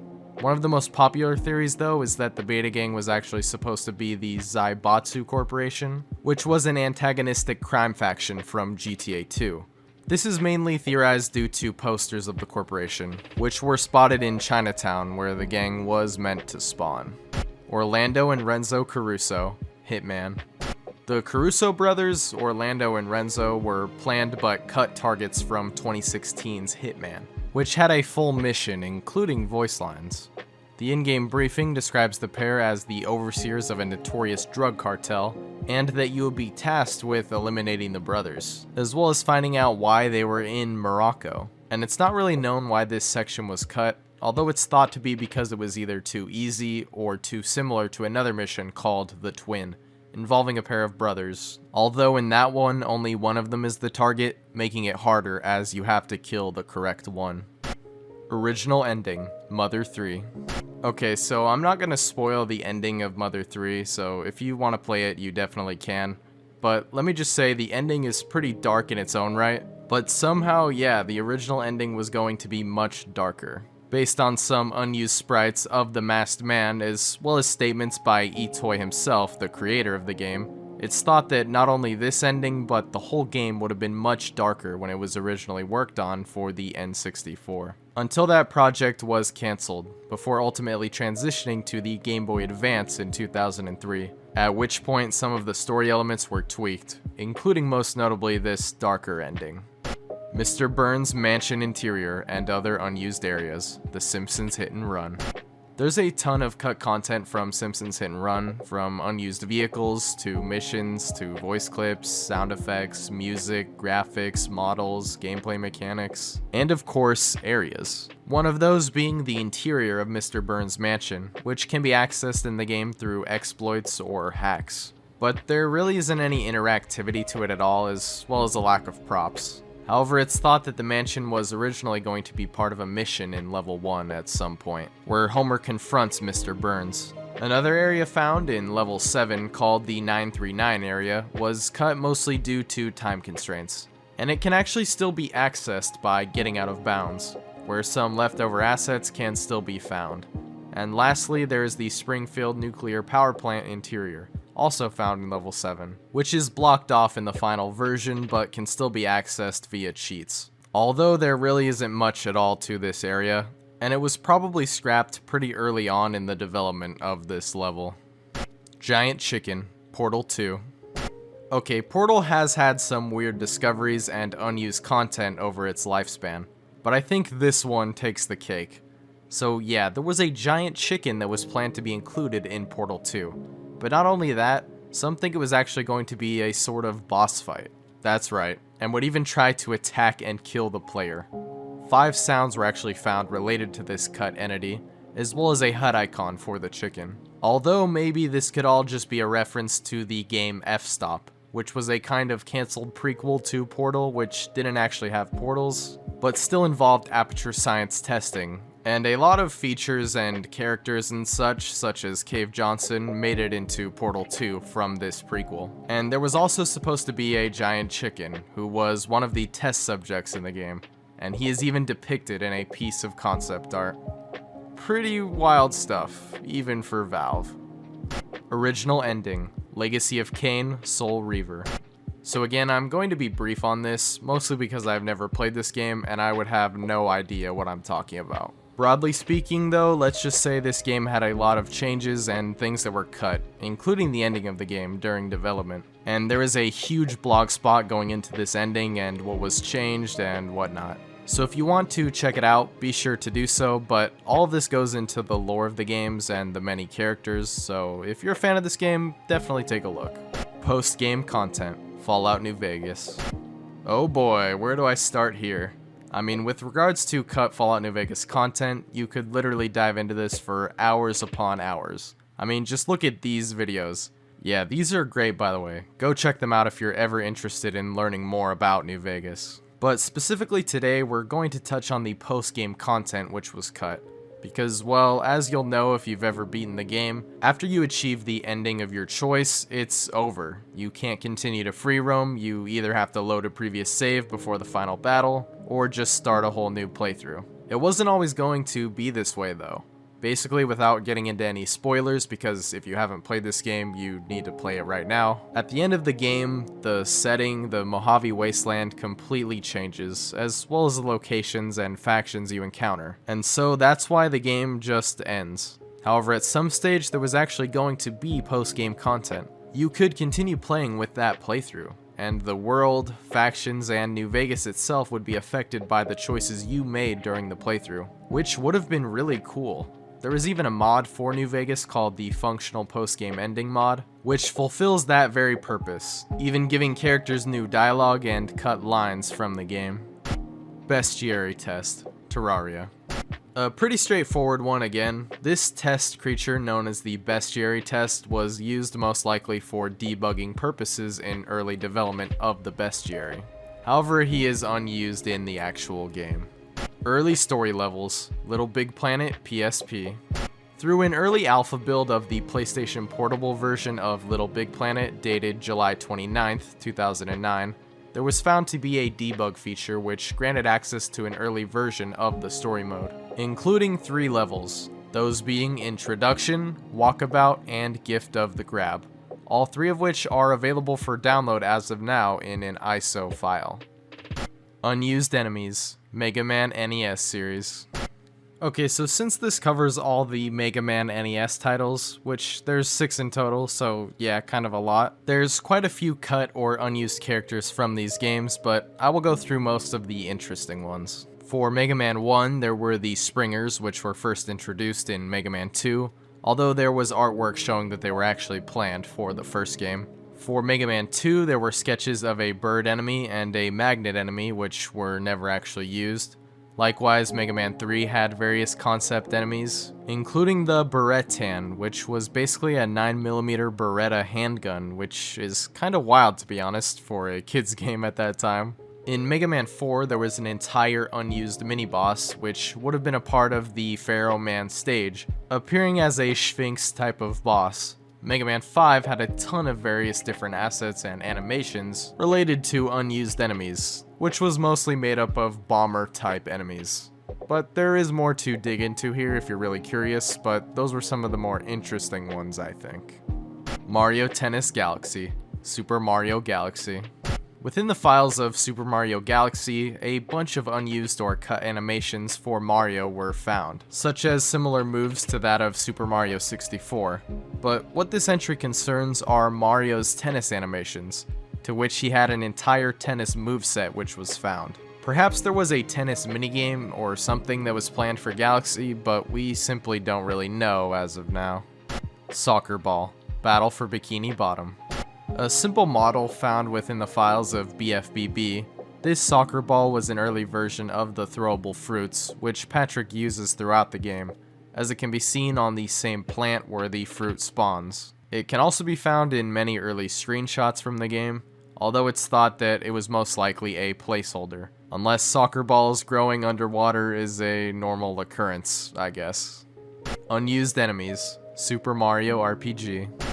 Now granted, a lot of these are simply palette swaps of other enemies, but even so, there are a lot of enemies that didn't make it into the final version, which were found in the files. And I'll go through some of them right now. There's the Chomp Weed, which looks kind of similar to piranha plants, as well as some unfinished enemies that barely have anything attached to them, despite having some animation. And as for palette swaps, there's a bunch. I'll scroll through now so you can see, but yeah, just different colored enemies with slightly changed names, basically. F-Zero AX assets and F-Zero GX. So not only is there code and even assets from F-Zero AX found in F-Zero GX, but there is an actual F-Zero AX game mode found inside of F-Zero GX. And yeah, this all sounds very confusing, I know, but basically F-Zero GX is the GameCube counterpart to the arcade game F-Zero AX. But they're not the same game. Like, they didn't just port an arcade game to the GameCube. They were just being developed using the same code and almost identical hardware, so yeah, very similar games, but not actually the same game. So yeah, you can play the arcade version on the GameCube using cheat codes. Gorilla, Baldi's Basics. This cut character is a little more obscure and not much at all is known about it, other than that in the code for the farm field trip level of Baldi's Basics Plus, there are references to a number of animals in the code, such as a chicken, cow, pig, sheep, and of course the gorilla, which never actually made it into the game. Why this was scrapped or how it would have been implemented still remains unknown. Sunglasses Toad, Super Mario Sunshine. Another basic but cut model from Super Mario Sunshine is known as this internally in the files, and based on the appearance, they seem to be sunglasses, which would be worn by Toad. Although none of the Toads in the game are ever seen wearing these sunglasses. Cut Psychopaths, Dead Rising 4. So in Dead Rising 4, they made the change from calling psychopaths, which are found in all the games, to be called maniacs instead. Although they essentially operate in the same way, being a sort of antagonistic human force that players encounter throughout the game. It can also be noted that Dead Rising 4 has way less maniacs or psychopaths than the rest of the series, which has led to some speculation that maybe some of them were cut during development, or this entry could simply refer to the name change. Super Mario Bros. 3 Centaur Power-Up. So this one's extremely simple, so there's not a lot to talk about here, but basically during the development of Super Mario Bros. 3, a power-up was briefly considered in which Mario would actually turn into a centaur, which is a half-horse, half-man hybrid, although this idea ended up being rejected. Perfect Head, Perfect Dark. So this was a cut feature that would actually allow players to import pictures from the Game Boy camera to the N64, using a transfer pack. And this would be used in Perfect Dark to apply these images onto the heads of guards in the game. The head models could also be manipulated as well, with options such as reshaping it, as well as even selecting a hairstyle for it. However, this feature was cancelled due to, quote, insurmountable technical problems. Although apparently the feature was fully functional at one point during the game's development. However, there is no code in the game that remains tied to Perfect Head. Although there is some in-game text that was found using a GameShark code, which shows a lot of the options that could be tweaked when using this feature. Wolfchanza 1944 Leftovers in M&M's Kart Racing. So in M&M's Kart Racing, a pretty innocuous shovelware racing game for the Wii, there were found to be some files relating to another game, Wolfschanze 1944, a World War II first-person shooter developed by Calaris Studios, which shared a lot of staff members with Frontline Studios who made Eminem's Kart Racing. And among the files were just various screenshots of gameplay, as well as some loading screens, HUDs, and other such assets. Wallace and Gromit Leftovers and Gubble Buggy Racer. Another racing game with leftover assets. This time though, the assets belonged to a Wallace and Gromit racing game, which was being developed by Data Design Interactive, before the game was changed to Gubble Buggy Racer instead, which is a pretty obscure racing game released in 2000. However, the project originally started as a Wallace and Gromit game, and some of these assets can be found in the files, which were from the original pitch demo, which can be seen here. And there were also these descriptions of the Wallace and Gromit characters who were probably planned to be playable in the game. Original Mario and Luigi voice actors, Hotel Mario. So Hotel Mario was one of the first games to feature voice acting in the Mario series. And because of this, the iconic voice of the Italian plumber done by Charles Martinet, or Martinet, however you pronounce it, that everyone recognizes, is not in this game. Instead, Mario, Luigi, and Bowser were all voiced by Mark Grau, who had a very different interpretation of the characters. But even before this, there was some other audio which was found in the files belonging to a different voice of the characters. Although it's been noted that they sound similar to Mario cartoon series versions of the characters.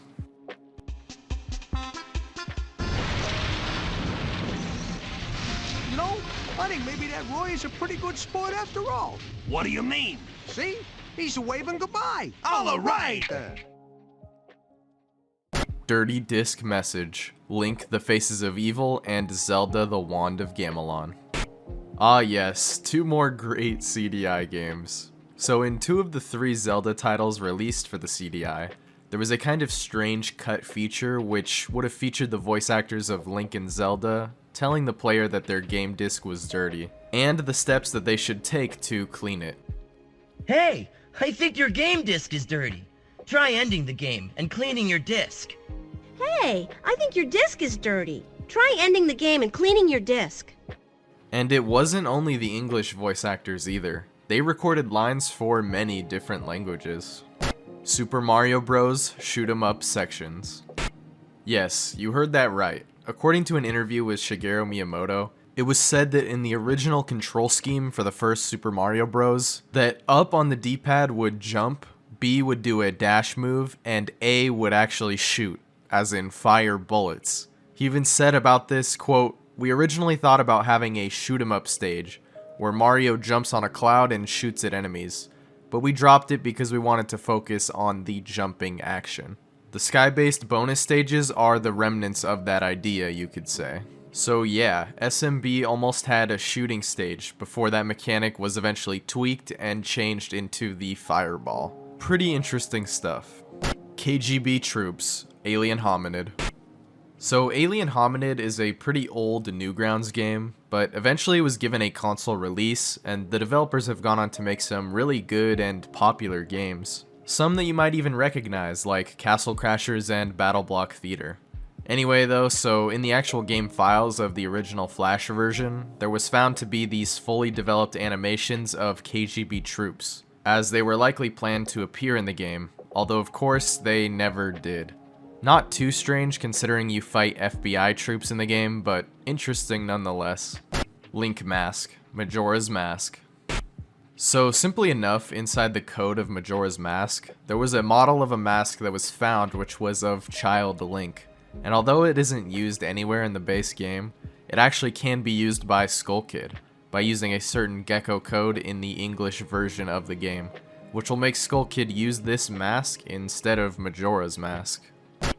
Bond Man, Mega Man. This was a robot master and boss that was planned to be included in the original Mega Man game as one of the stage bosses. However, he was eventually scrapped as the amount of stage bosses was cut down from 8 to just 6. However, one of his mechanics was used for the Ice Slasher, that being his special weapon that would freeze enemies. Extra character trophies, Super Smash Bros. Brawl. So Super Smash Bros. Brawl already has a ton of trophies in the game, but apparently there were some extra character trophies which were not actually included in the game, which may have been referenced in the game's code, such as a Ridley Assist trophy. But there were also even unused models of playable characters which were found in the ISO file of Brawl, which were showcased in a video by Sean the Squirrel on YouTube. Rhythm Heaven Megamix Test Minigame. In the Japanese version of Rhythm Heaven Megamix, quite a few graphics and animations were found relating to a test minigame. These included sprites for a background, as well as sprite sheets for various characters, and there even were some animations of these characters, dancing, punching, kicking, and doing other various things. There were also animations for enemies as well, and a character called Boss, as he's named in the files. Okoru, Paper Mario the Thousand Year Door. There is an unused enemy within the files of Paper Mario the Thousand Year Door, known simply as the file name Okoru, which means roughly to get angry in Japanese, which possibly would have had something to do with that meter rising on his head as he got angry. However, we don't know for sure, as this image is the only thing that was found in the files of this cut enemy. Dildo Weapon, Manhunt 2. Oh boy, so yeah, in Manhunt 2 there is actually a dildo weapon which was found. More specifically, the model was found in a PS2 beta version of the game, while the sounds and animations relating to executions with this weapon were found in the PC version, where it was eventually restored, and you can watch the executions on YouTube, but I'm not going to show them here as they are very violent and graphic. However, I'll go into all the cut weapons and executions of Manhunt in another video, where I will actually show all of these animations and stuff, so stay tuned for that. Or you can just look them up on YouTube if you're curious. Fahrenheit Indigo Prophecy was meant to be 2 games. So Fahrenheit was developed for over 2 years by a company called Quantic Dream of over 80 employees. And interestingly, the script of the game was completed in just 1 year by the writer and director of the game, David Cage. And the script was a whopping 2,000 pages, which is pretty insane. However, this might have also been because the game was originally planned as a kind of episodic title, which would have had many writers working on it with a planned total of 12 installments. Although the director, David Cage, didn't really like this idea and moved away from it, taking their narrative and plot and making it into just 1 game. So I'm not really too sure what it means by 2 games. Really, it was originally going to be 12 different episodes or installments, before that ended up being changed. Unused effects, Yume Nikki. In the game Yume Nikki, the protagonist, Madotsuki, has access to 24 effects throughout the game, which alter her appearance and grant her special abilities. And well, there were some planned effects that went unused in the game. First, there was the blindfold, and we don't actually know what it would have done, but we can probably guess it had something to do with her ability to see. Next, there was the grayscale, which would turn her sprite into a monochrome color scheme. And it's not really known what this would have done, although it's speculated that she might have appeared as this in the White Desert area. And lastly is the Will-O-the-Wisp, which would have turned her into a flame-like spirit, although it's not really known what effect this would have had in the game. Spaceman, LEGO Star Wars The Complete Saga. In the LEGO Star Wars The Complete Saga, released for Windows in October of 2009, there was an unused character which was found called simply Spaceman, who is simply thought to be some sort of test character that might have been used in the original LEGO Star Wars, as some of his features aren't fully modeled correctly, such as his face as it only has 1 eye. Chef Ghost, Luigi's Mansion. Originally in the first Luigi's Mansion game for the Nintendo GameCube, there was planned to be a chef ghost found in the kitchen area, although this was eventually scrapped before release, although he can be seen in early pre-release screenshots. However, in Luigi's Mansion 3, released in 2019, there is an official chef ghost boss fight. Maya the Bee and her friends was originally South Park GBC. Wait a minute, what? Yeah, okay, so this game right here, this kid-friendly puzzle game based on a German cartoon, was actually initially a South Park game developed for the Game Boy Color. How do we know this? Well, first of all, a Game Shark code can be used to open up a hidden menu in the game, which is the same one that can be found in the South Park game prototype. But that's not all. Actually, several graphics from the South Park game were found in the Maya game ROM, such as these characters from South Park, as well as this character who looks pretty similar to Itchy from The Simpsons, so not sure why he's in here to be honest. And eventually that lost South Park prototype was found and released as a ROM in 2018.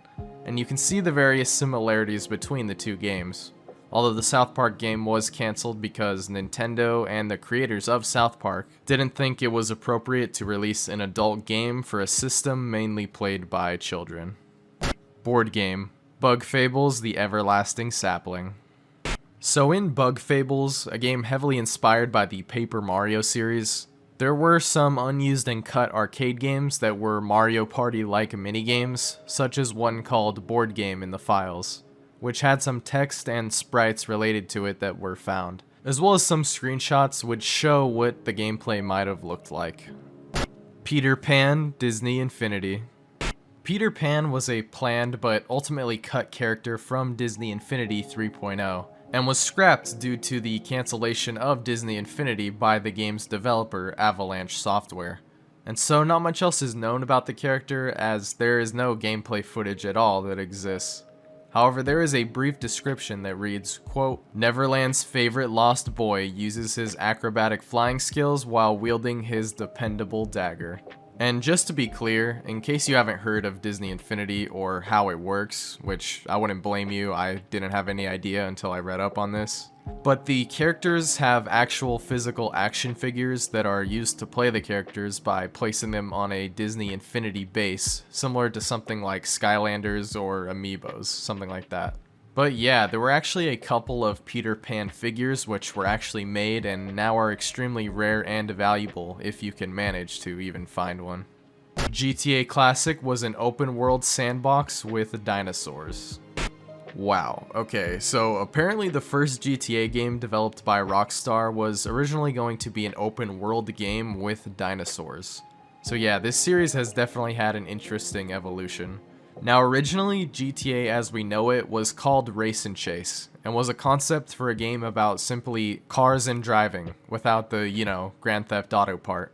Although there was still going to be crime, as it was planned to be a multiplayer game with bank robbery missions, where you could play as either the cops or the robbers. And there were also going to be just cops around the map who would chase you, all that stuff, and you're probably thinking, well, that's all great, but where are the dinosaurs? Well, in the prototypes of the game provided by one of the developers, Mike Daly, it was found that there was a demo called Dino, which was from another prototype called Attack, which was a game about dinosaurs supposedly rampaging through a city. And even in the files of the final release of Grand Theft Auto, a file relating to this can be found called dino.bat. Level 8 and 9, The Simpsons Hit and Run. So this one's really simple, but essentially in the various files relating to levels in the game, there were folders found for levels 8 and 9, although in the final game there are only 7 levels, and looking inside these folders reveals nothing. So yeah, just 2 empty folders, although I guess this does imply that at some point 2 more levels were planned for the game. Ahsoka and Padme, Star Wars Battlefront 2. So in 2020, Star Wars Battlefront 2 got its last major update and ended support for future heroes being added to the game, which is a shame, as it was promised by the creative director of the game that more female heroes would be introduced into the game.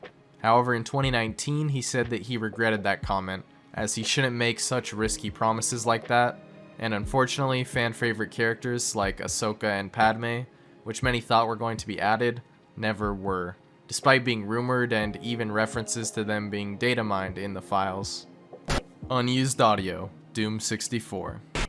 In the Nintendo 64 version of Doom, first released in 1997, there were found to be a couple of unused audio clips, those being these sounds.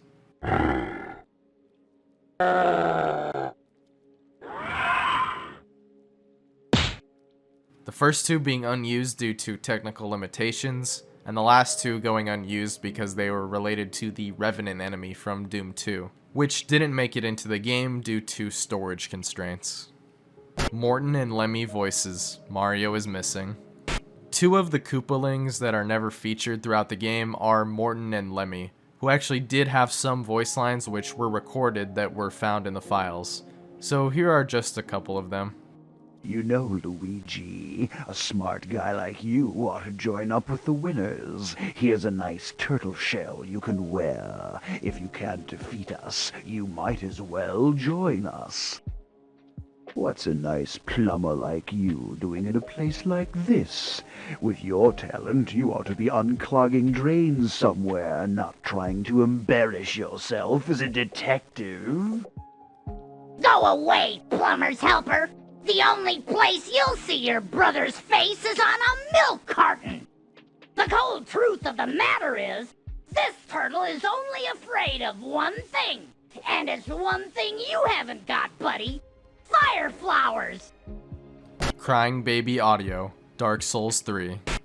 Okay, so this is very disturbing, like, really. So I'm not going to play the whole audio, but if you want to listen to the entire thing, you can easily find it on YouTube.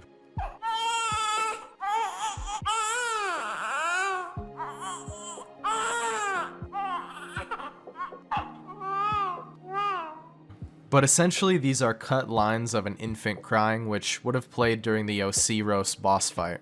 Osiros? I don't know how you say that. And you might be thinking, what's so bad about that? It's just a baby crying. It's a little weird, but nothing too bad, right?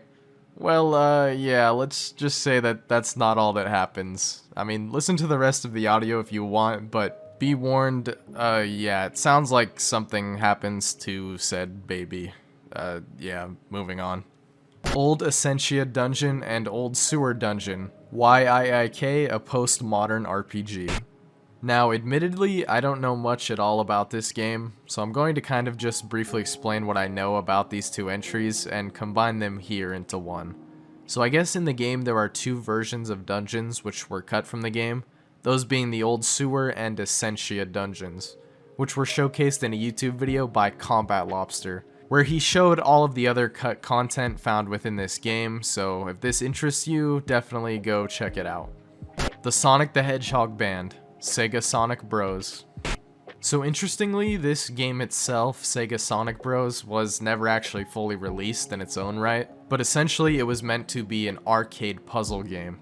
However, even though it didn't officially release, a ROM was found which can be played, and in this ROM was found the various sprites of Sonic band members, which if you remember from one of the previous parts of the Iceberg, was a concept that was planned for the first Sonic the Hedgehog game, but was never actually used. Poacher, Carnivore's Ice Age. The Poachers were planned human enemies in the game Carnivore's Ice Age, which were going to be human NPCs that would actually hunt the player. However, at some point they were scrapped. However, by editing a file in the game, it's possible to actually add the poacher back into the game. Minecarts storing items, Minecraft. So I guess this was a planned feature where minecarts would actually be able to store items like a chest. However, now in the game, there are minecarts with chests and minecarts with hoppers, which can be used in this very way. Purple Feathers, Angry Birds. So this is really kind of a basic one. Just some purple feather textures which were found in the PC version of Angry Birds, which was seen as a hint by fans that a new purple bird was coming to the game. However, that bird was never released as far as I'm aware. Terrorist attack image in Mario Kart Arcade GP. Alright, the final tier coming right out of the gate with some weird stuff. Great. So yeah, in Mario Kart Arcade GP, a couple of images were found called CamTest00, CamTest01, and CamTest02.jpg. The first one was a simple color test, and the second was of mascots at an expo in Japan, and the third one was, well, a picture of a real-life school hostage crisis where 1,100 people were taken hostage in a school in Beslan, North Ossetia. Now, why was this specific image used? Even if it was just for testing purposes, who knows? Personalized Pikmin AI. I'm serious. Basically, in the original Pikmin game released for the Nintendo GameCube in 2001, it was stated by Miyamoto in an interview about the game that it was actually discussed and planned that there would be sentient Pikmin AI, and that it would actually adapt to how you played the game, and could even disobey the player. although in testing this kind of feature was found to be more annoying for players than anything else. Still, it's really interesting though. Anguillus, Godzilla monster of monsters. So there were two monsters which were cut from the game that were also going to be playable, those being Anguillus and Rodan. And Anguillus can actually still be accessed in the game by freezing this RAM address at 03, whatever that means, which allows Anguillus to be in a mostly playable state, although he lacks attack animations and he can't be damaged by enemies and can even sometimes completely crash the game. Rodan, Godzilla monster of monsters. So yeah, this was the other unused and cut playable character in Godzilla Monster of Monsters, who could also be accessed by freezing the same RAM address, but this time at 02. Although Rodan is in an even less playable state than Anguillus, and fights against monsters with this character will simply crash the game. However, the sprites of Rodan do exist in both the Japanese and international versions of the game. Unknown Nintendo Employee Pictures. Super Mario 64 on Nintendo 64 disk drive. So this is referring to a version of Super Mario 64 that was planned to be released for the Nintendo 64 DD or disc version, and it was showcased on the unit at a Nintendo show in 1996. But basically found within the files of the game were some unused graphics, and among them were these images of what is assumed to be an unknown Nintendo employee who has still yet to be identified. And it's unknown why these images are even in the files. Propeller hat in Super Mario Bros. So this refers to the idea that in Super Mario Bros. 1, the propeller cap was a planned feature, or at least something that was looked into conceptually, which can be seen in these rough sketches dating back to the development of SMB1, which shows a propeller hat, similar to the one seen many years later in New Super Mario Bros. Wii. Naked Woman. Blasto. So Blasto is a third-person shooter game released in 1998 for the PlayStation 1, where you play the role of Captain Blasto as you platform and fight aliens. Now there were a couple of unused images that were found in the files of this game, some just being simple copyright notice screens and some just being placeholder images. But also in the files was found an image of a fully nude woman, which I obviously can't show here on YouTube, but yeah, it exists. And someone left it in there for whatever reason. Whoops. Tokone, Kirby and the Amazing Mirror prototype. While there are a bunch of unused and cut assets found in the prototype of Kirby and the Amazing Mirror, there is only one unused enemy, and that is Tokone. Probably butchering that name, but yeah. Only its sprites as well as its name have been found within the ROM. And it's thought that this is a kind of clock-like enemy, simply based on its design. Redneck Kong, Diddy Kong Pilot. Okay, so this is a bit of a weird one, but there was a prototype of a now cancelled racing game called Diddy Kong Pilot that was being developed for the Game Boy Advance in 2001. However, this game was never actually released, and this prototype was actually eventually turned into Banjo Pilot, which released in 2005 for the Game Boy Advance. However, a ROM of one of the builds of Diddy Kong Pilot was found in 2013. And on this ROM, a lot of interesting content was found that was actually cut from the version of Diddy Kong Pilot that was shown off in 2001. And one of those things was a character called Redneck Kong, who appeared on the character selection menu and could be highlighted, although he could not actually be selected. Hat Kong / Fedora Kong, Donkey Kong Land. There are quite a few characters that were meant to be included in Donkey Kong Land, but were eventually cut at some point and went unused. And one of those is this Kong, that is not actually officially named, but has been called Hat Kong and Fedora Kong by fans, who, like those names suggest, is seen wearing a fedora-like hat. Not much else, though, is known about this cut character. Tiara Boobowski, Sonic Extreme.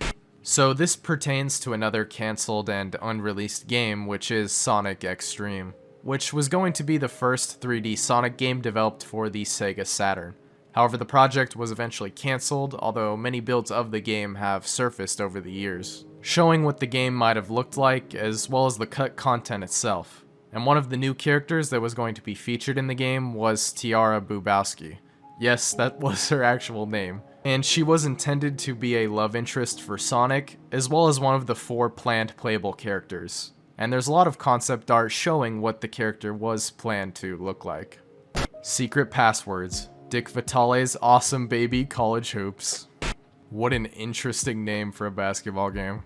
Anyway, this concerns some secret passwords that were left in the game by developers, either as an Easter egg or by accident. But basically, there's codes that would change the names of the people on your team, such as these, for example. I like this one, the White House with a bunch of presidents, and then at the bottom, for some reason, you've got the CIA, FBI, and the NSA.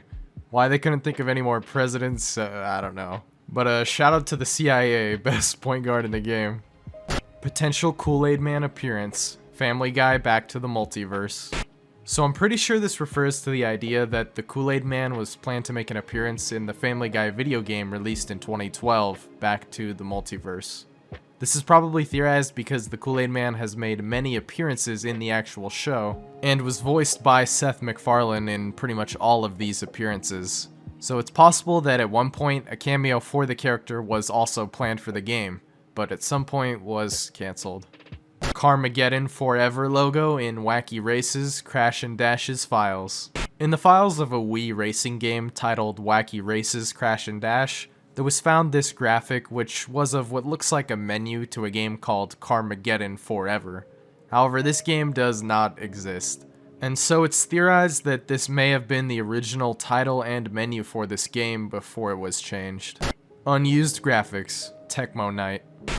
Okay, not gonna lie, this one kind of shocked me when I looked into it, because that's a pretty unassuming title for this entry, like a lot of others on this list. But if you've never actually played this game like I have, yeah, the game's pretty gory and violent, and it's an arcade-style beat-em-up released in the 1980s. And even in the opening sequence of the game, you see 2 characters get killed in a particularly brutal fashion.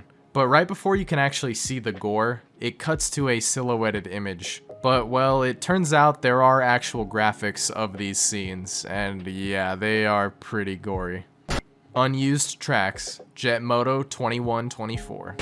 So yet again, another game that was never finished or fully released, as this title, Jet Moto 2124, was meant to be a sequel to Jet Moto 3, but due to issues during development, the project had to be cancelled. Although an early ROM was found of the game in 2014. And in it, a couple of unused and changed tracks were found.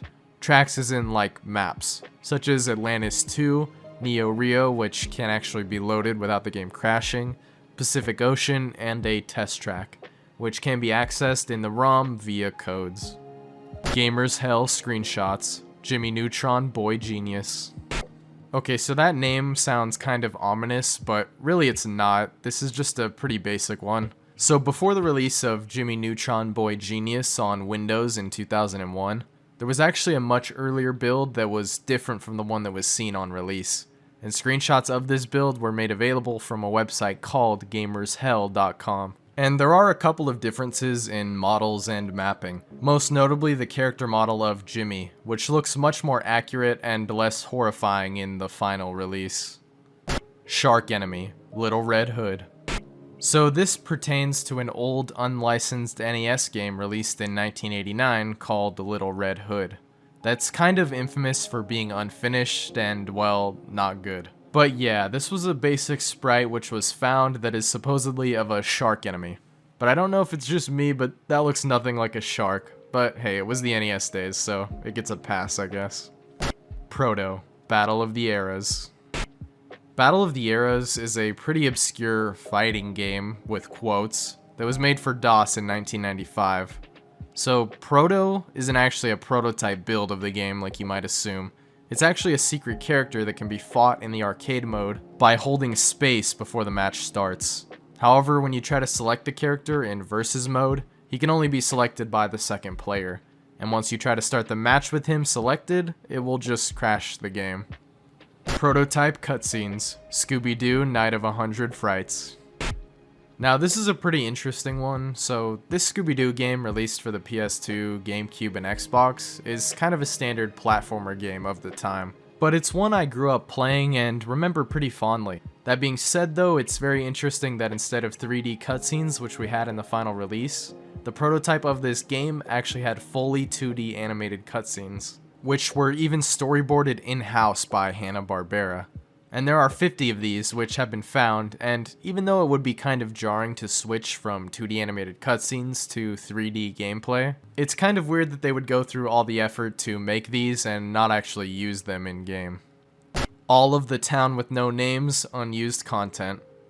Oh boy, so where do we begin with this? First of all, this game is pretty wild on its own, and it's kind of gone on to become a meme for how weird and, yeah, just weird it is. But there's a bunch of unused content with this game, so let's just get into it. First, there is an unused language select screen, which features languages in a globe-like shape or something for some reason. Then there's some random animations, some test and placeholder graphics, and just some really weird and confusing images. Like this one. Like, what am I even looking at right now? And there's also a ton of unused random voice lines from the characters in this game, such as this. Were you born stupid, or did you have to learn to play this bad? And some music that was also cut, such as this gem.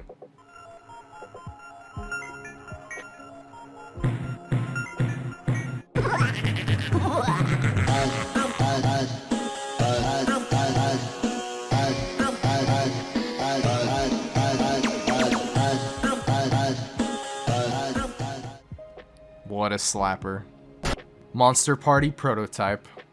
Monster Party is another NES game released in 1989, and it's kind of a weird platforming game about, well, monsters.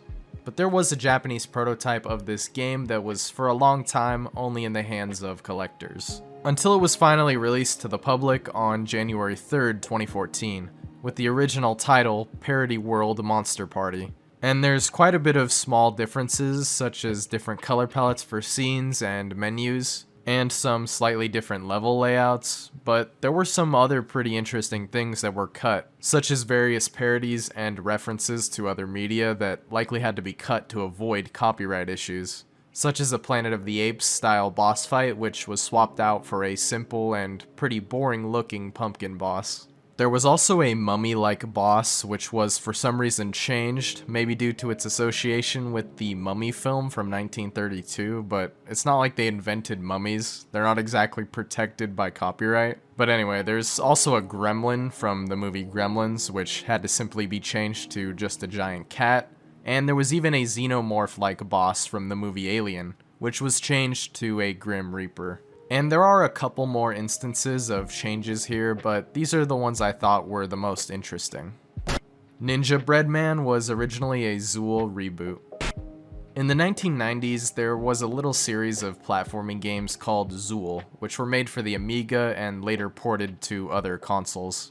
Fast forward many years later, and the very strange platforming game for the Wii, released in 2005, called Ninja Breadman, was actually revealed to have started as an entry in the Zool series, as a reboot actually. However, after only a short amount of time in development, the reboot of Zool was cancelled, and instead 4 new games were going to be made in its place using various assets from the reboot, those being Anubis 2, Mythmakers, Trixie and Toyland, Rock'n'Roll Adventures, and Casper's Scare School. Oh, and of course, you can't forget the most infamous one, Ninja Breadman. And yeah, these games are kind of known for being shovelware, but interestingly, the animated intro of the Zool reboot was actually found, and it now can be viewed on YouTube.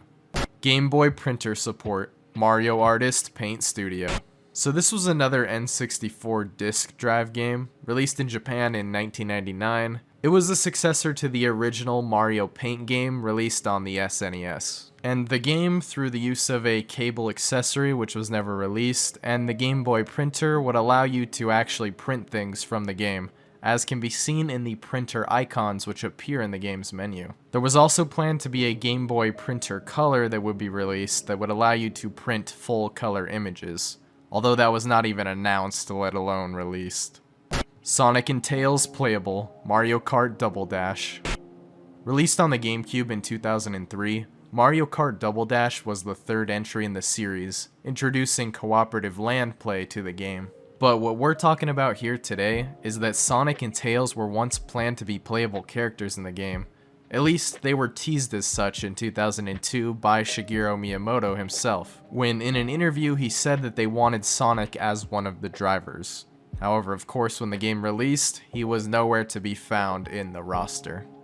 Unused content, cut voice line implying child victims. Manhunt 2. Jesus. So yeah, this game is already extremely dark and disturbing, but even so, some stuff was just too much and had to be cut. Like this cut audio, for example. Without getting into spoilers, because honestly I think this game is really underrated and you should give it a play if you can find it.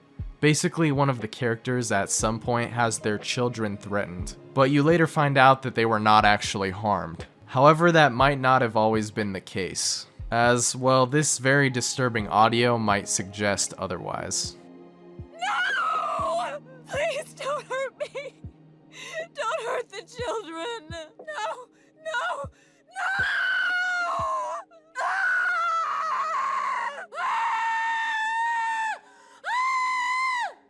Yeah, some pretty heavy and disturbing stuff.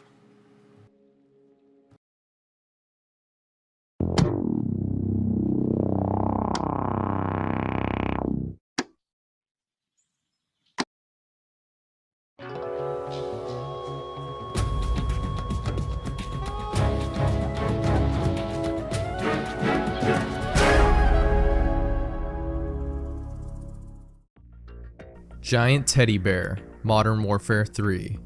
The teddy bears have been an ongoing Easter egg in the Call of Duty series ever since its inception, basically, going all the way back to Call of Duty Finest Hour and the Ghost Room, which I discussed in the Creepy Easter Eggs Iceberg, and is easily the weirdest COD Easter egg of all time. But back on track here, in the original Modern Warfare 3 released in 2011, aka the good one, over time players found quite a few hidden teddy bears across the various multiplayer maps, including some even giant teddy bears that were very well hidden, like this one located on the map Lockdown, which is only accessible by flying a recon drone using the support package into this specific window, which you can clip through to see this bear dual-wielding 2 golden deagles. There's another giant one located inside of the kitchen of Burger Town in the map Arcaden, and another one which is only visible outside of the map if you manage to glitch outside the boundaries of Resistance, where you can find another giant bear with the 2 gold deagles inside of a building. Makes you wonder if there are any more of these in the other maps which still haven't been discovered yet. Lord of the Pies, Dragon Age Inquisition. If you manage to glitch inside of a certain room in Dragon Age Inquisition, usually by running into Solus's room after entering the Skyhold, it can sometimes cause the room to not completely load in, which will make you fall right through the floor and come across this strange thing, seemingly a giant pie with a drawn-on face and a top hat, nicknamed the Lord of the Pies, which is a term coined by the developer who put it there, named Graham Kelly, who actually commented on videos that showed off this strange Easter egg, claiming that there were more strange objects like it hidden behind various barriers and load screens throughout the game. Dev Room Fallout 76. So dev rooms are a pretty common thing in video games, so I wasn't planning to include very many on this list, but this one is just so infamous and hilarious that I had to. Not because of anything actually hidden inside of it, but because of the history behind it. It basically works like a standard dev room with all the weapons and items and whatnot for dev testing, but it's mostly known because of the fiasco that was Fallout 76's launch, and the fact that this is an online game with microtransactions and PvP, and couple that with all the other fails that happened when this game launched, and yeah, people discovering this dev room did not bode well for the game and any semblance of balance or anything. Also, people who did find it, even if by accident, were getting banned. Whoops. Like, why did they even leave this in public servers to begin with? Either way, the path to getting there is patched out, but it's still another interesting piece of lore in the storied history of 76's abysmal launch. White Gold Tower, Skyrim. The White Gold Tower, also called the Imperial City Palace, is a structure located in the Imperial City of Cyrodiil, visible most notably in the Elder Scrolls IV Oblivion. However, in Skyrim you can get out of the map by parkouring on top of some buildings in Riften using the Do Not Delete chest and the Whirlwind Sprint Shout, and eventually you'll get over a canal wall, which will take you outside of the map. Then you can head southwest through the geometry and sort of shimmy your way up the mountains, the classic Skyrim way, and after a long trek at the edge of the range, you'll be able to see the tower in the distance. It's a very low poly LOD model, but it is curious that it was even included in the first place. Third dimension, Among Us. So this was explored in the YouTube series Boundary Break, which as suggested deals with breaking out of the boundaries of various games and seeing the tricks and inner workings behind making our favorite games work. Interestingly, Among Us is actually built on a 3D engine, and when you break out of boundaries in the game, you're met with a pretty trippy experience because all of the assets are in 2D, but the game itself runs in 3D with multiple layers. All the parts of the ship on the different maps, as well as space itself for when players are ejected, are all just different layers on top of one another. This is also the same with the dropship waiting room area, the main menu, and even the character customization menu. Stockholm, Fallout 3.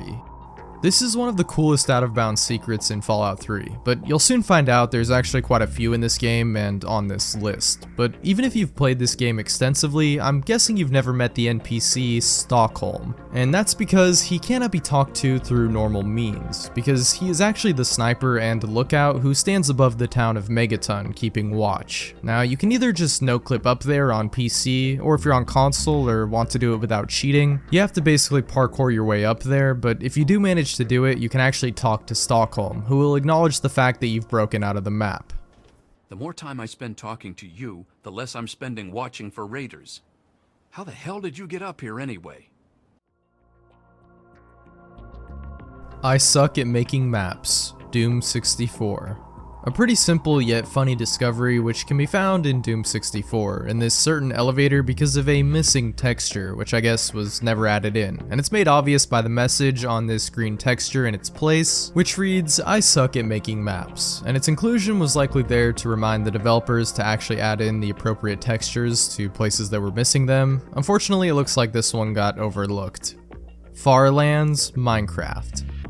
The Farlands are a very strange phenomenon in Minecraft, an area so far from spawn that likely you would never encounter it, said to spawn over 12 million blocks away from your initial starting zone. They are a terrain generation bug which would only occur due to the noise generators malfunctioning due to the sheer size of the world, and would start creating strange shapes and walls filled with mysterious holes and caves. However, this has since been patched out of the game, so to experience this, you'll have to play an older version and travel over 12 million blocks from spawn. Good luck with that. Past the flagpole, Super Mario Bros. One of the earliest examples of going out of bounds in video games, dating back to the original Super Mario Bros. You can simply use a platform to jump over the flagpole in 3-3, which lets you roam an infinite out of bounds area, or you can do a sweatier method in 1-1, where you glitch a turtle through the ground and then jump at just the right moment, which will send you over the flag, which results in the same kind of thing. Also, there's the World 1-2 skip, which allows you, after breaking through the map, to skip to World 5, but there are a ton of these in the Mario games and a bunch of different world skips, so we'll just move on. Kug, Super Mario Sunshine. If you manage to glitch yourself underneath the map of Pinna Park in Super Mario Sunshine next to this carnival ride looking thing, then you'll be greeted with nothing out of the ordinary actually. But if you do angle your camera to just the right spot, then you will see a question mark underneath the surface, which if you peer at it again from a lower angle, it reveals itself to actually be the only Goomba in the game, which when found in the files was named Kug, possibly a cut enemy from the game. However, it's only a crudely drawn 2D model, interestingly enough. Missing material, Borderlands 2. This is another missing texture situation. Pretty simple stuff, but outside of the map in Borderlands 2, YouTube user the Hitman1398 discovered an interesting blinking texture that reads "missing material," an obnoxiously bright message which again was probably being used to signify mappers to add in a texture here, which they forgot to do. Whoops. Giant squid, splashdown.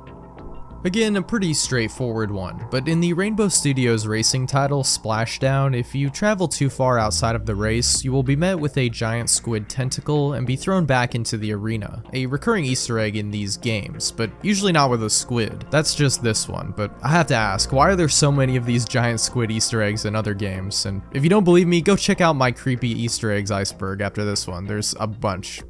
Verrucht, MG42, World at War, and Black Ops 3. This is a creepy out-of-bounds Easter egg in the map Verrucht, which again we briefly mentioned in the creepy video game Easter eggs Iceberg, but here it's something only found through no-clipping under the map, under the fountain specifically, which normally isn't accessible, to which you will find a mountable MG42, like those featured in the campaign, which can actually strangely enough be used. The map was recreated in Black Ops 3 pretty faithfully, including the fountain in the middle, and under it there is a similar Easter egg, although quite a bit creepier this time around, as we can see the machine gun mounted by a pair of detached arms, on top of some sort of stone or concrete slab, which itself is sitting on a mound of dirt surrounded by bones, all below the map and out of sight. Weird. White statue, dust and Elysian tail.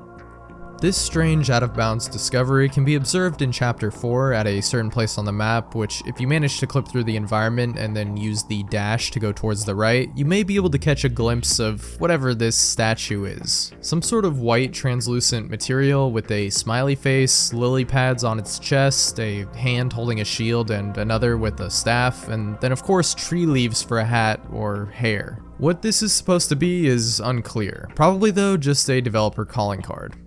Boat People, Spider-Man.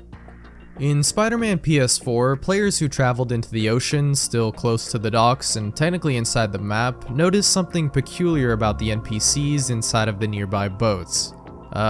Yeah, very strange poly models. And this isn't even very far from shore, so why are they like this? I'm not really sure. Probably an LOD model meant to be seen from much further away that sometimes spawns close due to a bug or misplacement is my best guess.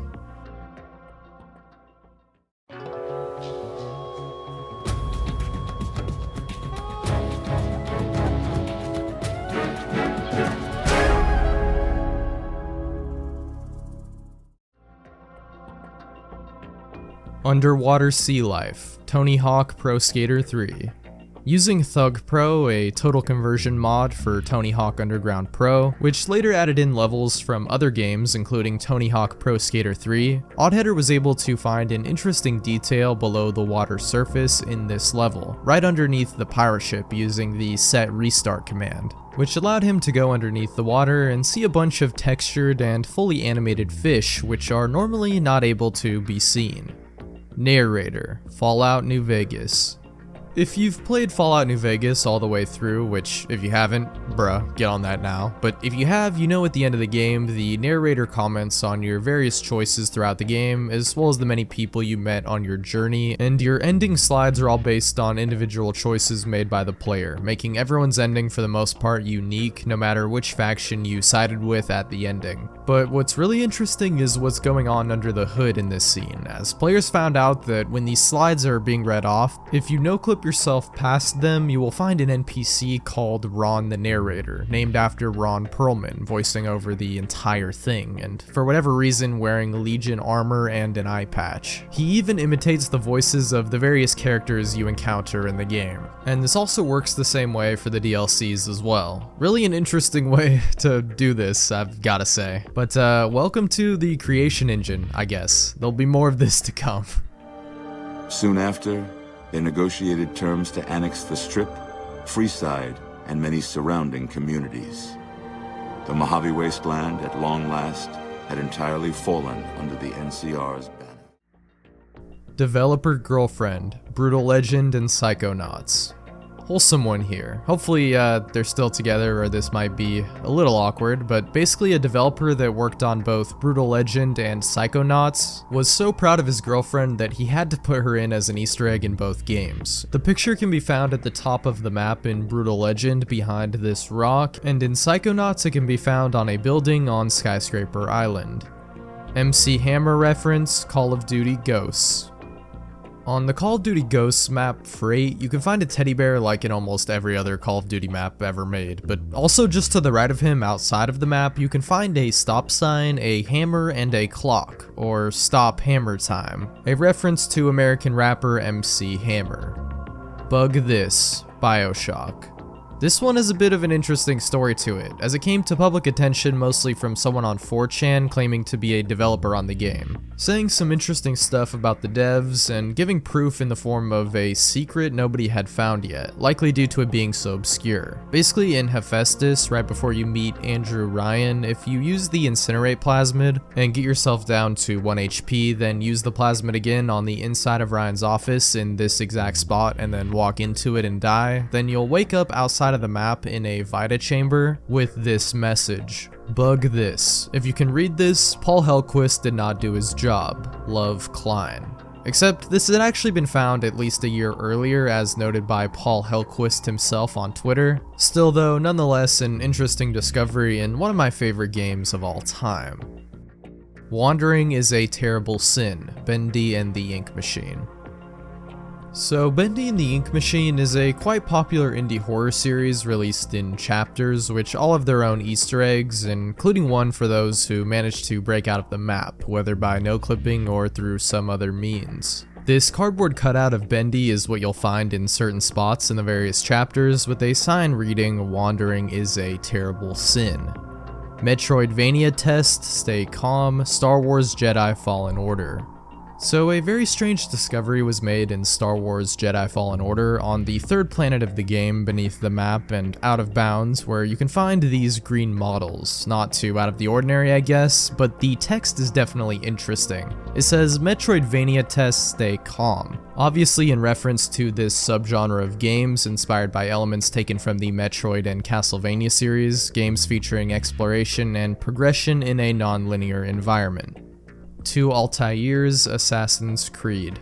Towards the end of Memory Block 6 in the original Assassin's Creed, there was found to be a very strange bug if the player reared their horse near this edge of the map by some guards. Sometimes you would end up falling through the geometry, and for the most part you just respawn normally, but on occasion you would respawn with two Altairs, the protagonist of the game, controlling both at the same time, as one of them just mimics your movements. But also strangely enough, you can assassinate the other Altair, which will cause the game to think that you died. Very strange discovery for sure, which some believe may have had something to do with a cut co-op feature, although this is just speculation. No Clip Room. Trover Saves the Universe. In Trover Saves the Universe, a 2019 platforming action title created by Rick and Morty co-creator Justin Roiland and Squanch Games, there is an interesting Easter egg located behind a room you can't normally enter, which is referenced by one of the characters in-game, but by the use of a no-clip program, you can actually enter the room only to find a man waiting for you, voiced by Roiland himself, like basically every other character, who acknowledges the fact that you broke out of bounds. One of those buildings in a video game that's got a bunch of doors you'll never be able to open. Classic Easter egg. How'd you get here? Did you use a no-clip program? Stone Statues, Dying Light. Found in the first Dying Light, there is a rather strange but cool Easter egg involving a weapon, a sword called EXP Caliber, in reference to the mythical sword of King Arthur, stuck inside the corpse of a zombie on this rock. You can try to pull out the sword, but it doesn't work unless you sit there pulling on it for about 3 minutes. However, if you manage to pull out the sword, you do get a pretty OP weapon out of it, but that's not what we're talking about with this entry. Rather, it's what's under the rock that is more fascinating, I think, because sometimes if you manage to drown in the area, you will fall under the map and see some floating cars above you, and if you quickly grapple on top of them before you fall to your death, then you'll come across some peculiar statues, likely of some unused character models in the game, including one of a zombie type and another of a man holding a bucket, strangely enough. Giant Teddy Bear, Fallout 3. Basically the same thing as in Modern Warfare 3, right? But this time it's a little more interesting, I think, because you can actually loot this teddy bear, as in like pick him up as an item, even though he's outside of the map. He can be found in the top left corner of the map at this marked location, Satcom Array NN03D. First you have to go in and deal with all the raiders, and then make your way to this makeshift drug lab, and just behind this wooden barricade is the giant bear. Just an upsized version of the regular teddy bear, which is normally inaccessible, although you can just just no clip in and take it, or you can throw some nades and get the bear to fall closer to you, and then by using an exploit, you can kind of clip your camera inside in third person and take it. But if you do drop the bear after it's in your inventory and then pick it up again, it'll become small. So if you want to use this as a decoration in your house or something, make sure you drop it the first time where you want him to sit permanently. Motorized shark fin, Mad Max.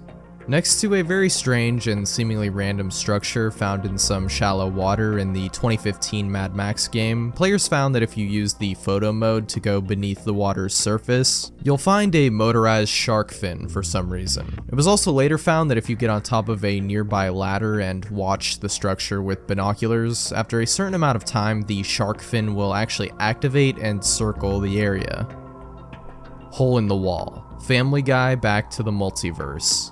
This is a possibly cut reference to the Kool-Aid Man and his many appearances in the Family Guy TV show where he breaks through walls to say his signature catchphrase, which was a part of his marketing campaign in the 90s. Or maybe it's not that at all and it's just a random hole in the wall which is normally inaccessible. It is found in the first level of the game and can only be found by going out of bounds and onto this street which normally you can't get to. Go to the back of this pizza parlor and there it is. And nothing else is inside the store, so we can really only speculate as to what's going on here. Banana Room, Time Splitters Future Perfect. There is a part of the level in Time Splitters Future Perfect called Breaking and Entering where you use mounted turrets to shoot at some guys while viewing from a camera, which goes into this room which cannot be accessed in any other way in the game, at least through normal means. If you do manage to no-clip yourself in, however, you are met with a strange sight. Yeah, multiple bananas clipping inside the walls and under a desk for whatever reason. Make of that what you will, I guess.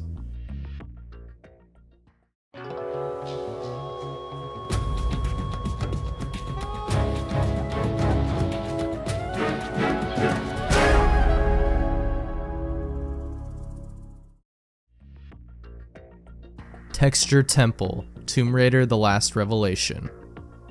In Tomb Raider 4: The Last Revelation, after a certain level transition, you can actually turn around and make your way back to where you came from, parkouring past a few rocks, which is only possible after cheating, using either some sort of no-clip mod or a position editor, to get yourself on one of the far rocks. But after making your way, you'll come across this strange building made of a weird texture, which, as it turns out, is just the default missing texture, but I gotta say it's a weird texture for that purpose, and gives this temple a very strange and cryptic feel to it, to say the least. Neversoft logo, Call of Duty Ghosts. On the Nemesis DLC map, Showtime, which is some sort of concert in the desert, if you look outside the map with the free look spectating camera, you will find an interesting sculpture of an impaled eyeball, which is a reference to the studio Neversoft, who previously worked on Call of Duty titles and would eventually merge with Infinity Ward, leaving this as a monument to the company, which is pretty cool. Sander Cohen Dance, BioShock. In the Fort Frolic level, possibly the best part of the entire game, you will come across a location called Eve Garden, and in there you will find the ghost of a prostitute that was killed by Andrew Ryan. If you follow her into the room, you will find her corpse, but just behind the door before it opens, you can see some shadows dancing, and if you manage to clip yourself inside the room before the door actually opens on its own, you'll see quite a strange sight. Two models of Sander Cohen dancing. Yeah. Dark Figure, Life is Strange. If you manage to clip out of Chloe's house in episode 4 and get onto the street level through some glitches, then you'll notice your own player model is missing its texture. But even creepier is another model without a texture, a dark figure sitting in the window of a nearby house. Who or what this is supposed to be or why they're here is unknown. Skywell 27 Worm, Borderlands 3. So for some reason, when a player was loading into the area known as Skywell 27 in Borderlands 3, he was met with, instead of a standard loading screen, this weird creature. Maybe some kind of worm or something, as we can see that whatever it is, it's moving. Ew, yeah. And as far as I know, we still have no clue what this thing is supposed to be, or why it appeared right before this area. Very strange. Plushies, Valorant. Most of the Valorant maps have a bunch of these little plushie characters hidden throughout the game, usually outside of the map, only to be found by players using noclip and by searching every nook and cranny on these maps, including a party of plushies and this worm guy sitting together inside of a house way outside of this map. Orala, Horizon Forbidden West. Way outside the boundaries of the playable areas of the map, keen-eyed players noticed a word written way out in the background, only visible at night and from a certain altitude. Orala. Not sure exactly what this is supposed to mean. I don't think it's the name of a character in the game or anything. I mean, there is a minor character named Arana, but not Orala, so it's still a mystery to me. If anyone knows what this might mean, leave it down below. Missing texture character, BioShock Infinite. A very strange discovery was made on the series Boundary Break, which shout out to the series because it came in handy when looking into a bunch of these weird out-of-bounds discoveries. But basically it was found that in the Good Time Club of BioShock Infinite, past this wall, is a strange scene where it seems a first-person sequence was meant to take place, thanks to Booker's arms being seen, as well as a person on some sort of chair, with only their head being visible and the rest of their body missing textures. Makes you wonder what this scene was really supposed to be of. Dev Room, EverQuest. A cool little dev room can be found in EverQuest by either glitching yourself through a wall or by teleporting yourself to the location in question, to which you will find nothing but a blank room surrounded by a texture of this cool cat. Yep, that's it. Who can say where the road goes? Mordhau. If you manage to break out of the map Contraband in the medieval multiplayer fighting game Mordhau using some sort of building exploit, not only will you be able to end up on people's loadout changing menus, which can be pretty funny, but also if you run around and explore, you might find this sign, who can say where the road goes, and if you walk into it, it teleports you back to the map in the air so you can fall to your death. Looks like the devs might have predicted people would try to break out of the map. Out of bounds shortcut, Insurgency. As pointed out in a deleted Reddit post and on a video by T5G, there is an Insurgency Sandstorm map with the classic return to battlefield in a certain amount of time or die screen, to prevent people from getting out of the map. The thing is, this alleyway that this message pops up on is actually like in the middle of the map, so it seems like it should be a part of it, and it actually secretly is as a shortcut. Because if you run straight through it, you can actually get through without dying, as you'll be able to get out in 9.9 seconds, when the death counter is only 10 seconds. Pretty cool detail, actually. Serious Sam Helmet, the Talos Principle.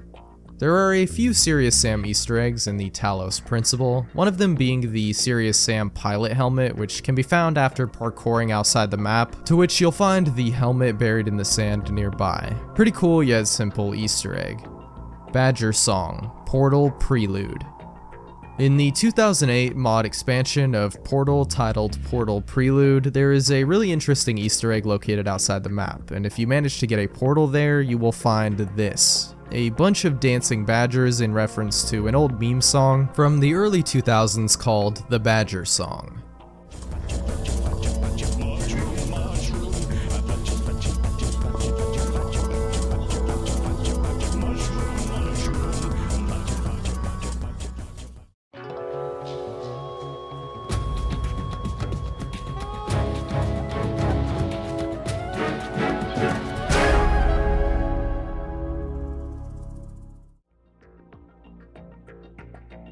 Creepy Room, Cyberpunk 2077.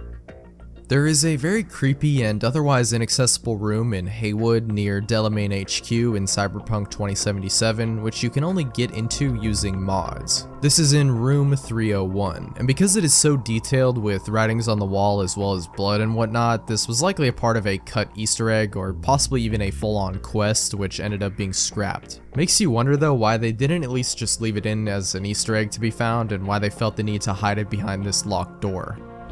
Nephilim, Payday 2. The Payday 2 Nephilim lore goes deep. This isn't some cryptid Easter egg which has no connections to the story. It's surprisingly an integral part of it. Yeah, if you didn't know, the Payday 2 story gets absolutely wild, taking on some crazy supernatural elements. I recommend this video by Noli if you want to deep dive into the whole story because it's quite a ride. But honestly, it reminds me of the COD Zombie story. It just gets so off the wall ridiculous that it's kind of funny. And yes, Nephilim, these giant creatures from the Bible, are involved. You can find paintings of them in the Heist Shacklethorn auction, but also if you walk on these steps outside the map, you will see a large dark figure in the background, most likely a Nephilim as seen in the paintings. Anyway, I won't spoil too much of the story, but just know that yes, this is canon, and it will make much more sense if you complete the secret at the White House, which is a long and tedious process, but definitely worth it if you want to see the true ending of Payday 2. Gaben Room, Half-Life. Yes, in the original Half-Life released in 1998, if you no-clip in the third chapter, Unforeseen Consequences, after you go down an elevator, then you can find this very weird room which has the head of Valve president Gabe Newell, aka Gaben, plastered everywhere as the only texture for the room. Predator, Modern Warfare 2019.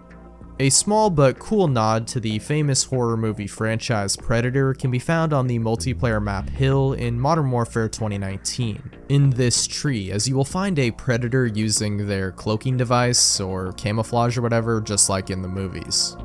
Decapitated Head, Resident Evil 2.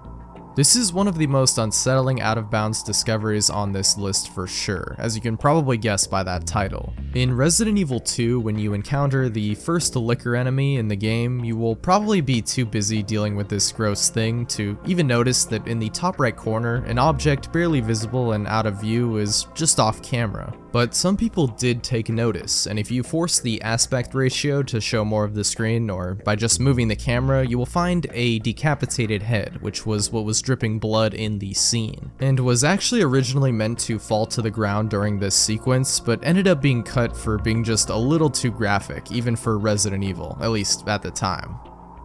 Loch Ness Monster, Watch Dogs.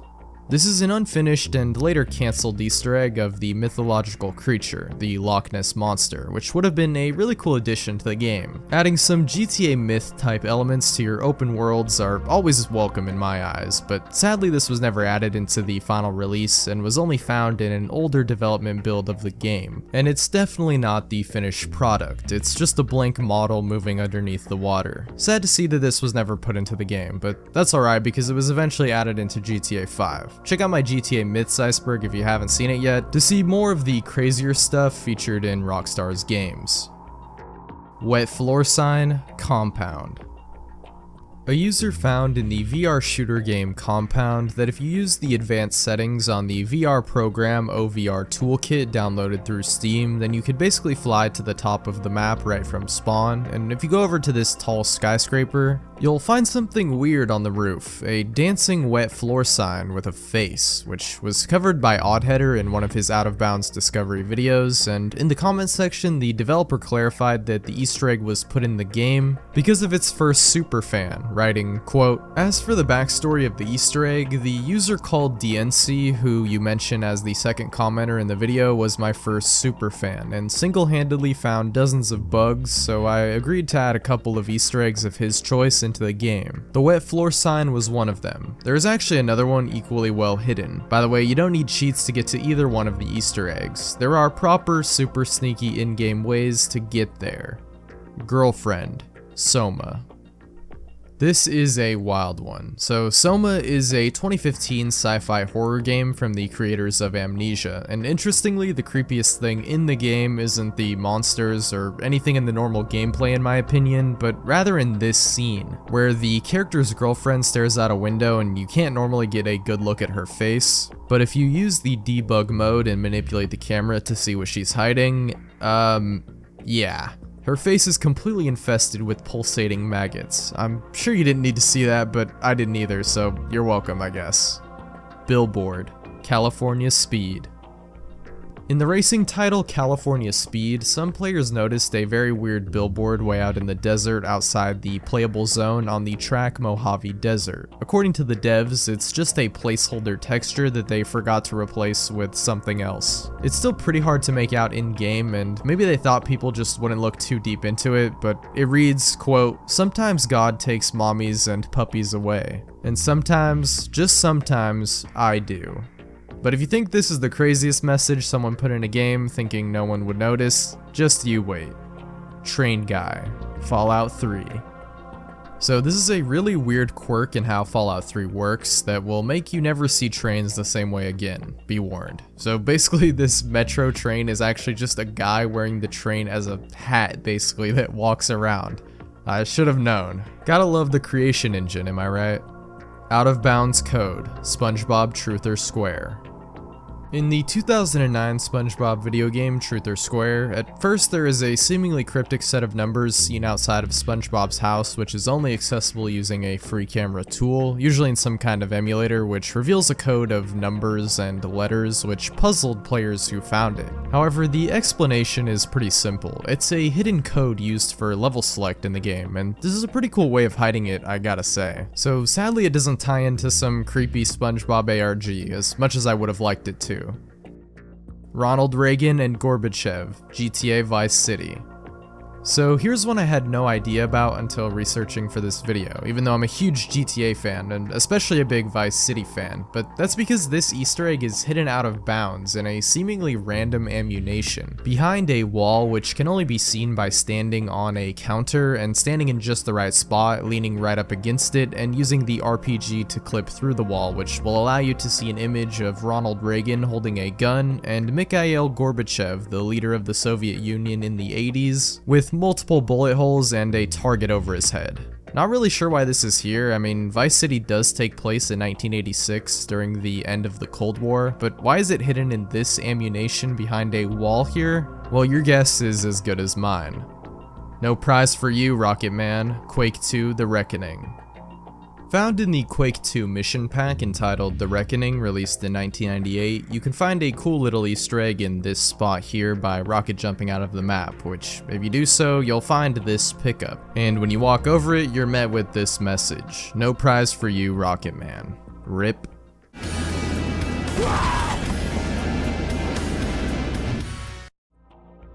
Ghost Larry, Little Big Planet. In one of the Pop It puzzle levels, if you manage to glitch in the creative tools in Little Big Planet 3, you can very tediously climb very far outside of the map where you were never intended to reach and find the ghost of a character called Larry Da Vinci, who is floating above a cloud with a halo above his head, again inferring that he is dead. That's strange on its own, but it's also believed that this was a piece of cut content, and this screen showing the dead Larry would also trigger if you somehow managed to kill him in the game, which is why once you reach this cloud using the exploit, the camera lingers and you can't actually leave the area. Jabba's Palace Robot, Star Wars Battlefront. This bizarre discovery was found outside of the map Jabba's Palace in the original 2004 Star Wars Battlefront near one of the command posts, just barely inside the wall, where you can find this strange robot that appears nowhere else in the game to my knowledge, doing this weird pose. What's most interesting though is that it is likely of the droid CZ-4, featured in The Return of the Jedi, who does a similar pose in almost the exact location of Jabba's Palace. Likely this was going to be part of the background, but got scrapped at some point in development, and they just decided to hide it just outside of sight inside the walls. The pose and design itself isn't exactly the same, but it's similar enough to where I think this is what this is supposed to be of.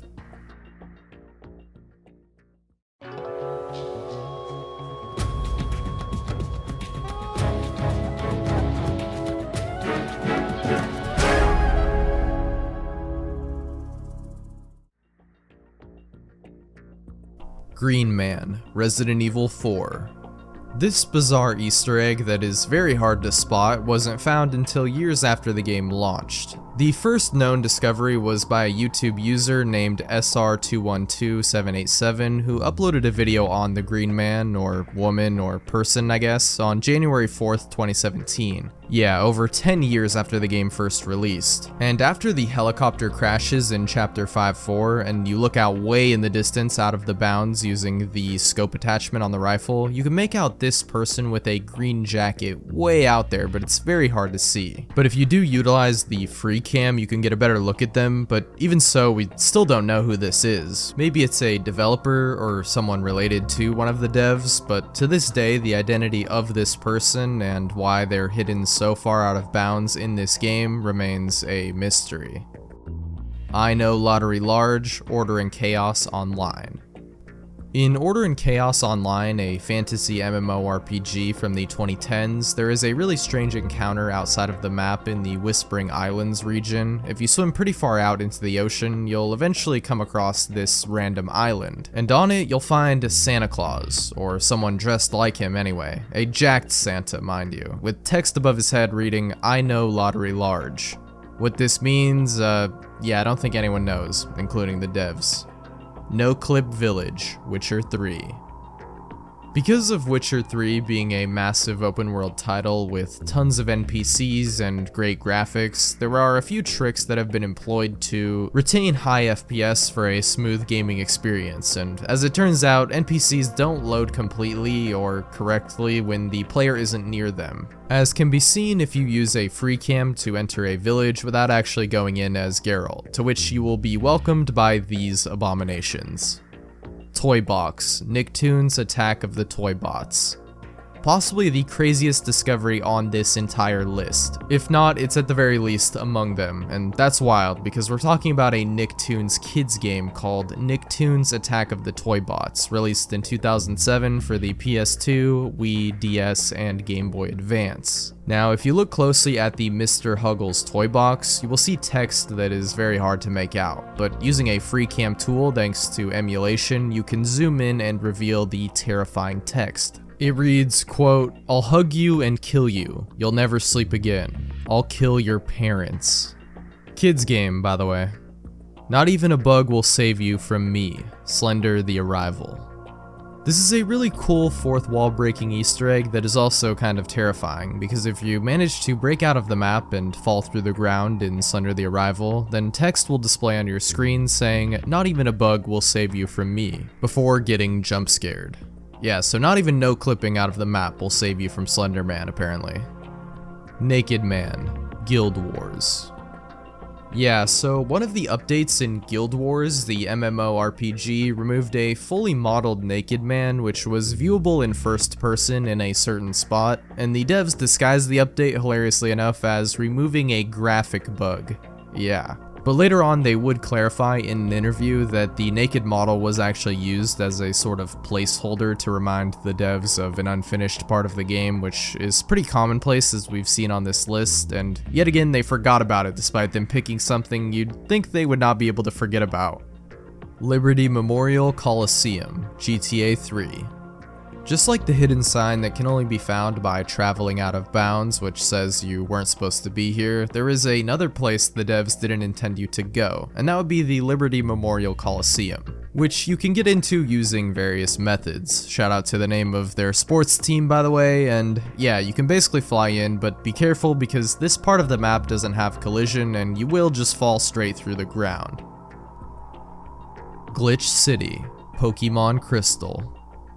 Like Oddheader suggested in his video, this is basically a real-life Pokemon creepypasta come to life. Like, if there wasn't footage, I don't think I would have believed this. But yes, in Pokemon Crystal, if you use an emulator to break out of the map in the house you start in, and then save the game and load back in at a certain spot, you will end up in what is known as Glitch City, a glitchy-looking town which in itself is reminiscent of creepypastas, but that's not where it ends, because you can then encounter a ghost girl, who appears as Missing No essentially if you enter a fight with her, and usually just crashes the game, but if you somehow manage to defeat her, then you will be teleported inside of a house with a jumble of nonsensical text and a phone ringing in the background before the game crashes itself.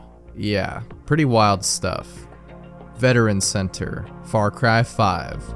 In the north of the map in Far Cry 5, there is a really weird location, a veteran center that when you get close to it, it causes the player to get knocked out while a mysterious song plays, only for the player to then wake up somewhere else entirely. Although through the use of a glitch using the drowning animation, it allowed players to avoid the trigger for getting knocked out and let them explore the center, which strangely is fully modeled and even has a safe with money inside. But the water glitch was later patched out and you could no longer enter the building. Strange that Ubisoft is doing everything in their power to stop players from exploring this area, especially since they spent the time making it and fully modeling everything. Like, is this cut content or what's really going on here? Well, the story gets even weirder as a player on Oddheader's Discord was attempting the water glitch again and ended up drowning only to see this. What this is supposed to be is anyone's guess, and only deepens the Veteran Center mystery even more.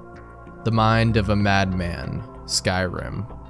Again, this is totally creepypasta fuel right here, but this is actually real. Basically, if you no-clip outside the map in a certain spot and walk around for a bit, you will eventually find this ominous door sitting alone on a rock. Getting close to it reveals the name, The Mind of a Madman, which you can actually enter. Going inside, you end up inside of a small house that is sitting on top of a table in a giant dungeon, and another door inside the house leads to another dungeon, with seemingly random floating objects, which some attribute to being a part of some kind of cut content thing, maybe a quest related to the Daedric Prince Sheogorath, the Prince of Madness.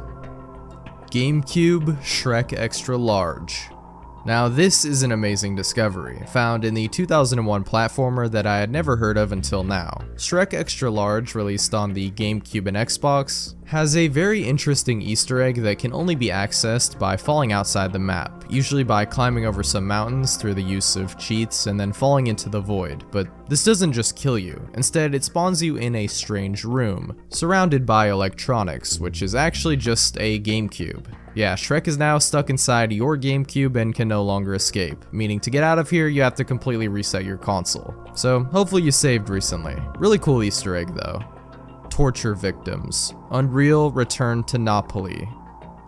In the Unreal Mission Pack, Return to Napoli, released in 1999, there is a really weird and creepy scene which can be discovered only through the use of the fly cheat, which allows you to safely get down this dark pit without dying, only to come across some torture victims, who you can actually talk to, saying things like, "No secrets for you here," and "Why me?" or "I'm in a lot of pain and I fail to see the humor in any of this." Pretty creepy, especially for any unsuspecting player that would come across this. Bulletin Board, GM Tower. We truly saved the best for last here, in my opinion. Gmod Tower was a Gmod server where you could play random games and watch stuff in theaters with your friends. It was a cool little social hub in Gmod where you could just hang out and such. It would later end up being replaced by a game called Tower Unite, which is its own thing on Steam, but in Gmod Tower back in the day, a player noticed a very strange and cryptic Easter egg in one of the theater lobbies. Using an exploit with the potions, he was able to glitch himself outside the bounds of the map, only to find this hidden area with a bulletin board and not much else. But if you press E on it, you're met with this nightmare of a scene.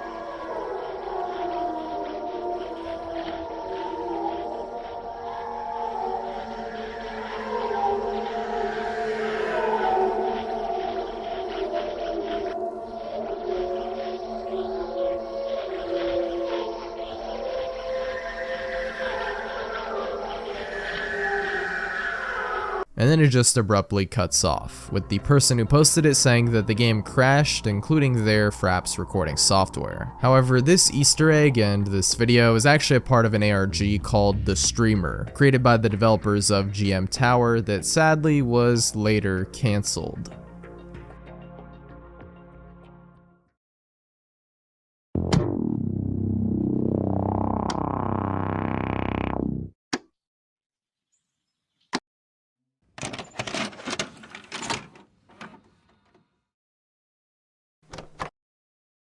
GTA 5 Prologue Alien. Starting it off here, we have something I discussed in my GTA Myths Iceberg. Not the creepiest thing Rockstar has ever put in one of their games, that's for sure, or even a GTA game for that matter, but still definitely an interesting Easter egg. Essentially, in the prologue mission of the game, after getting into the car and escaping from the bank, you'll come across a small bridge, and if you get out and walk under it to a small patch of ice, you can find underneath it a frozen alien. Very similar in design to the xenomorph from the Alien films, as well as very similar to the alien costumes encountered later in the game in the Vinewood Studios set. It can also be encountered a second time when you return to North Yankton as Trevor later on in the story. Not the last time we'll encounter GTA aliens on this list either. Saints Row Hotline. A pretty strange, if not darkly humorous Easter egg in the original Saints Row if you call the in-game suicide hotline, and well, I'll just play it for you.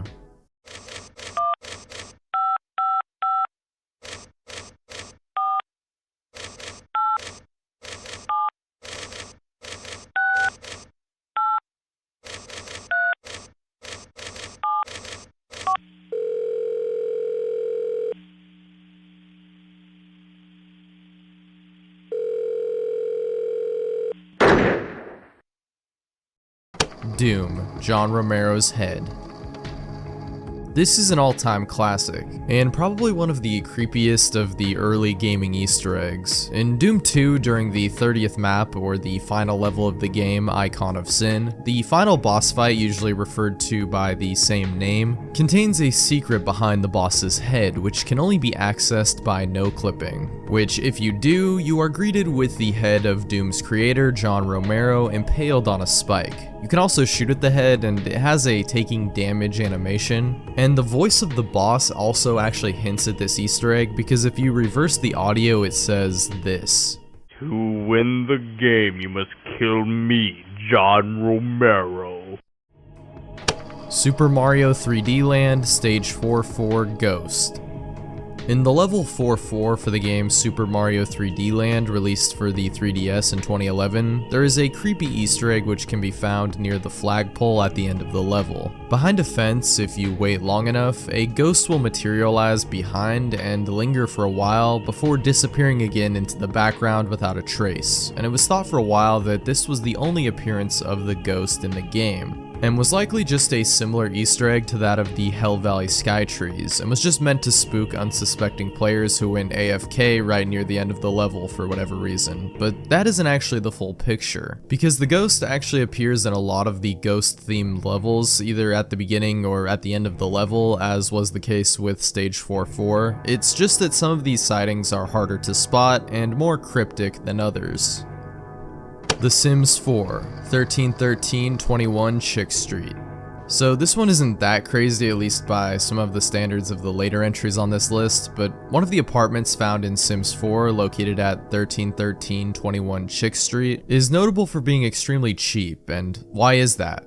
Oh, I get it now. Apparently the place is also possibly haunted, for obvious reasons, but also because of strange alleged noises heard in the apartment, the unlucky number of 1313, and a strange odor that resonates from the chalk outline. Almost as if someone died here. Super Mario Galaxy 2, Hell Valley Sky Trees. Most of you probably know about this one of the most notorious Mario Easter eggs and mysteries. In Shiverburn Galaxy, located in World 5, using the first-person mode, you can find these two strange figures in the distance, watching Mario from the mountain. There are actually two additional figures as well that are just harder to see, but what are these things and why are they here? And what about that name, Hell Valley Sky Trees? Pretty specific. Where did that come from? Well, it's not just a fan-given name, it actually comes from the files. That's what they actually named these sprites, curiously enough, but that still doesn't elucidate much. There are theories as to what they could be, ranging from tree spirits of Japanese mythology and folklore to shadow entities that haunt your nightmares. However, we still don't really have an answer when it comes to this mystery. The Sims Prank Calls. Back to The Sims again, and here we have a pretty creepy message you can receive as a prank call in The Sims. Like, just getting hit with this message out of nowhere would be unsettling enough, but couple it with this music and yeah, I can see why players of this game dreaded getting any type of phone call message.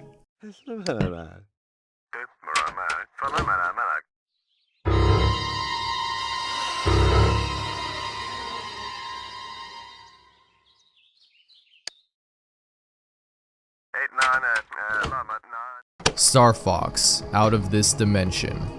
Out of This Dimension is a very weird hidden level in the original Star Fox, which is infinite, and once you're in it, you can never escape. The only way out is to just die. Basically, it's an infinite warping void with strangely shaped planets and asteroids that look like faces, as well as text which can be observed reading "The End," reminding me of that liminal space bookstore. The only way to access it is to do a bizarre Easter egg in which you shoot a certain planet on the asteroid belt stage, which spawns in some kind of bird, and once you fly into it, you're taken to this stage. Sonic CD Sound Test. Again, this is a pretty infamous creepy Easter egg, but I'm not ashamed to admit this one definitely scared me not only as a kid, but still kind of freaks me out to this day. Like, why is this in a Sonic game of all things? Someone please tell me. But I'm getting a little ahead of myself. A sound test can be accessed from the main menu start screen by pressing down, down, down, left, right, A. Then you set the numbers to 46, 12, and 25, and are greeted by this unsettling message.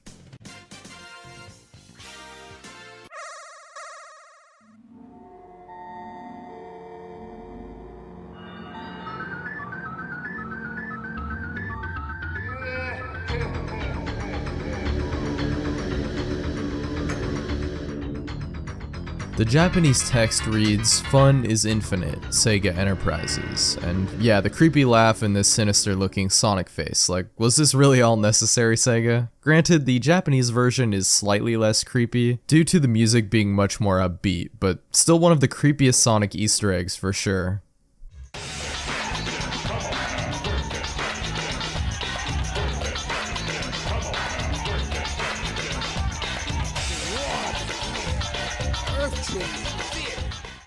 Hall of Tortured Souls.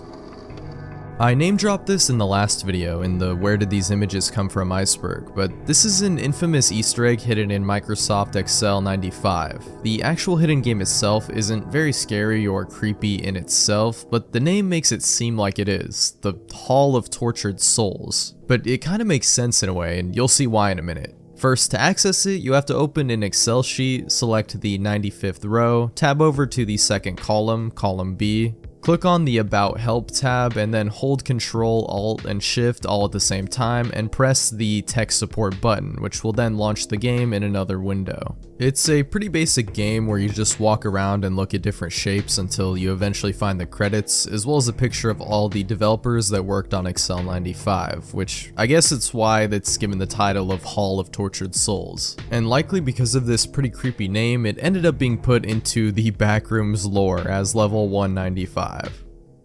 Detroit Become Human Corrupt File Prank. Not actually really creepy at all, just a momentarily startling prank by Chloe which can occur on the main menu of the game.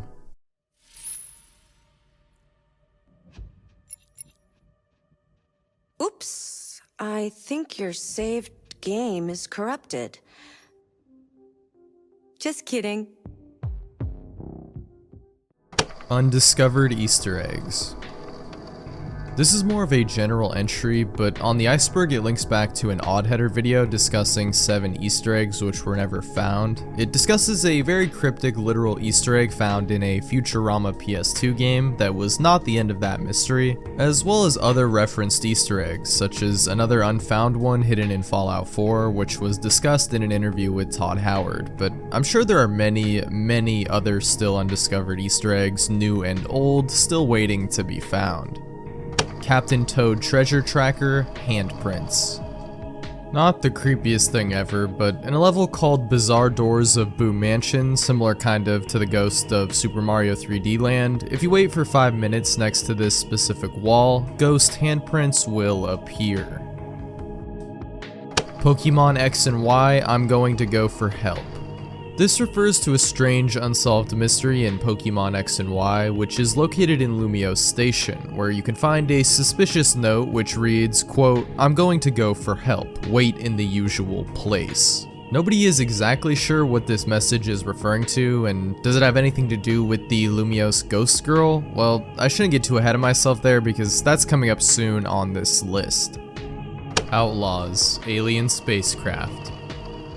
Released in 1997 for PC, Outlaws is an early example of a first-person shooter, a western created and published by LucasArts. The Easter egg in question involves you throwing a piece of dynamite in an outhouse, which opens up a hole into some kind of sewer system, which eventually leads you to an alien spaceship, where you can see some aliens cooking a cow or something, before you're jump scared by another alien and the window is closed.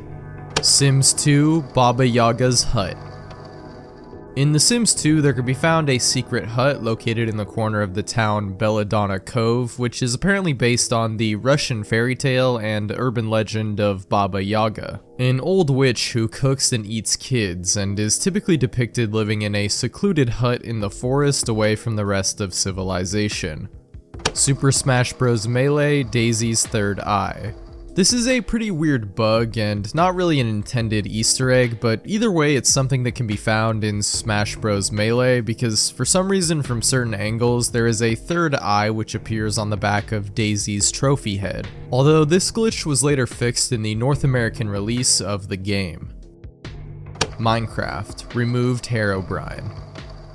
I mean, do I really even need to explain this one? Probably not, but I will anyway. Herobrine is one of the most classic video game urban legends ever, but we all know by now, at least if you've seen any of my videos on these kinds of topics, that Herobrine is not real, and sadly never was. Although, just to mess with people a little bit, Notch and Mojang would occasionally leave in the patch notes removed Herobrine to spark more discussion about the hoax. And at this point, and I'm pretty sure I've said this before, but they should actually just put Herobrine in the game at this point, like as a sort of cryptid-like boss enemy that has a chance of appearing in your game. Like, that would be sick, right? Either way, there's plenty of mods nowadays if you want to have him follow you around in your own game.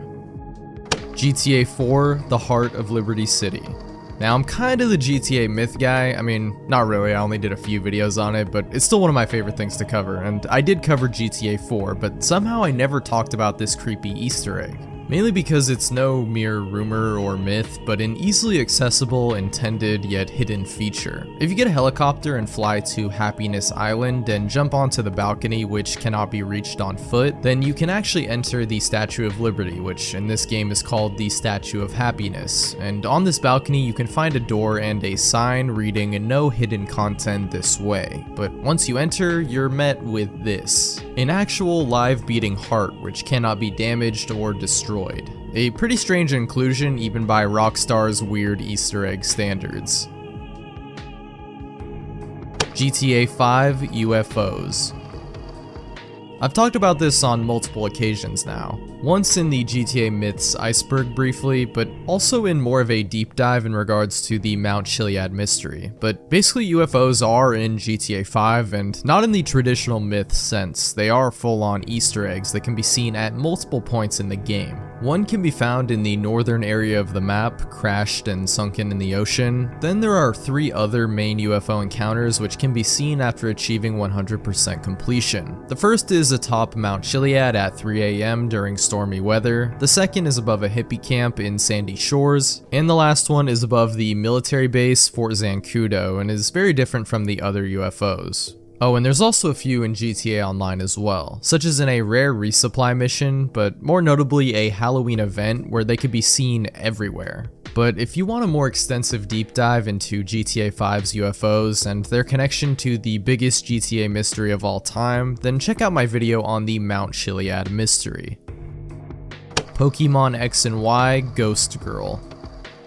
So I mentioned this a bit earlier, but this possibly connects to that strange note found in Lumiose Station, or maybe it doesn't. Either way, this mystery and Easter egg is much more notable and creepy, and has been the subject of numerous creepypastas and theories. This is because of a strange encounter you can have with an unknown ghost girl after taking the elevator to the 2nd floor of an office building in Lumiose City. She suddenly appears behind the trainer before sliding away. possibly even hovering above the ground, saying only, "No, you're not the one." A pretty creepy and cryptic scene, especially for a Pokemon game, and with no real explanation. COD Black Ops 2 Moving Teddy. So this is a little known fact about everyone's favorite or not so favorite teddy bear from COD Zombies. You know, the one that makes the mystery box go away and sits on top of the other possible locations when it's not there. Well, if you watch it for long enough, you will see that for a brief moment, the bear can occasionally be seen looking around before returning to its neutral sitting position. Definitely not something I ever noticed because of the hectic gameplay of Zombies, but a cool little Easter egg for sure. Paper Mario: The Thousand-Year Door crime scene.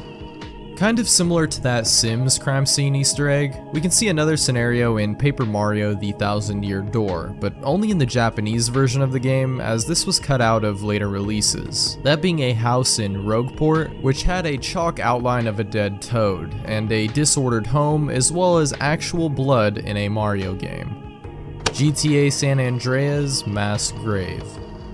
In GTA San Andreas, here we have another Easter egg which has been tied in with a bunch of other myths and urban legends. Located in the desert of Bone County near Area 69, you can come across this mass grave with many body bags thrown into a deep hole, although not actually buried, and a car left next to it, likely what was used to dump the bodies. Some believed it was connected with the Mr. Trenchcoat serial killer rumor from back in the day, but it's likely just a reference to real mafias in and around Las Vegas that would dispose of bodies in the desert. Far Cry 5 Pennywise Balloon.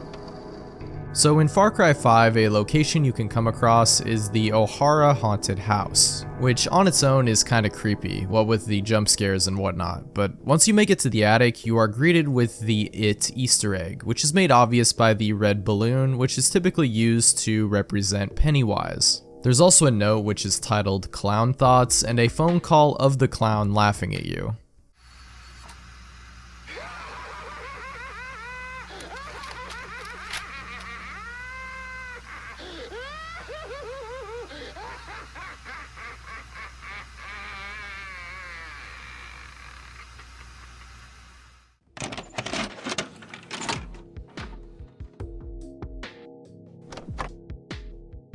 Silent Hill Secret UFO Ending. Apparently these secret UFO endings are a recurring thing in the Silent Hill series, starting from the first one, which is what this entry is referring to. An item can be found in the convenience store in the game called the Channeling Stone, which is required for this ending, but is only available after beating the game once. Then you have to use the stone in 5 different locations: the Otherworld Midwich Elementary School roof, the Otherworld Alchemila Hospital, Norman's Motel parking lot, in the boat before the lighthouse, and finally at the top of the lighthouse. At which point the protagonist, Harry, is abducted by aliens and taken away, and that's it, that's the ending. Oh, and you also get a cool reward on your next playthrough in the form of the Hyper Blaster. Maniac Mansion Hamster in the Microwave. Yeah, for an NES game, this is pretty disturbing as far as Easter eggs go, because yes, you can take a hamster and put it in a microwave, turn it on, and then pick up its exploded remains. Need I say anything more? Well, I will, because if that wasn't enough, you can give the exploded hamster back to its owner, which horrifies him. MK9 Crypt Monster. I'll spare you the surprise of this one, because it's actually a random screamer jump scare that can occur on the main menu of Mortal Kombat 9 after waiting long enough. BioShock Infinite Reversed Audio. This is a cool little secret found in the hushed whispers that occur when using the Possession Vigor in BioShock Infinite, both in its first introduction when Booker drinks it and when used on human enemies in the game. The audio played normally is unintelligible, but when you reverse it, you can make out different lines taken from Shakespeare's Romeo and Juliet, fitting given the ability the Vigor grants. Give me one of those. It's just a whisper. They're all ears.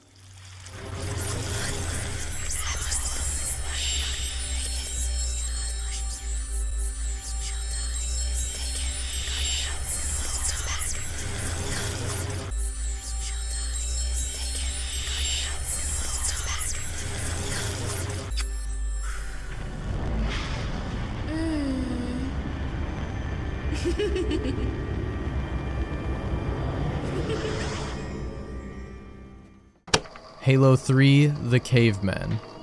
This is something I had no clue about back when I played this game on the old Xbox 360 as a kid, but I definitely learned about it when I was doing some achievement hunting on the Master Chief Collection when it dropped on Steam. And I have nowhere else to flex this, so just I kinda beat all the Halo campaigns on Lasso, you know, no big deal, I mean, you know. Anyways, this Easter egg here is pretty strange and creepy, and honestly if I saw this as a kid it definitely would have spooked me out. There's a couple of these cavemen on the first level of the game, Sierra 117. One of them you can't really see without a scope hidden in a tree. There's more towards the end of the level again, off in the distance on a rock, but easier to see. And then lastly, there's also some in some rocks that you can actually get a good look at.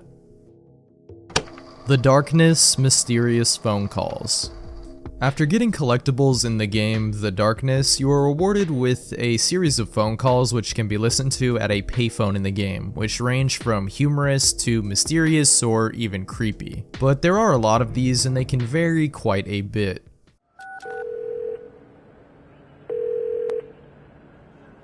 Hi, this is Mordo. I can't answer the phone, man. I'll be at the Hunters Point Alley if you have some good shit you can sell.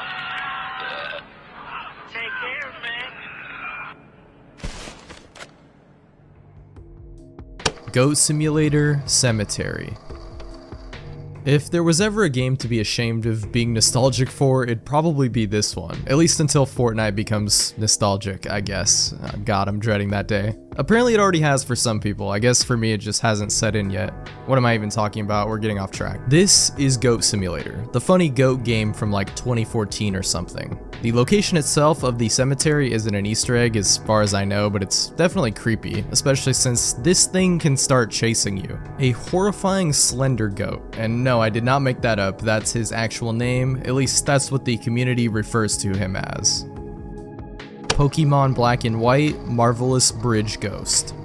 Another Pokemon ghost which can be encountered occasionally on the Marvelous Bridge, although when you approach her she simply vanishes and another NPC even acknowledges it. And in a nearby building, an old woman tells of a young girl who played with an Abra around here before the bridge was built, even referring to her using past tense, suggesting that she is referring to the ghost girl who might have met with a tragic fate and now haunts the bridge.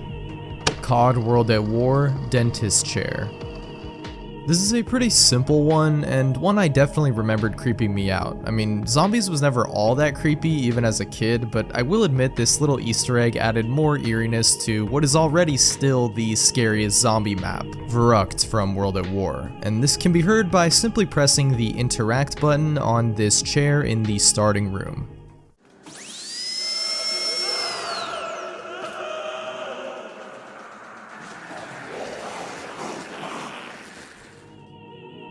Fable 2, Winter Lodge. This is a rather strange occurrence that can be seen in the game Fable 2 when entering a certain cabin known as the Winter Lodge, which changes once you enter it. See for yourself.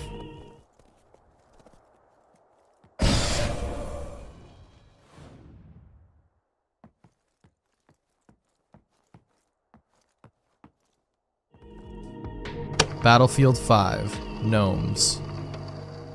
The gnomes are a pretty interesting and creepy Easter egg in Battlefield 5 because they can only be found on the map Ares and in the Combined Arms mission High Intelligence on Fel 652, where you can find 2 of them in a small house or randomly in a few different locations on Ares, but once you destroy one of the gnomes, it will start teleporting around the map and following you, even after dying and respawning, and stares at you with red eyes. The only way to stop it from following you is to rebuild it using the build tool. Assassin's Creed 2, Giant Squid.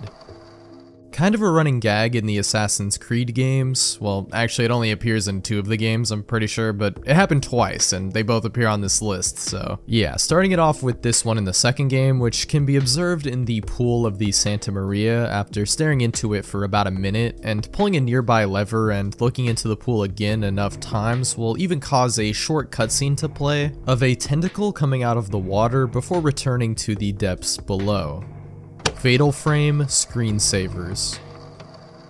So the Fatal Frame games are already really scary, right? I mean, they're horror games, but there are also some really chilling Easter eggs in the original trilogy, which can be seen after being AFK for a certain amount of time in-game, causing different effects. In the first game, a bunch of bloodied handprints appear on screen, and in the second and third games, the face of a ghostly woman appears alongside some screen effects and creepy ambience. World of Warcraft: Goldshire's Children. In World of Warcraft, if you go to the town of Goldshire at about 7:30 AM, you will see a group of children playing, and if you look closely, interestingly enough, you'll see them moving into the shape of a pentagram, which is pretty creepy in itself, but if you follow them, you'll eventually be led to a house in a place called Crystal Lake, likely as a reference to Friday the 13th, with the kids also possibly being a reference to the horror film Children of the Corn. But once you enter the house, you are also met with this audio.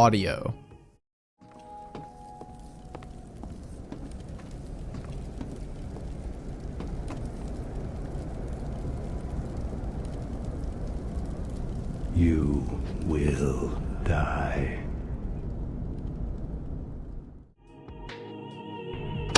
Original Xbox dashboard sounds. So the original Xbox's dashboard OST is already very creepy in its own right. It's a dark, droning ambience, something you'd think you'd hear in a horror game, but that's only the beginning. Because if you leave your Xbox idle for long enough, you can end up hearing this.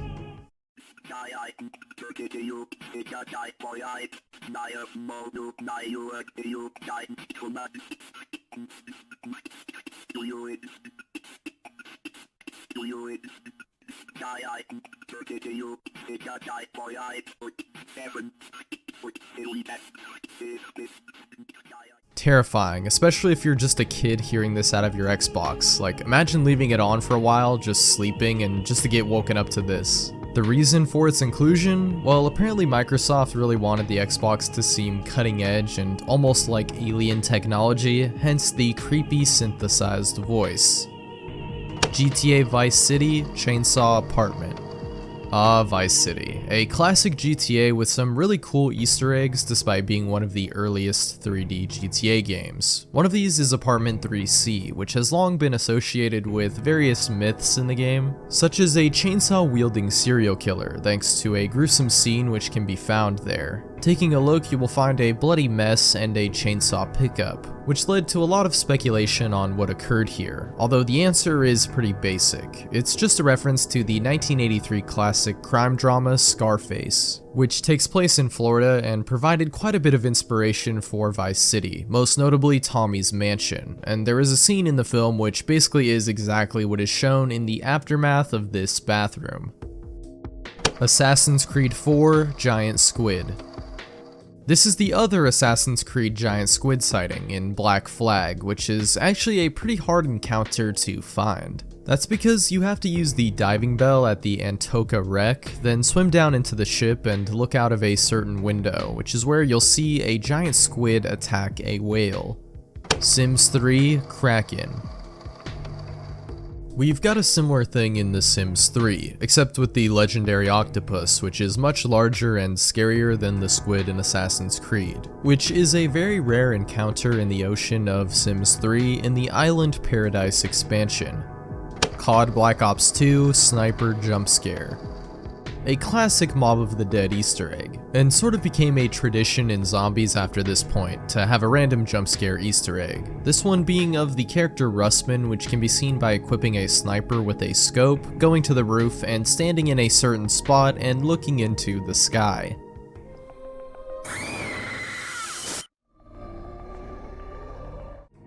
Skyrim Sovngarde statues. Sovngarde is one of the final locations reached in Skyrim and is actually a Nordic form of the afterlife for those who died in combat, but there is also a pretty unsettling Easter egg when you first arrive there that you might notice. These giant statues will actually always turn to face you, the player, and can sometimes even be caught shifting when you turn to take a look at them. Payday 2 Witch. So the No Mercy heist, first introduced in Payday the Heist and later added and reworked into Payday 2, is already basically one big Left 4 Dead reference. Not even really just a reference, it's a straight up collab at this point. It takes place at the Mercy Hospital, where the crew is looking for a patient who has the green flu, otherwise known as the infection from Left 4 Dead, so they can extract blood from them. There are multiple other references to Left 4 Dead in the heist, such as Bill, one of the survivors from the first game, having a random chance to enter the elevator in the beginning of the mission. But there is also a witch hidden in a closet, and when you look at her long enough, just like in Left 4 Dead, you get attacked. Well, in this case, just jump scared, thankfully. Although cloakers might as well be the Payday equivalent of a witch with their instant kill kicks. Fear, Alma flashback. So probably no surprise that Fear is on this list. I mean, it's a horror game in itself, but this little Easter egg comes in the first mission of the game if you continuously tried to open a locked door, to which you are greeted with this hidden encounter with Alma.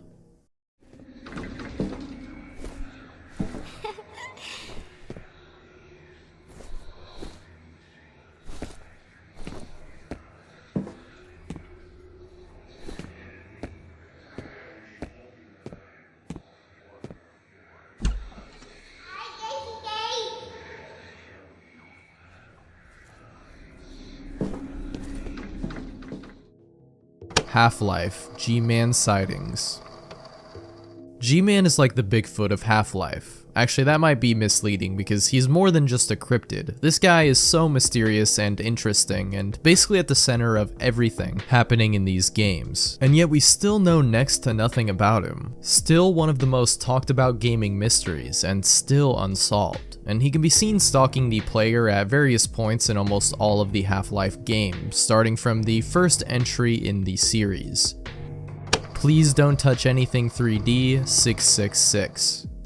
Please Don't Touch Anything 3D is an interesting game, in that it's just a pretty simple yet fun interactive VR game with many different possible endings. One of those being the 666 ending, which can be pretty scary to come across, especially playing it in VR when there really is no escape. Basically, you have to press the red button until a hammer spawns in, use it to break the glass on a clock on the wall, then move all the hands to 6 and enjoy the nightmare.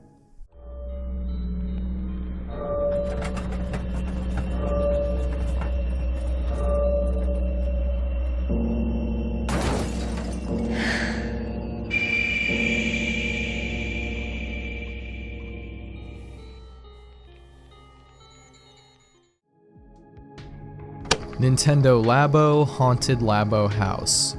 Not much to say about this one, other than this is something that could definitely startle a young kid messing around on Nintendo Labo, but it's not really that creepy compared to other entries on this list.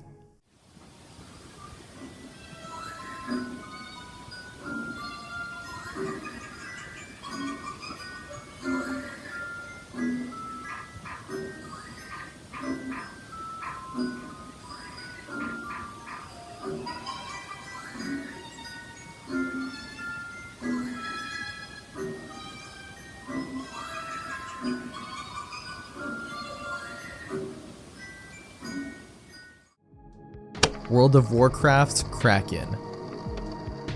Located in the zone of Zul'Dun in the Battle of Azeroth expansion for World of Warcraft, there is a location near the top of the map underneath the water near a shipwreck where a giant kraken can be found in the depths. And what's more is there is also a horn which if you blow, the kraken will start to move closer to you, although you still can't actually reach it. A lot of kraken and giant squid encounters on here for some reason.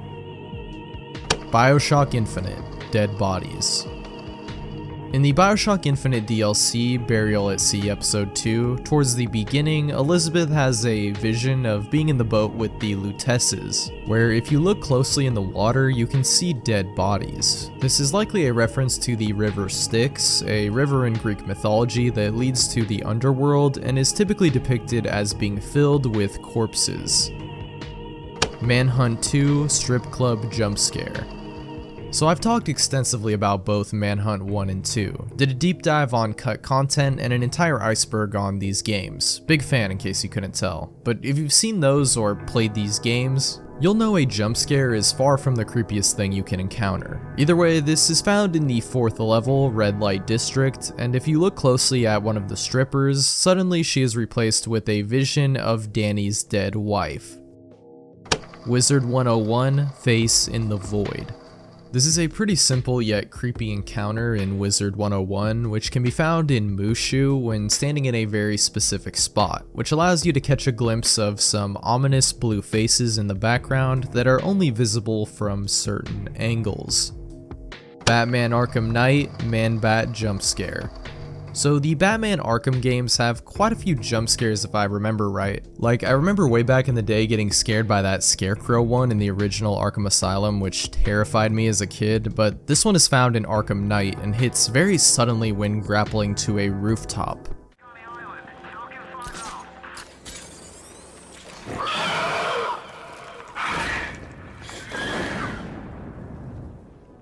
Yeah, this has got to be one of the scariest non-horror game jump scares ever.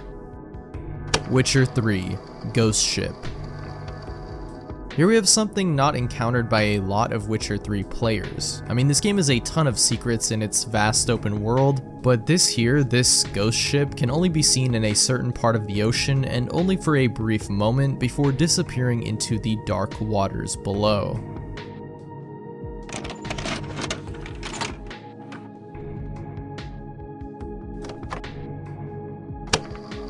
Skyrim Headless Horseman. This mysterious spectral character can be found roaming on his ghost horse at nighttime from 10 PM to 4 AM, typically following the footpaths and leading the player, if you choose to follow him, to Hamvir's Rest, where he can occasionally be found during the day. Interestingly, he cannot be damaged at all and is not tied into any quest in the game, meaning this is just a random Easter egg, or maybe he was intended to be a part of a quest that was scrapped. Either way, he's definitely one of the most interesting entities you can come across in Skyrim. Animal Crossing New Horizons 3 AM Alien Message. If you stay up until 3:33 AM on a Saturday night with the TV on in Animal Crossing New Horizons, you should just be seeing static, before being met with an alien message which is basically impossible to understand.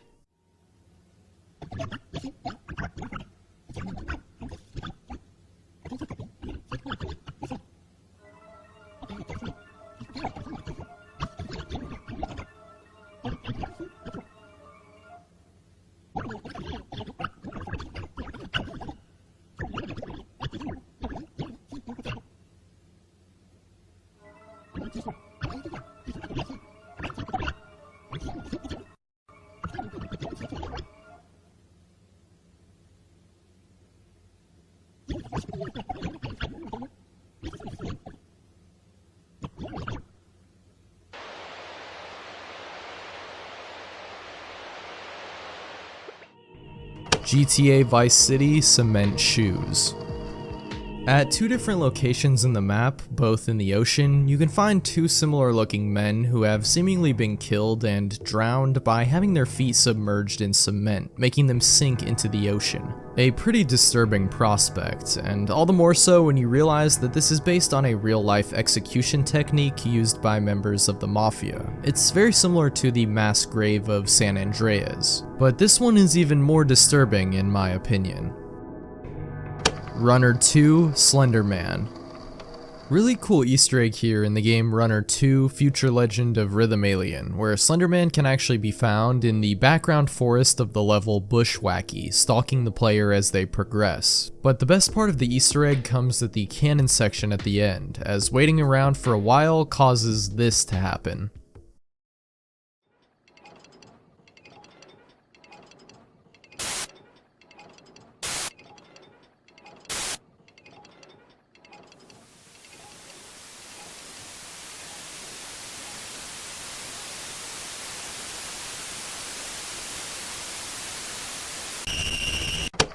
Doom 3, Mirror Jump Scare. This is a rather simple but infamous jump scare from Doom 3. When you enter a specific bathroom, even without looking directly into the mirror, this will happen. The UAC is here to help you. Psychological services are free and confidential.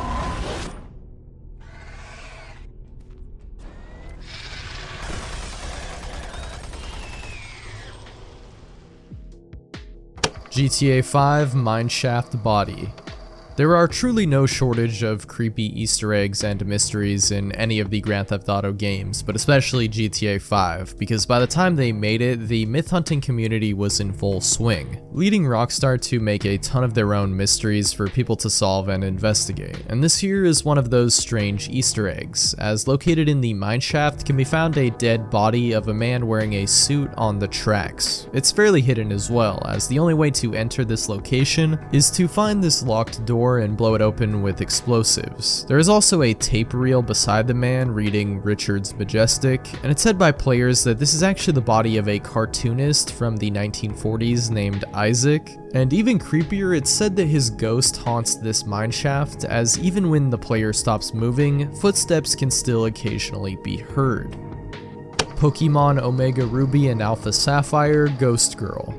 Here we've got another Pokemon Ghost Girl. Seems to be a bit of a trend, and I didn't even know it until now. But this one can be found in a cutscene when fighting Phoebe of the Elite Four. The first time you see the ghost, she is strangely only visible for a few frames sitting on a chair. But the next time we possibly see from her POV, watching her get up from the chair and walking, getting closer to the player and Phoebe. And then, barely visible on the side of the player again during the cutscene, the face of the ghost again appears. What this means, I have no idea. Likely just something for aware fans to notice and get creeped out by. Plants vs. Zombies, Slender Man. Another Slender Man encounter here, in Plants vs. Zombies Garden Warfare, which can be found on the map Zomboss Estate in the Woods. Hitman 2, Moving Mannequin. An absolute classic. Like, this has to be one of the most popular kinds of Easter eggs in games, right? The moving mannequins. Usually though, it's one of those where it moves around when you aren't looking kind of thing, sneaking up on you, getting closer and closer as you look away from it, but this time's a little different, as you can zoom in on a dummy in this mission, Miami the Finish Line, where this mannequin can be seen ominously moving and even pointing, only for it to look at the player, and once you leave your scope, it's gone. Then turn around and it's about to hug you. Oh, and also the sign behind where the dummy once was now says Live Exorcism. So yeah, definitely one of the creepiest and most unique mannequin Easter eggs I think I've ever seen in a game. Yume Nikki Uboa Event. Yume Nikki is a game with a mind-bending narrative and surreal elements, and also has plenty of secrets, one of those being a really creepy event which can occur if you turn off the light in Poniko's house. It's a very rare thing, occurring only 1 out of 64 times, but if it happens, a black blob called Uboa will appear inside the house and ominous music will start playing. If you interact with Uboa, you will be teleported to another area called the White Desert, which you will be unable to leave, only being able to wander aimlessly in the endless landscape. COD Black Ops 3 Mannequin Zombies. This one is really cool, and we just got done talking about another unique mannequin Easter egg, but really this one takes the cake, because if you go on the Nuketown map, the most iconic of all the Black Ops maps, and proceed to shoot off the heads of all the mannequins scattered around the map, then you'll hear a familiar sound. If you played the Zombies mode, that is, because yeah, all the mannequins turn into zombies, using the same animations and framework from the Zombies mode, and will hunt you down around the map until they eventually kill you. Witcher 3 Weeping Angels. This is a reference to Doctor Who found in The Witcher 3 Wild Hunt, which for fans of the show is a cool nod, but to those unfamiliar with the franchise, it could just come off as creepy. When you notice 2 angel statues are starting to follow you around a graveyard when you're not looking, turning to orient themselves in your direction. This can all be seen during a quest called Witcher Wannabe, after entering this small church in the graveyard. Dead by Daylight Sanctum of Wrath statues. So similar situation here on a Dead by Daylight map called Sanctum of Wrath found in the Yamaoka Estate realm. There are these statues which also turn to look towards the player whenever you look away, although given how sweaty this game is and the fact that it's already a horror game, you probably won't notice this unless you're looking for it. Game Boy camera pop-ups. Okay, no joke, one of the scariest Easter eggs ever, and one that actually terrified me as a kid. I didn't even have a Game Boy camera either, just seeing videos about it was enough for me. All you have to do to see these creepy faces is to open the Game Boy camera application and then press the run button until one of them appears. Here are some of these faces.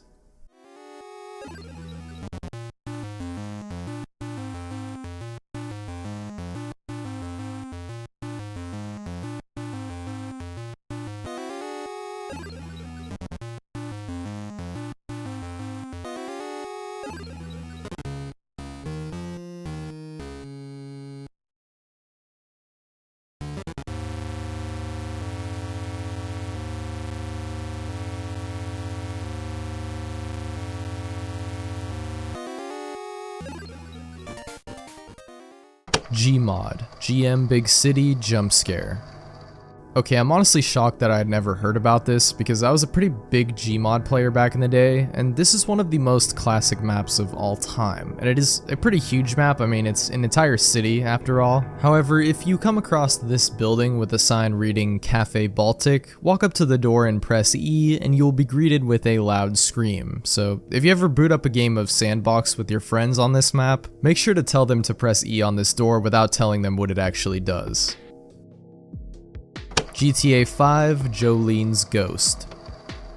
The ghost of Jolene Cranley Evans is an urban legend in GTA 5 created by Rockstar, meaning it's actually a real thing. You can see this ghost by visiting the top of Mount Gordo between the times of 11 o'clock and midnight, but if you approach her, she will disappear.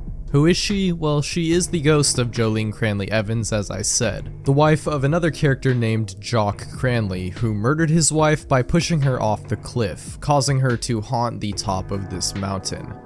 Halo 2 Mausoleum Suite Audio. One of the songs found in the Halo 2 soundtrack in the Mausoleum Suite is called Destroyer's Invocation, and it kinda slaps. However, there are some hushed whispers in the song that can be heard, but if they're reversed, you're met with this message.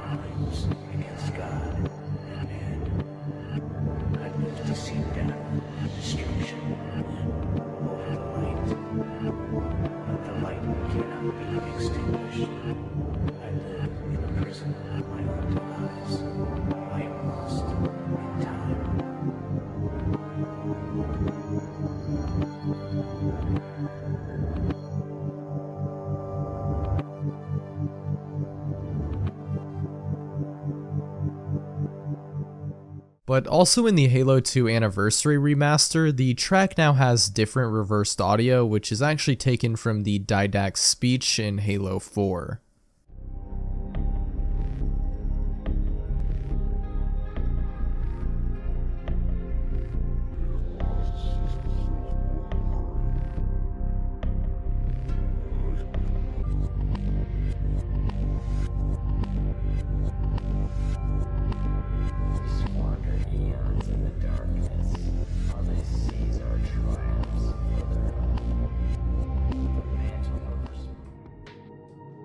Just Cause 2 Smoke Monster. The Smoke Monster can be found on Hontu Island in Just Cause 2, which is the birthplace of a lot of myths, real and fake. The Smoke Monster is actually real though, and a reference to the TV show Lost, which the entire island is sort of inspired by. Metal Gear Solid 5 Radio Message. This is a rather simple yet sad one, because in Metal Gear Solid 5, Kojima's last project with Konami, you can hear a radio message from PT, which everyone knows was the playable teaser of Silent Hills, which he was actually working on with Konami before he got kicked out. It's not any new material, it's just a message that can already be heard in PT, but I guess it could be creepy to walk into a random tent and hear this in MGS5 without knowing the context.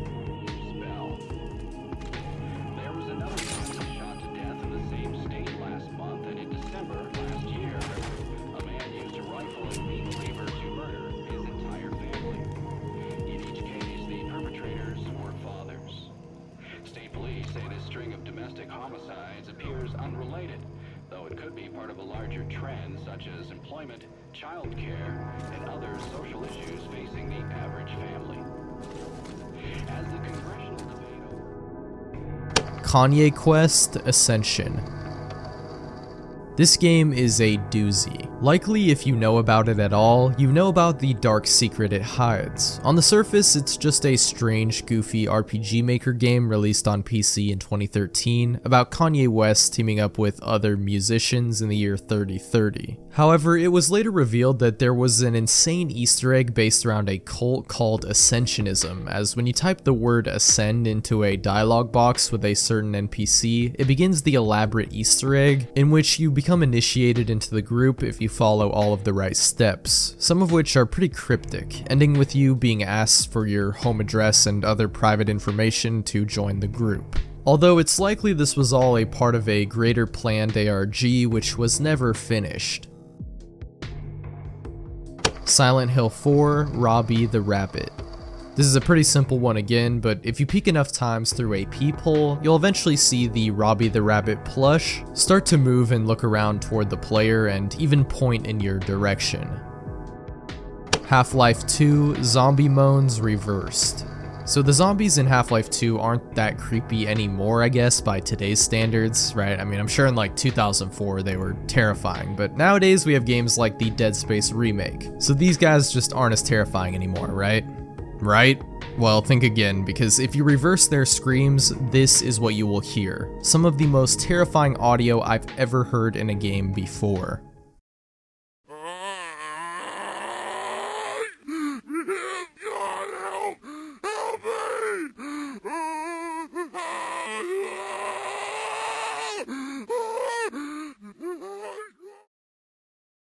Modern Warfare 3, Ghost Voices. This creepy voice clip can only be heard on the level Sanctuary in the graveyard next to certain graves.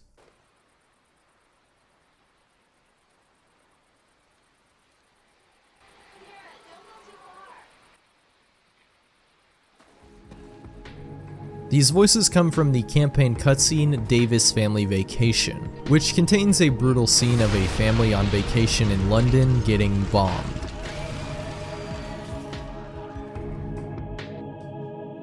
Resident Evil 4, Del Lago Monster. This happens in both the original game as well as the remake, and isn't even really like an Easter egg, just a funny feature, maybe more startling than anything the first time you see it.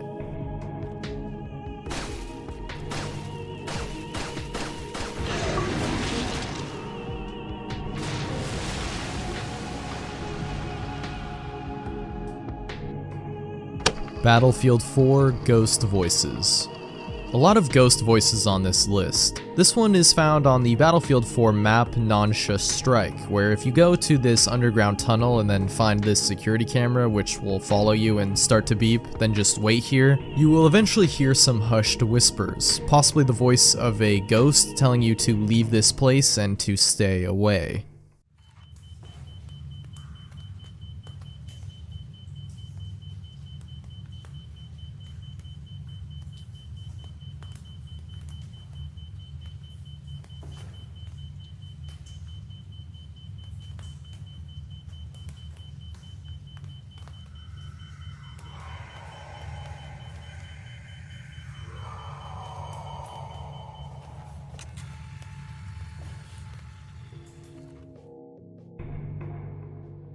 Ghost Recon Wildlands, the boy that turned into a lake. In Ghost Recon Wildlands, a Kingslayer file, which is basically a piece of intel in the game, describes an urban legend called The Boy That Turned Into a Lake. It reads, quote, "People from the eastern village of San Ignacio de Moxos say that a long time ago, local women could only use a small swamp to wash clothes and men had to go fishing miles away. One day, a young boy went to help his mother, and as he walked into the water, he mysteriously disappeared. His mother ran into the village to seek help. When the villagers reached the swamp, the boy was nowhere to be seen. Nowadays, the swamp has turned into a beautiful lake full of fish and clean water." Doki Doki Literature Club, Did I Scare You? This is a really cool detail in Doki Doki Literature Club, but basically talking about anything of substance that happens in this game is probably considered spoilers, so skip to the next entry if you don't want the later part of this game spoiled to you. But essentially this jump scare only happens if you're recording during the third act of the game when Monica is talking to you, which will prompt this to happen.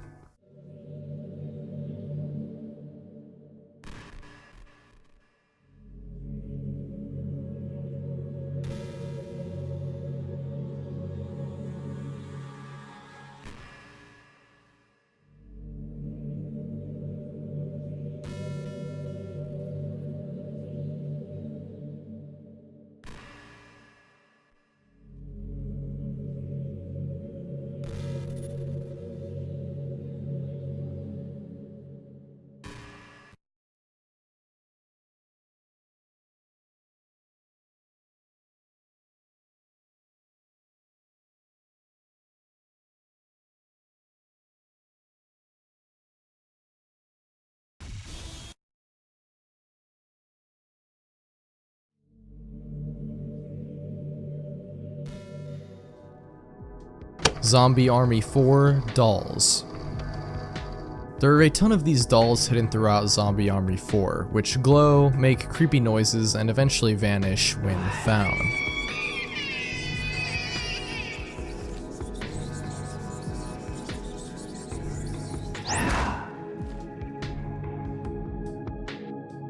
Pokemon Diamond and Pearl Old Chateau.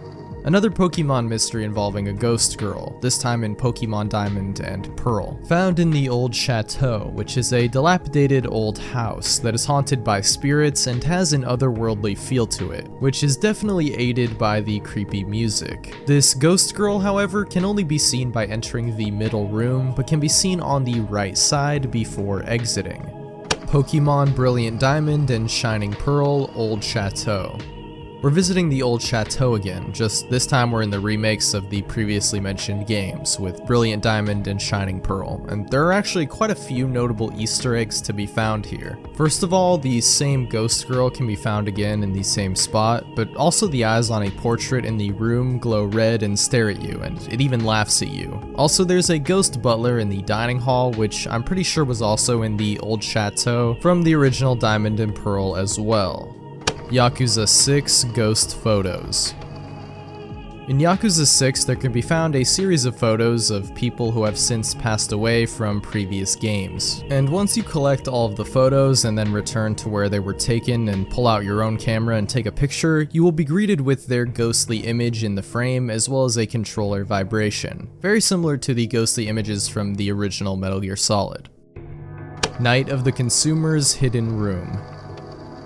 Night of the Consumers is a first-person horror game designed to look like an old PS1 game, but the Easter egg here isn't all that creepy compared to whatever else is in this game from what I saw. But to find this secret room, you take this box of video games or something and continuously throw it at this crack in the wall until it breaks, leading you to a room with bones, as well as writing showing this man was trapped in the walls for many, many days, as well as writing that says, "Don't trust the manager." Not really sure what this exactly means, as I've never played this game, but that's probably lore food.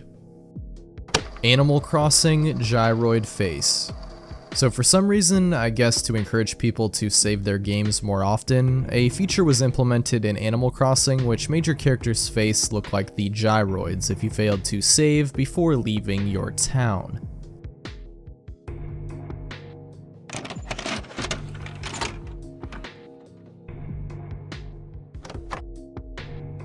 Hitman Contracts, Ghost in the Mirror. In Hitman Contracts on the level Traditions of the Trade, you can find a section of the hospital which is closed due to an accident occurring there, leaving someone dead. However, you can pick the lock and enter this hidden area, where a dead body can be found in room 109, along with a gruesome crime scene and a cop who tells you there's been an accident. And if you go into a bathroom in any one of these rooms in this haunted section of the map, you will see the ghost of the man who died in the mirror, only to turn around to see that he's no longer there, only reappearing when you look back into the mirror. Five Nights at Freddy's Golden Freddy Jump Scare.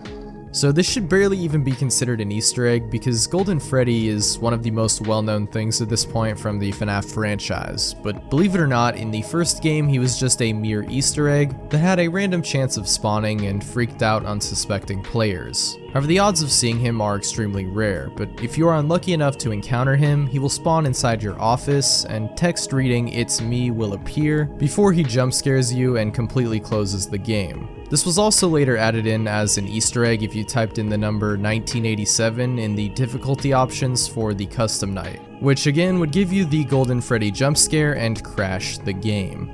Taiko no Tatsujin 1STPAI. Okay, so this one is genuinely unsettling, mostly because I do not understand this at all. Basically, in the Japanese game Taiko Drum Master, a taiko drum rhythm game, an unused song was found that is quite, well, hear for yourself.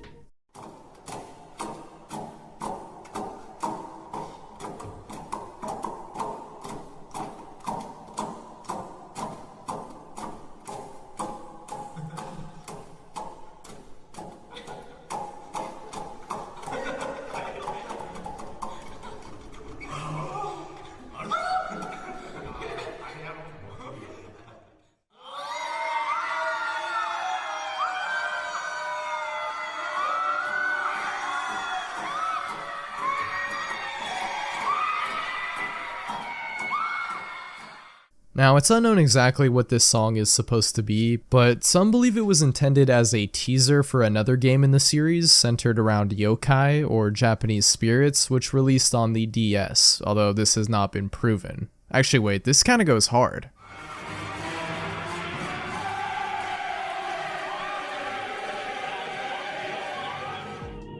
Black and White 2 Whispers.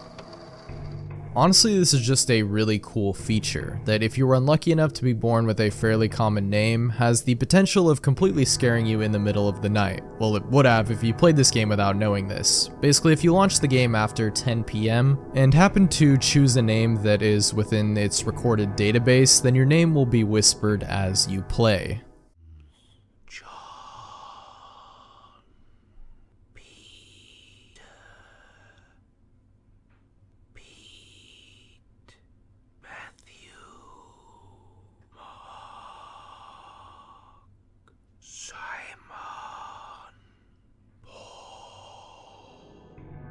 Psychonauts Milla's Secret Room. A secret room hidden within the Milla's Dance Party level of Psychonauts contains a rather disturbing Easter egg in an otherwise pretty kid-friendly game. If you manage to enter her secret room, you will be met with the chilling screams of kids who died in a fire at an orphanage, screaming things like "Save us" and "Why didn't you save us?" What are you doing down here? The party is upstairs. Lucky for you, I have my nightmares under control. These things can take you to a world of pain and crashing. Now quick, let's get back to the party, okay? Darling, if you're looking for the makeup room, you've come to the wrong place. Mila, where are you? Why did you let us die? Help us. Mila, where are you? Help us. It's hot. It's burning. Mila, where are us?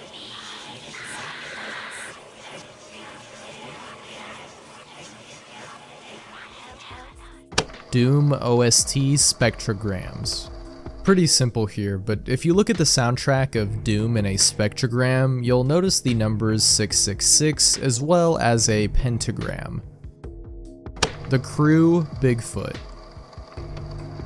Okay, this is the type of Bigfoot encounter I need in GTA 6. A full-on NPC that can be encountered in the wilderness, which is exactly what we have here in The Crew 2. He can be found in the Southern Cascades roaming the countryside. He can also be found in the first game as well in the Northern Cascades.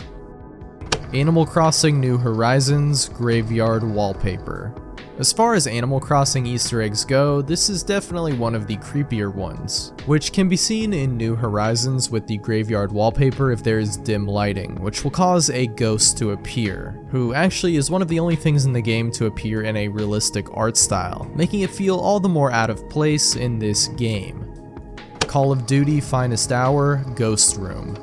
This definitely takes the cake for the weirdest Call of Duty Easter egg of all time. Yes, including all the zombie stuff and everything from modern CODs. It is found in the level Underground Passage in the campaign, where you can find a door that you can't open through normal means. However, if you throw 2 grenades at it, then press the action button, then throw another nade, it will actually open, leading you to the strangest room ever conceived. There's floating candles, creepy framed baby pictures on the wall, a crib, teddy bears, a toilet, ghosts, a mini tank driving around. Oh, and under the staircase is a giant rat too. Also, the character you're playing as comments this, which I couldn't have said it better myself. This is easily the creepiest thing I've ever seen. Omori mirror jump scare. At this certain spot at the floating mirror in Otherworld campsite, you can look at you and your friends, and while it seems normal at first, doing this enough times will prompt you to see this.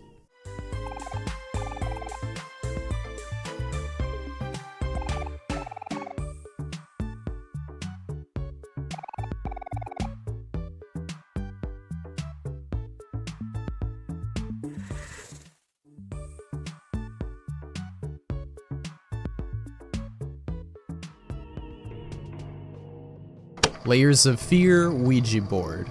The Ouija board is a part of the Halloween update in Layers of Fear, which can be used and found in the normally locked back room of the basement, and quite a few words can be inputted leading to different effects, such as 666 summoning a possessed teddy bear, 20 causing children's laughter to be heard, Cthulhu hilariously enough actually summons him, and kill just straight up kills you, and many, many more.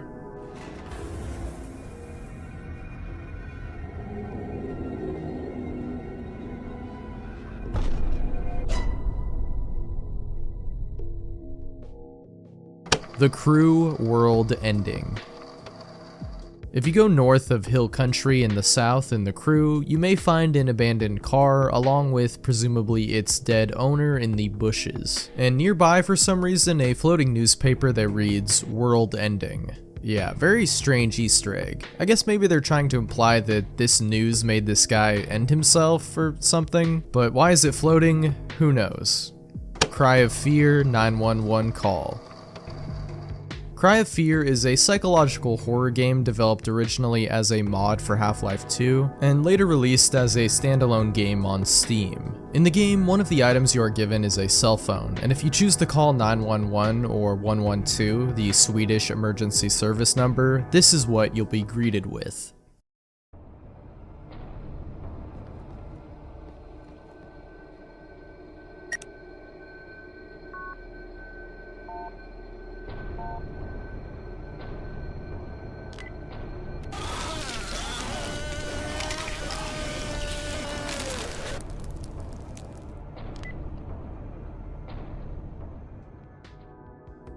Death Stranding Shower Ghost. Again, here's another sad reminder of how PT, aka Silent Hills, was probably going to be the best horror game of all time, and sadly we'll never actually see it. But we do get a possible reference to it in this Death Stranding Director's Cut Easter egg, which can randomly occur in Sam's room.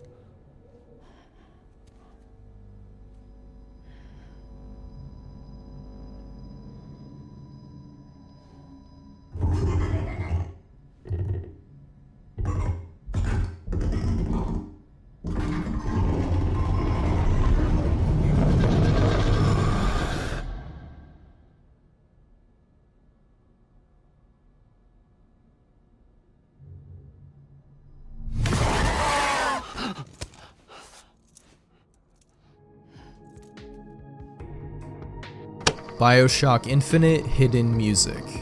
BioShock Infinite has quite a few of these hidden Easter eggs in their tracks, be it in the Possession Vigor audio or just in their ambient tracks, which can be heard at a few different points if the music is sped up.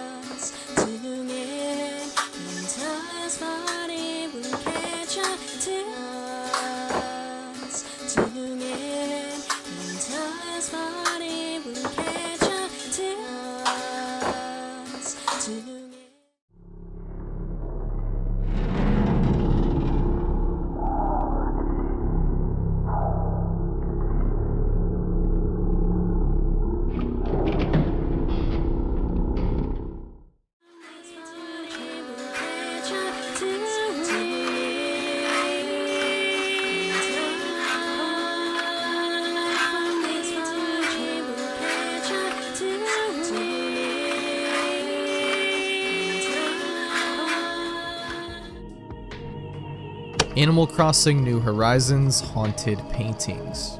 If you collect Red's paintings in Animal Crossing New Horizons, you might notice that these particular paintings are haunted. Some of them change their facial expressions, and some even open and close their eyes.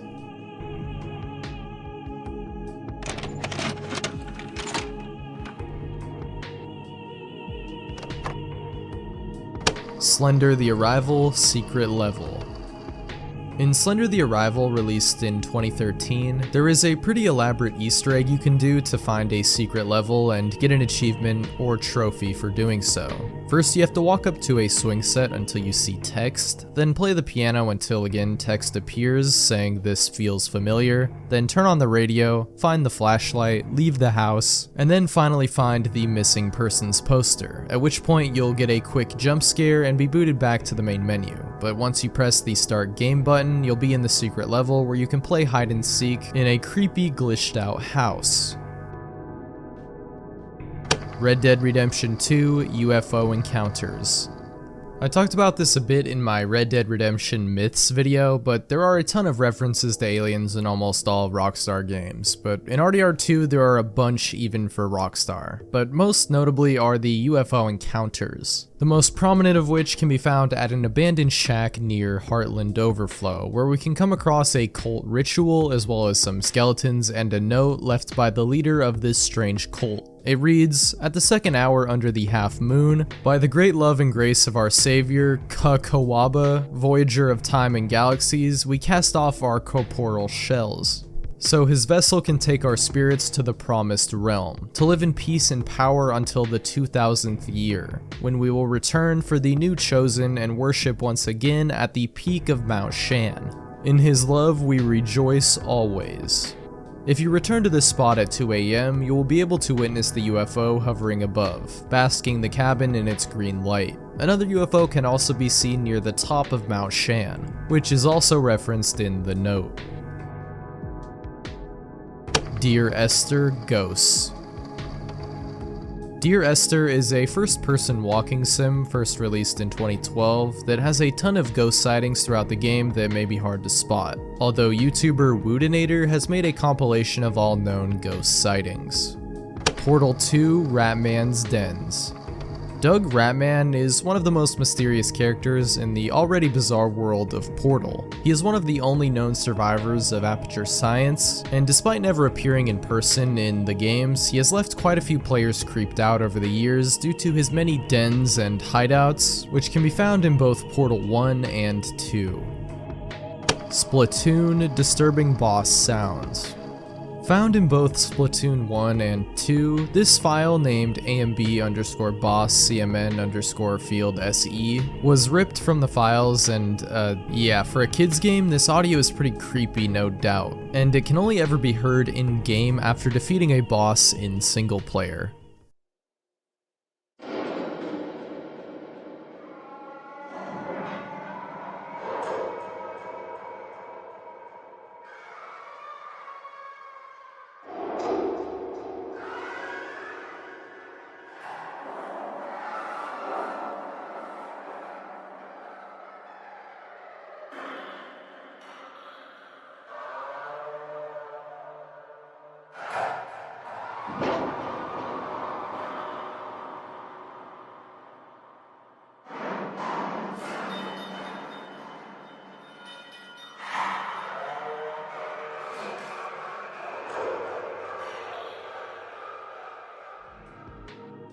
Yume Nikki Monoko event.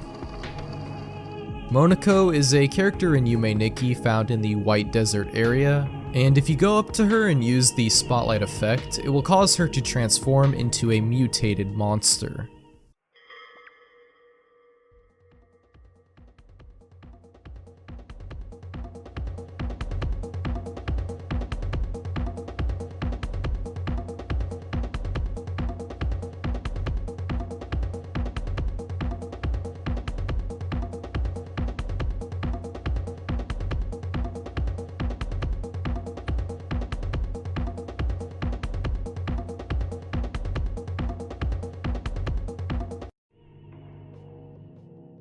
Escape from the Coulsonian Jump Scare. Escape from the Coulsonian is a really obscure Scooby-Doo point-and-click flash game that was made to tie in with the second live-action film, Monsters Unleashed, which had quite a disturbing jump scare, especially for a kid's flash game. In the second level, if you use the crowbar to try and open the sarcophagus, this would happen.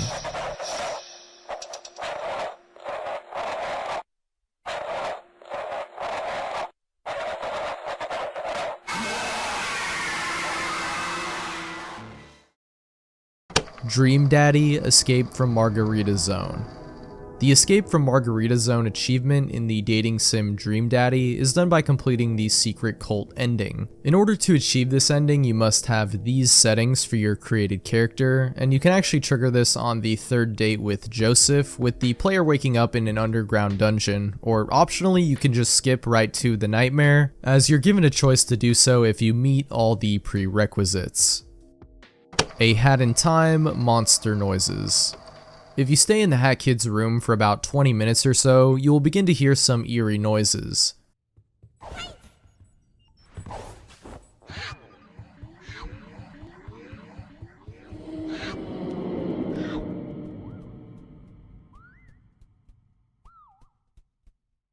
Stay even longer and you'll hear even more monster-like noises. Red Dead Redemption 2 Whispering in the Forest. In Red Dead 2, if you go to a forest near Roanoke Valley, and to the south of Brandywine Drop, you'll find an area of woods haunted by the ghosts of a dead couple who were tragically and brutally murdered. One beheaded and the other burned alive. The story of the couple is told in a theater show called The Ghastly Serenade, and you can hear the spirits whispering as you enter the haunted forest. D-Day Moloch. D-Day is a 2004 RTS game which hides a dark secret, which is hidden in the first chapter of the game. If you fly over the church and zoom in, you will hear the voice of a demon.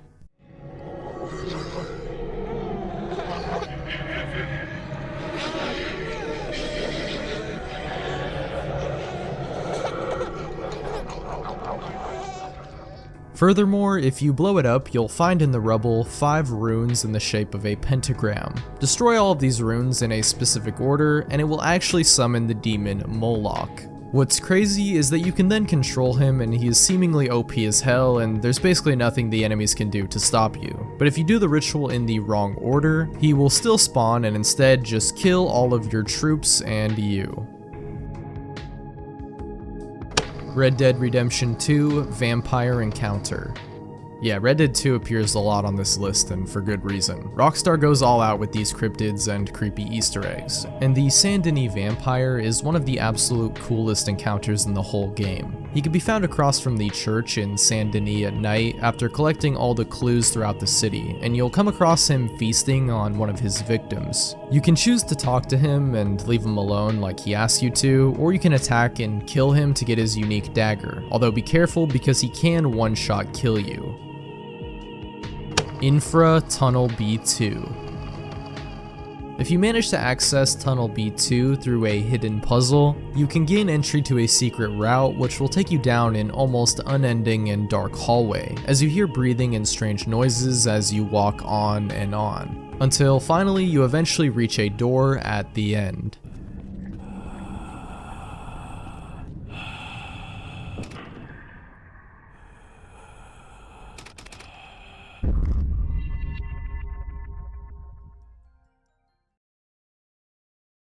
Spec Ops: The Line Foreshadowing. Well, this is kind of awkward. I mean, I did an almost 2-hour deep dive into this game, the entire story, the foreshadowing, and most of the Easter eggs, so if you want to see that, I would definitely recommend checking that out, but saying anything more here will give away the entire story, so yeah, if you want to know more, check out my video or play the game. It's an amazing experience. But yes, there is a ton of foreshadowing and a bunch of Easter eggs as you progress through the game, which I outlined in that video, but I don't want to spoil such a great game here.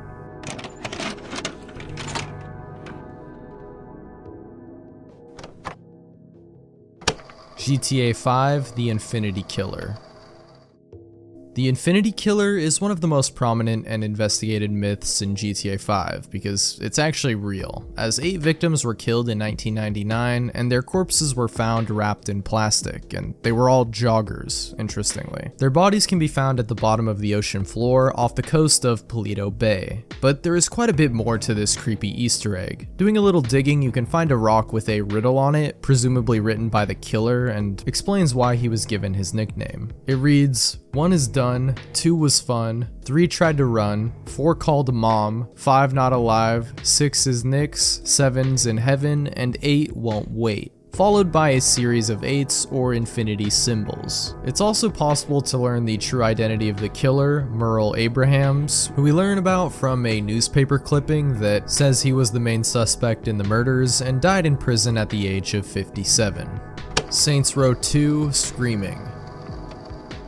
In Saints Row 2, for a franchise known for its wacky humor, you might be shocked if you happen to come across this house at night and hear what sounds to be a brutal torture scene inside.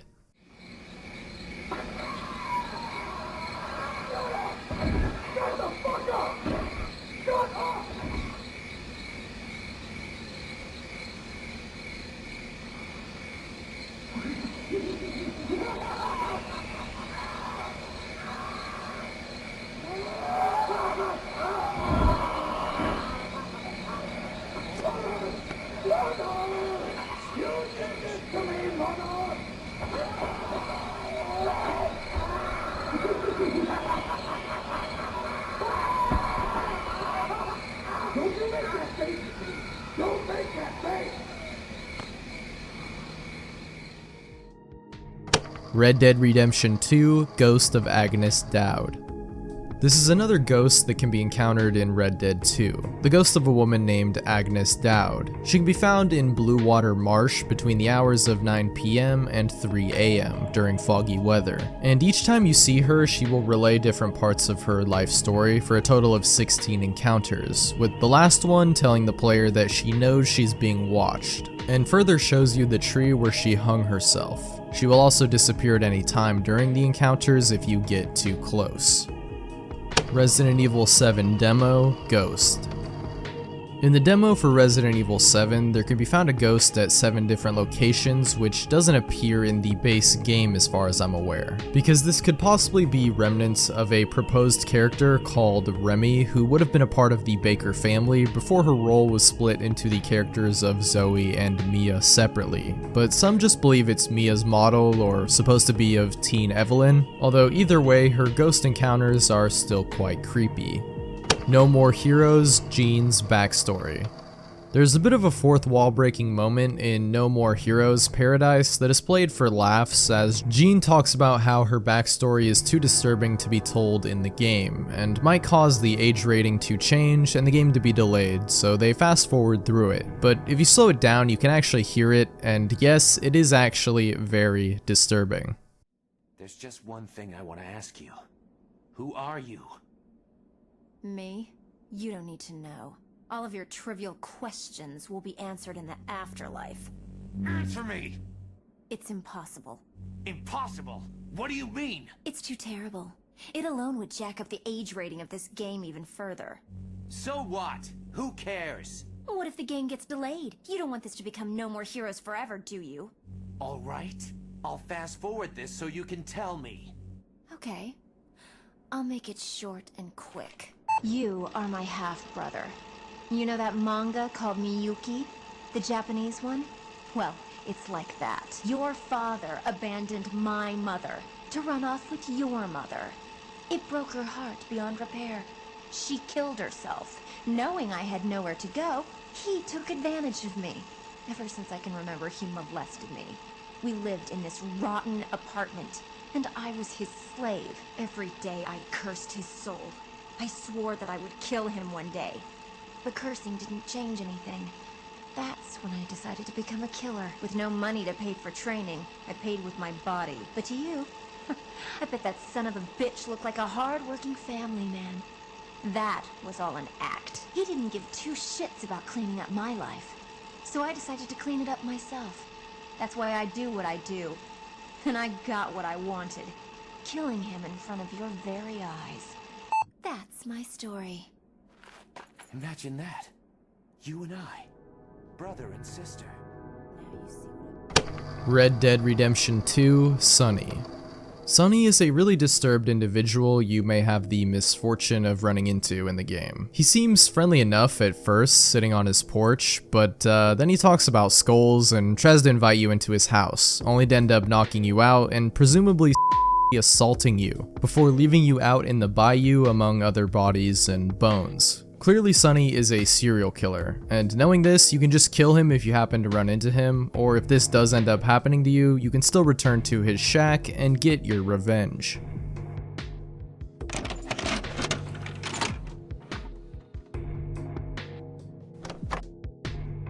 PT, Lisa following you. It's wild how much of an impact one demo had on the horror game scene. A demo people are still talking about to this day, and that secrets are just now being uncovered almost a decade later. Because almost 6 years after release, it was found out that Lisa, the antagonistic force of the game, was constantly stalking you just out of view the entire time.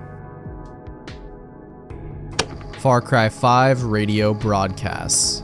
In Far Cry 5, when listening to the radio in your car at a few certain areas of the map, a strange frequency will cut in of usually static, followed by a secret message. What any of this means is unsure, although some believe it could be a reference to number stations.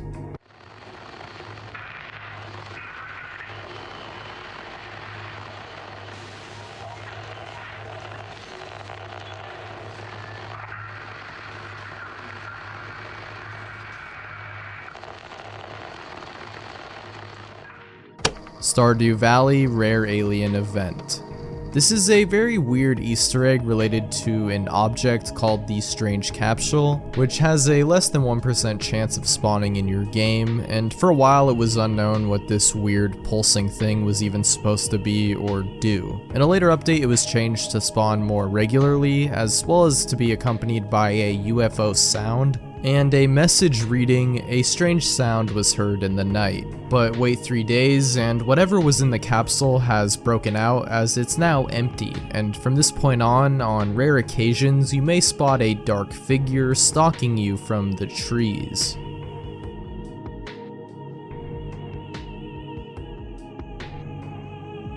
Harvest Moon 444.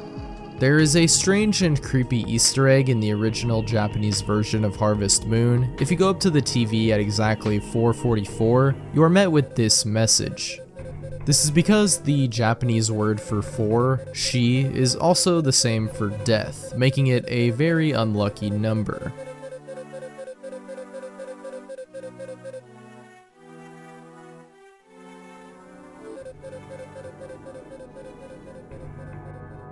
Red Dead Redemption 2 Missing Athletics Team.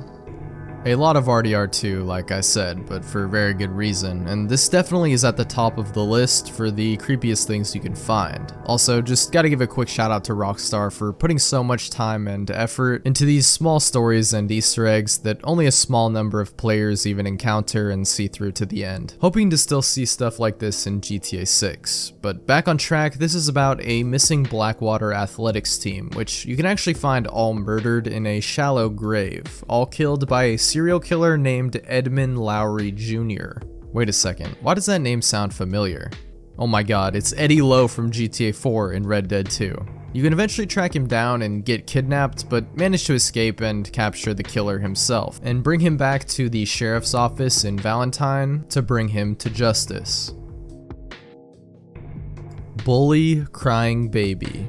At a seemingly random house in Bully, at this point on the map, you can hear what sounds to be a baby crying, and sometimes even more than that. But it's honestly pretty quiet in game, so it's hard to tell what's really happening. But if we look at the files, we can start to get a better picture. The baby crying is just called baby cry, but the other sounds, well, they're titled Domestic Fight 01, 02, and 03. Yeah, and if you listen to the raw audio file with that name in mind, it all of a sudden becomes a lot more disturbing.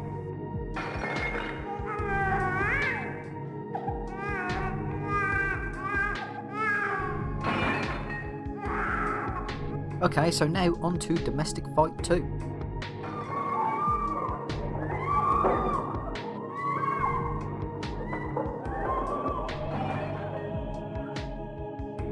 Ben and Ed ARG.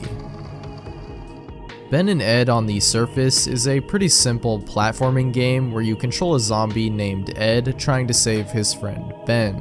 However, it has a rather dark secret. One of these secret endings has the start of this ARG, as a jump scare is shown which also contains coordinates that are located in Germany. Eventually, someone actually went there to find a package hidden in a sewer grate. The package contained a working iPod, a bone, and a very strange image. The iPod had concept art and emails between devs, but from here the story only goes even deeper and gets more convoluted, with the devs claiming they had not made that secret ending and that it was made by a freelancer named Benedict, who was also associated with some other strange pages on Facebook and such. Another package was also found thanks to that Facebook page, and other disturbing videos and photos were posted to the page, such as one of a man cutting off his own foot, at which point the devs since disassociated themselves from the mystery, saying someone else was entirely behind it.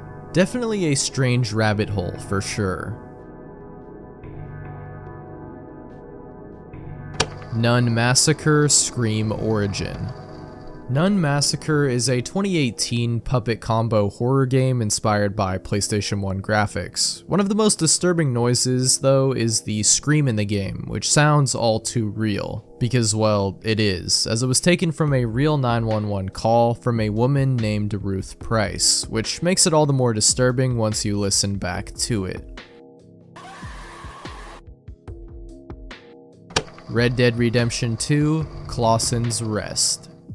And to end it off, what a better way than with a Red Dead 2 Easter egg, and one of the most disturbing things you can come across. If you enter the Clawson Rest cabin, you will find a note from a mother written to her children Glenn and Eddie, saying she was going after men who stole money from them. However, she never returned. And looking around, you will find empty cans, as well as a table where they likely killed and ate rodents or animals to survive. But it was not enough, and eventually they starved to death. But that's not where the tragedy ends, because you can find at Ches Porter, not too far away, the gang who killed the mother and stole from the family, which you can overhear from their conversations.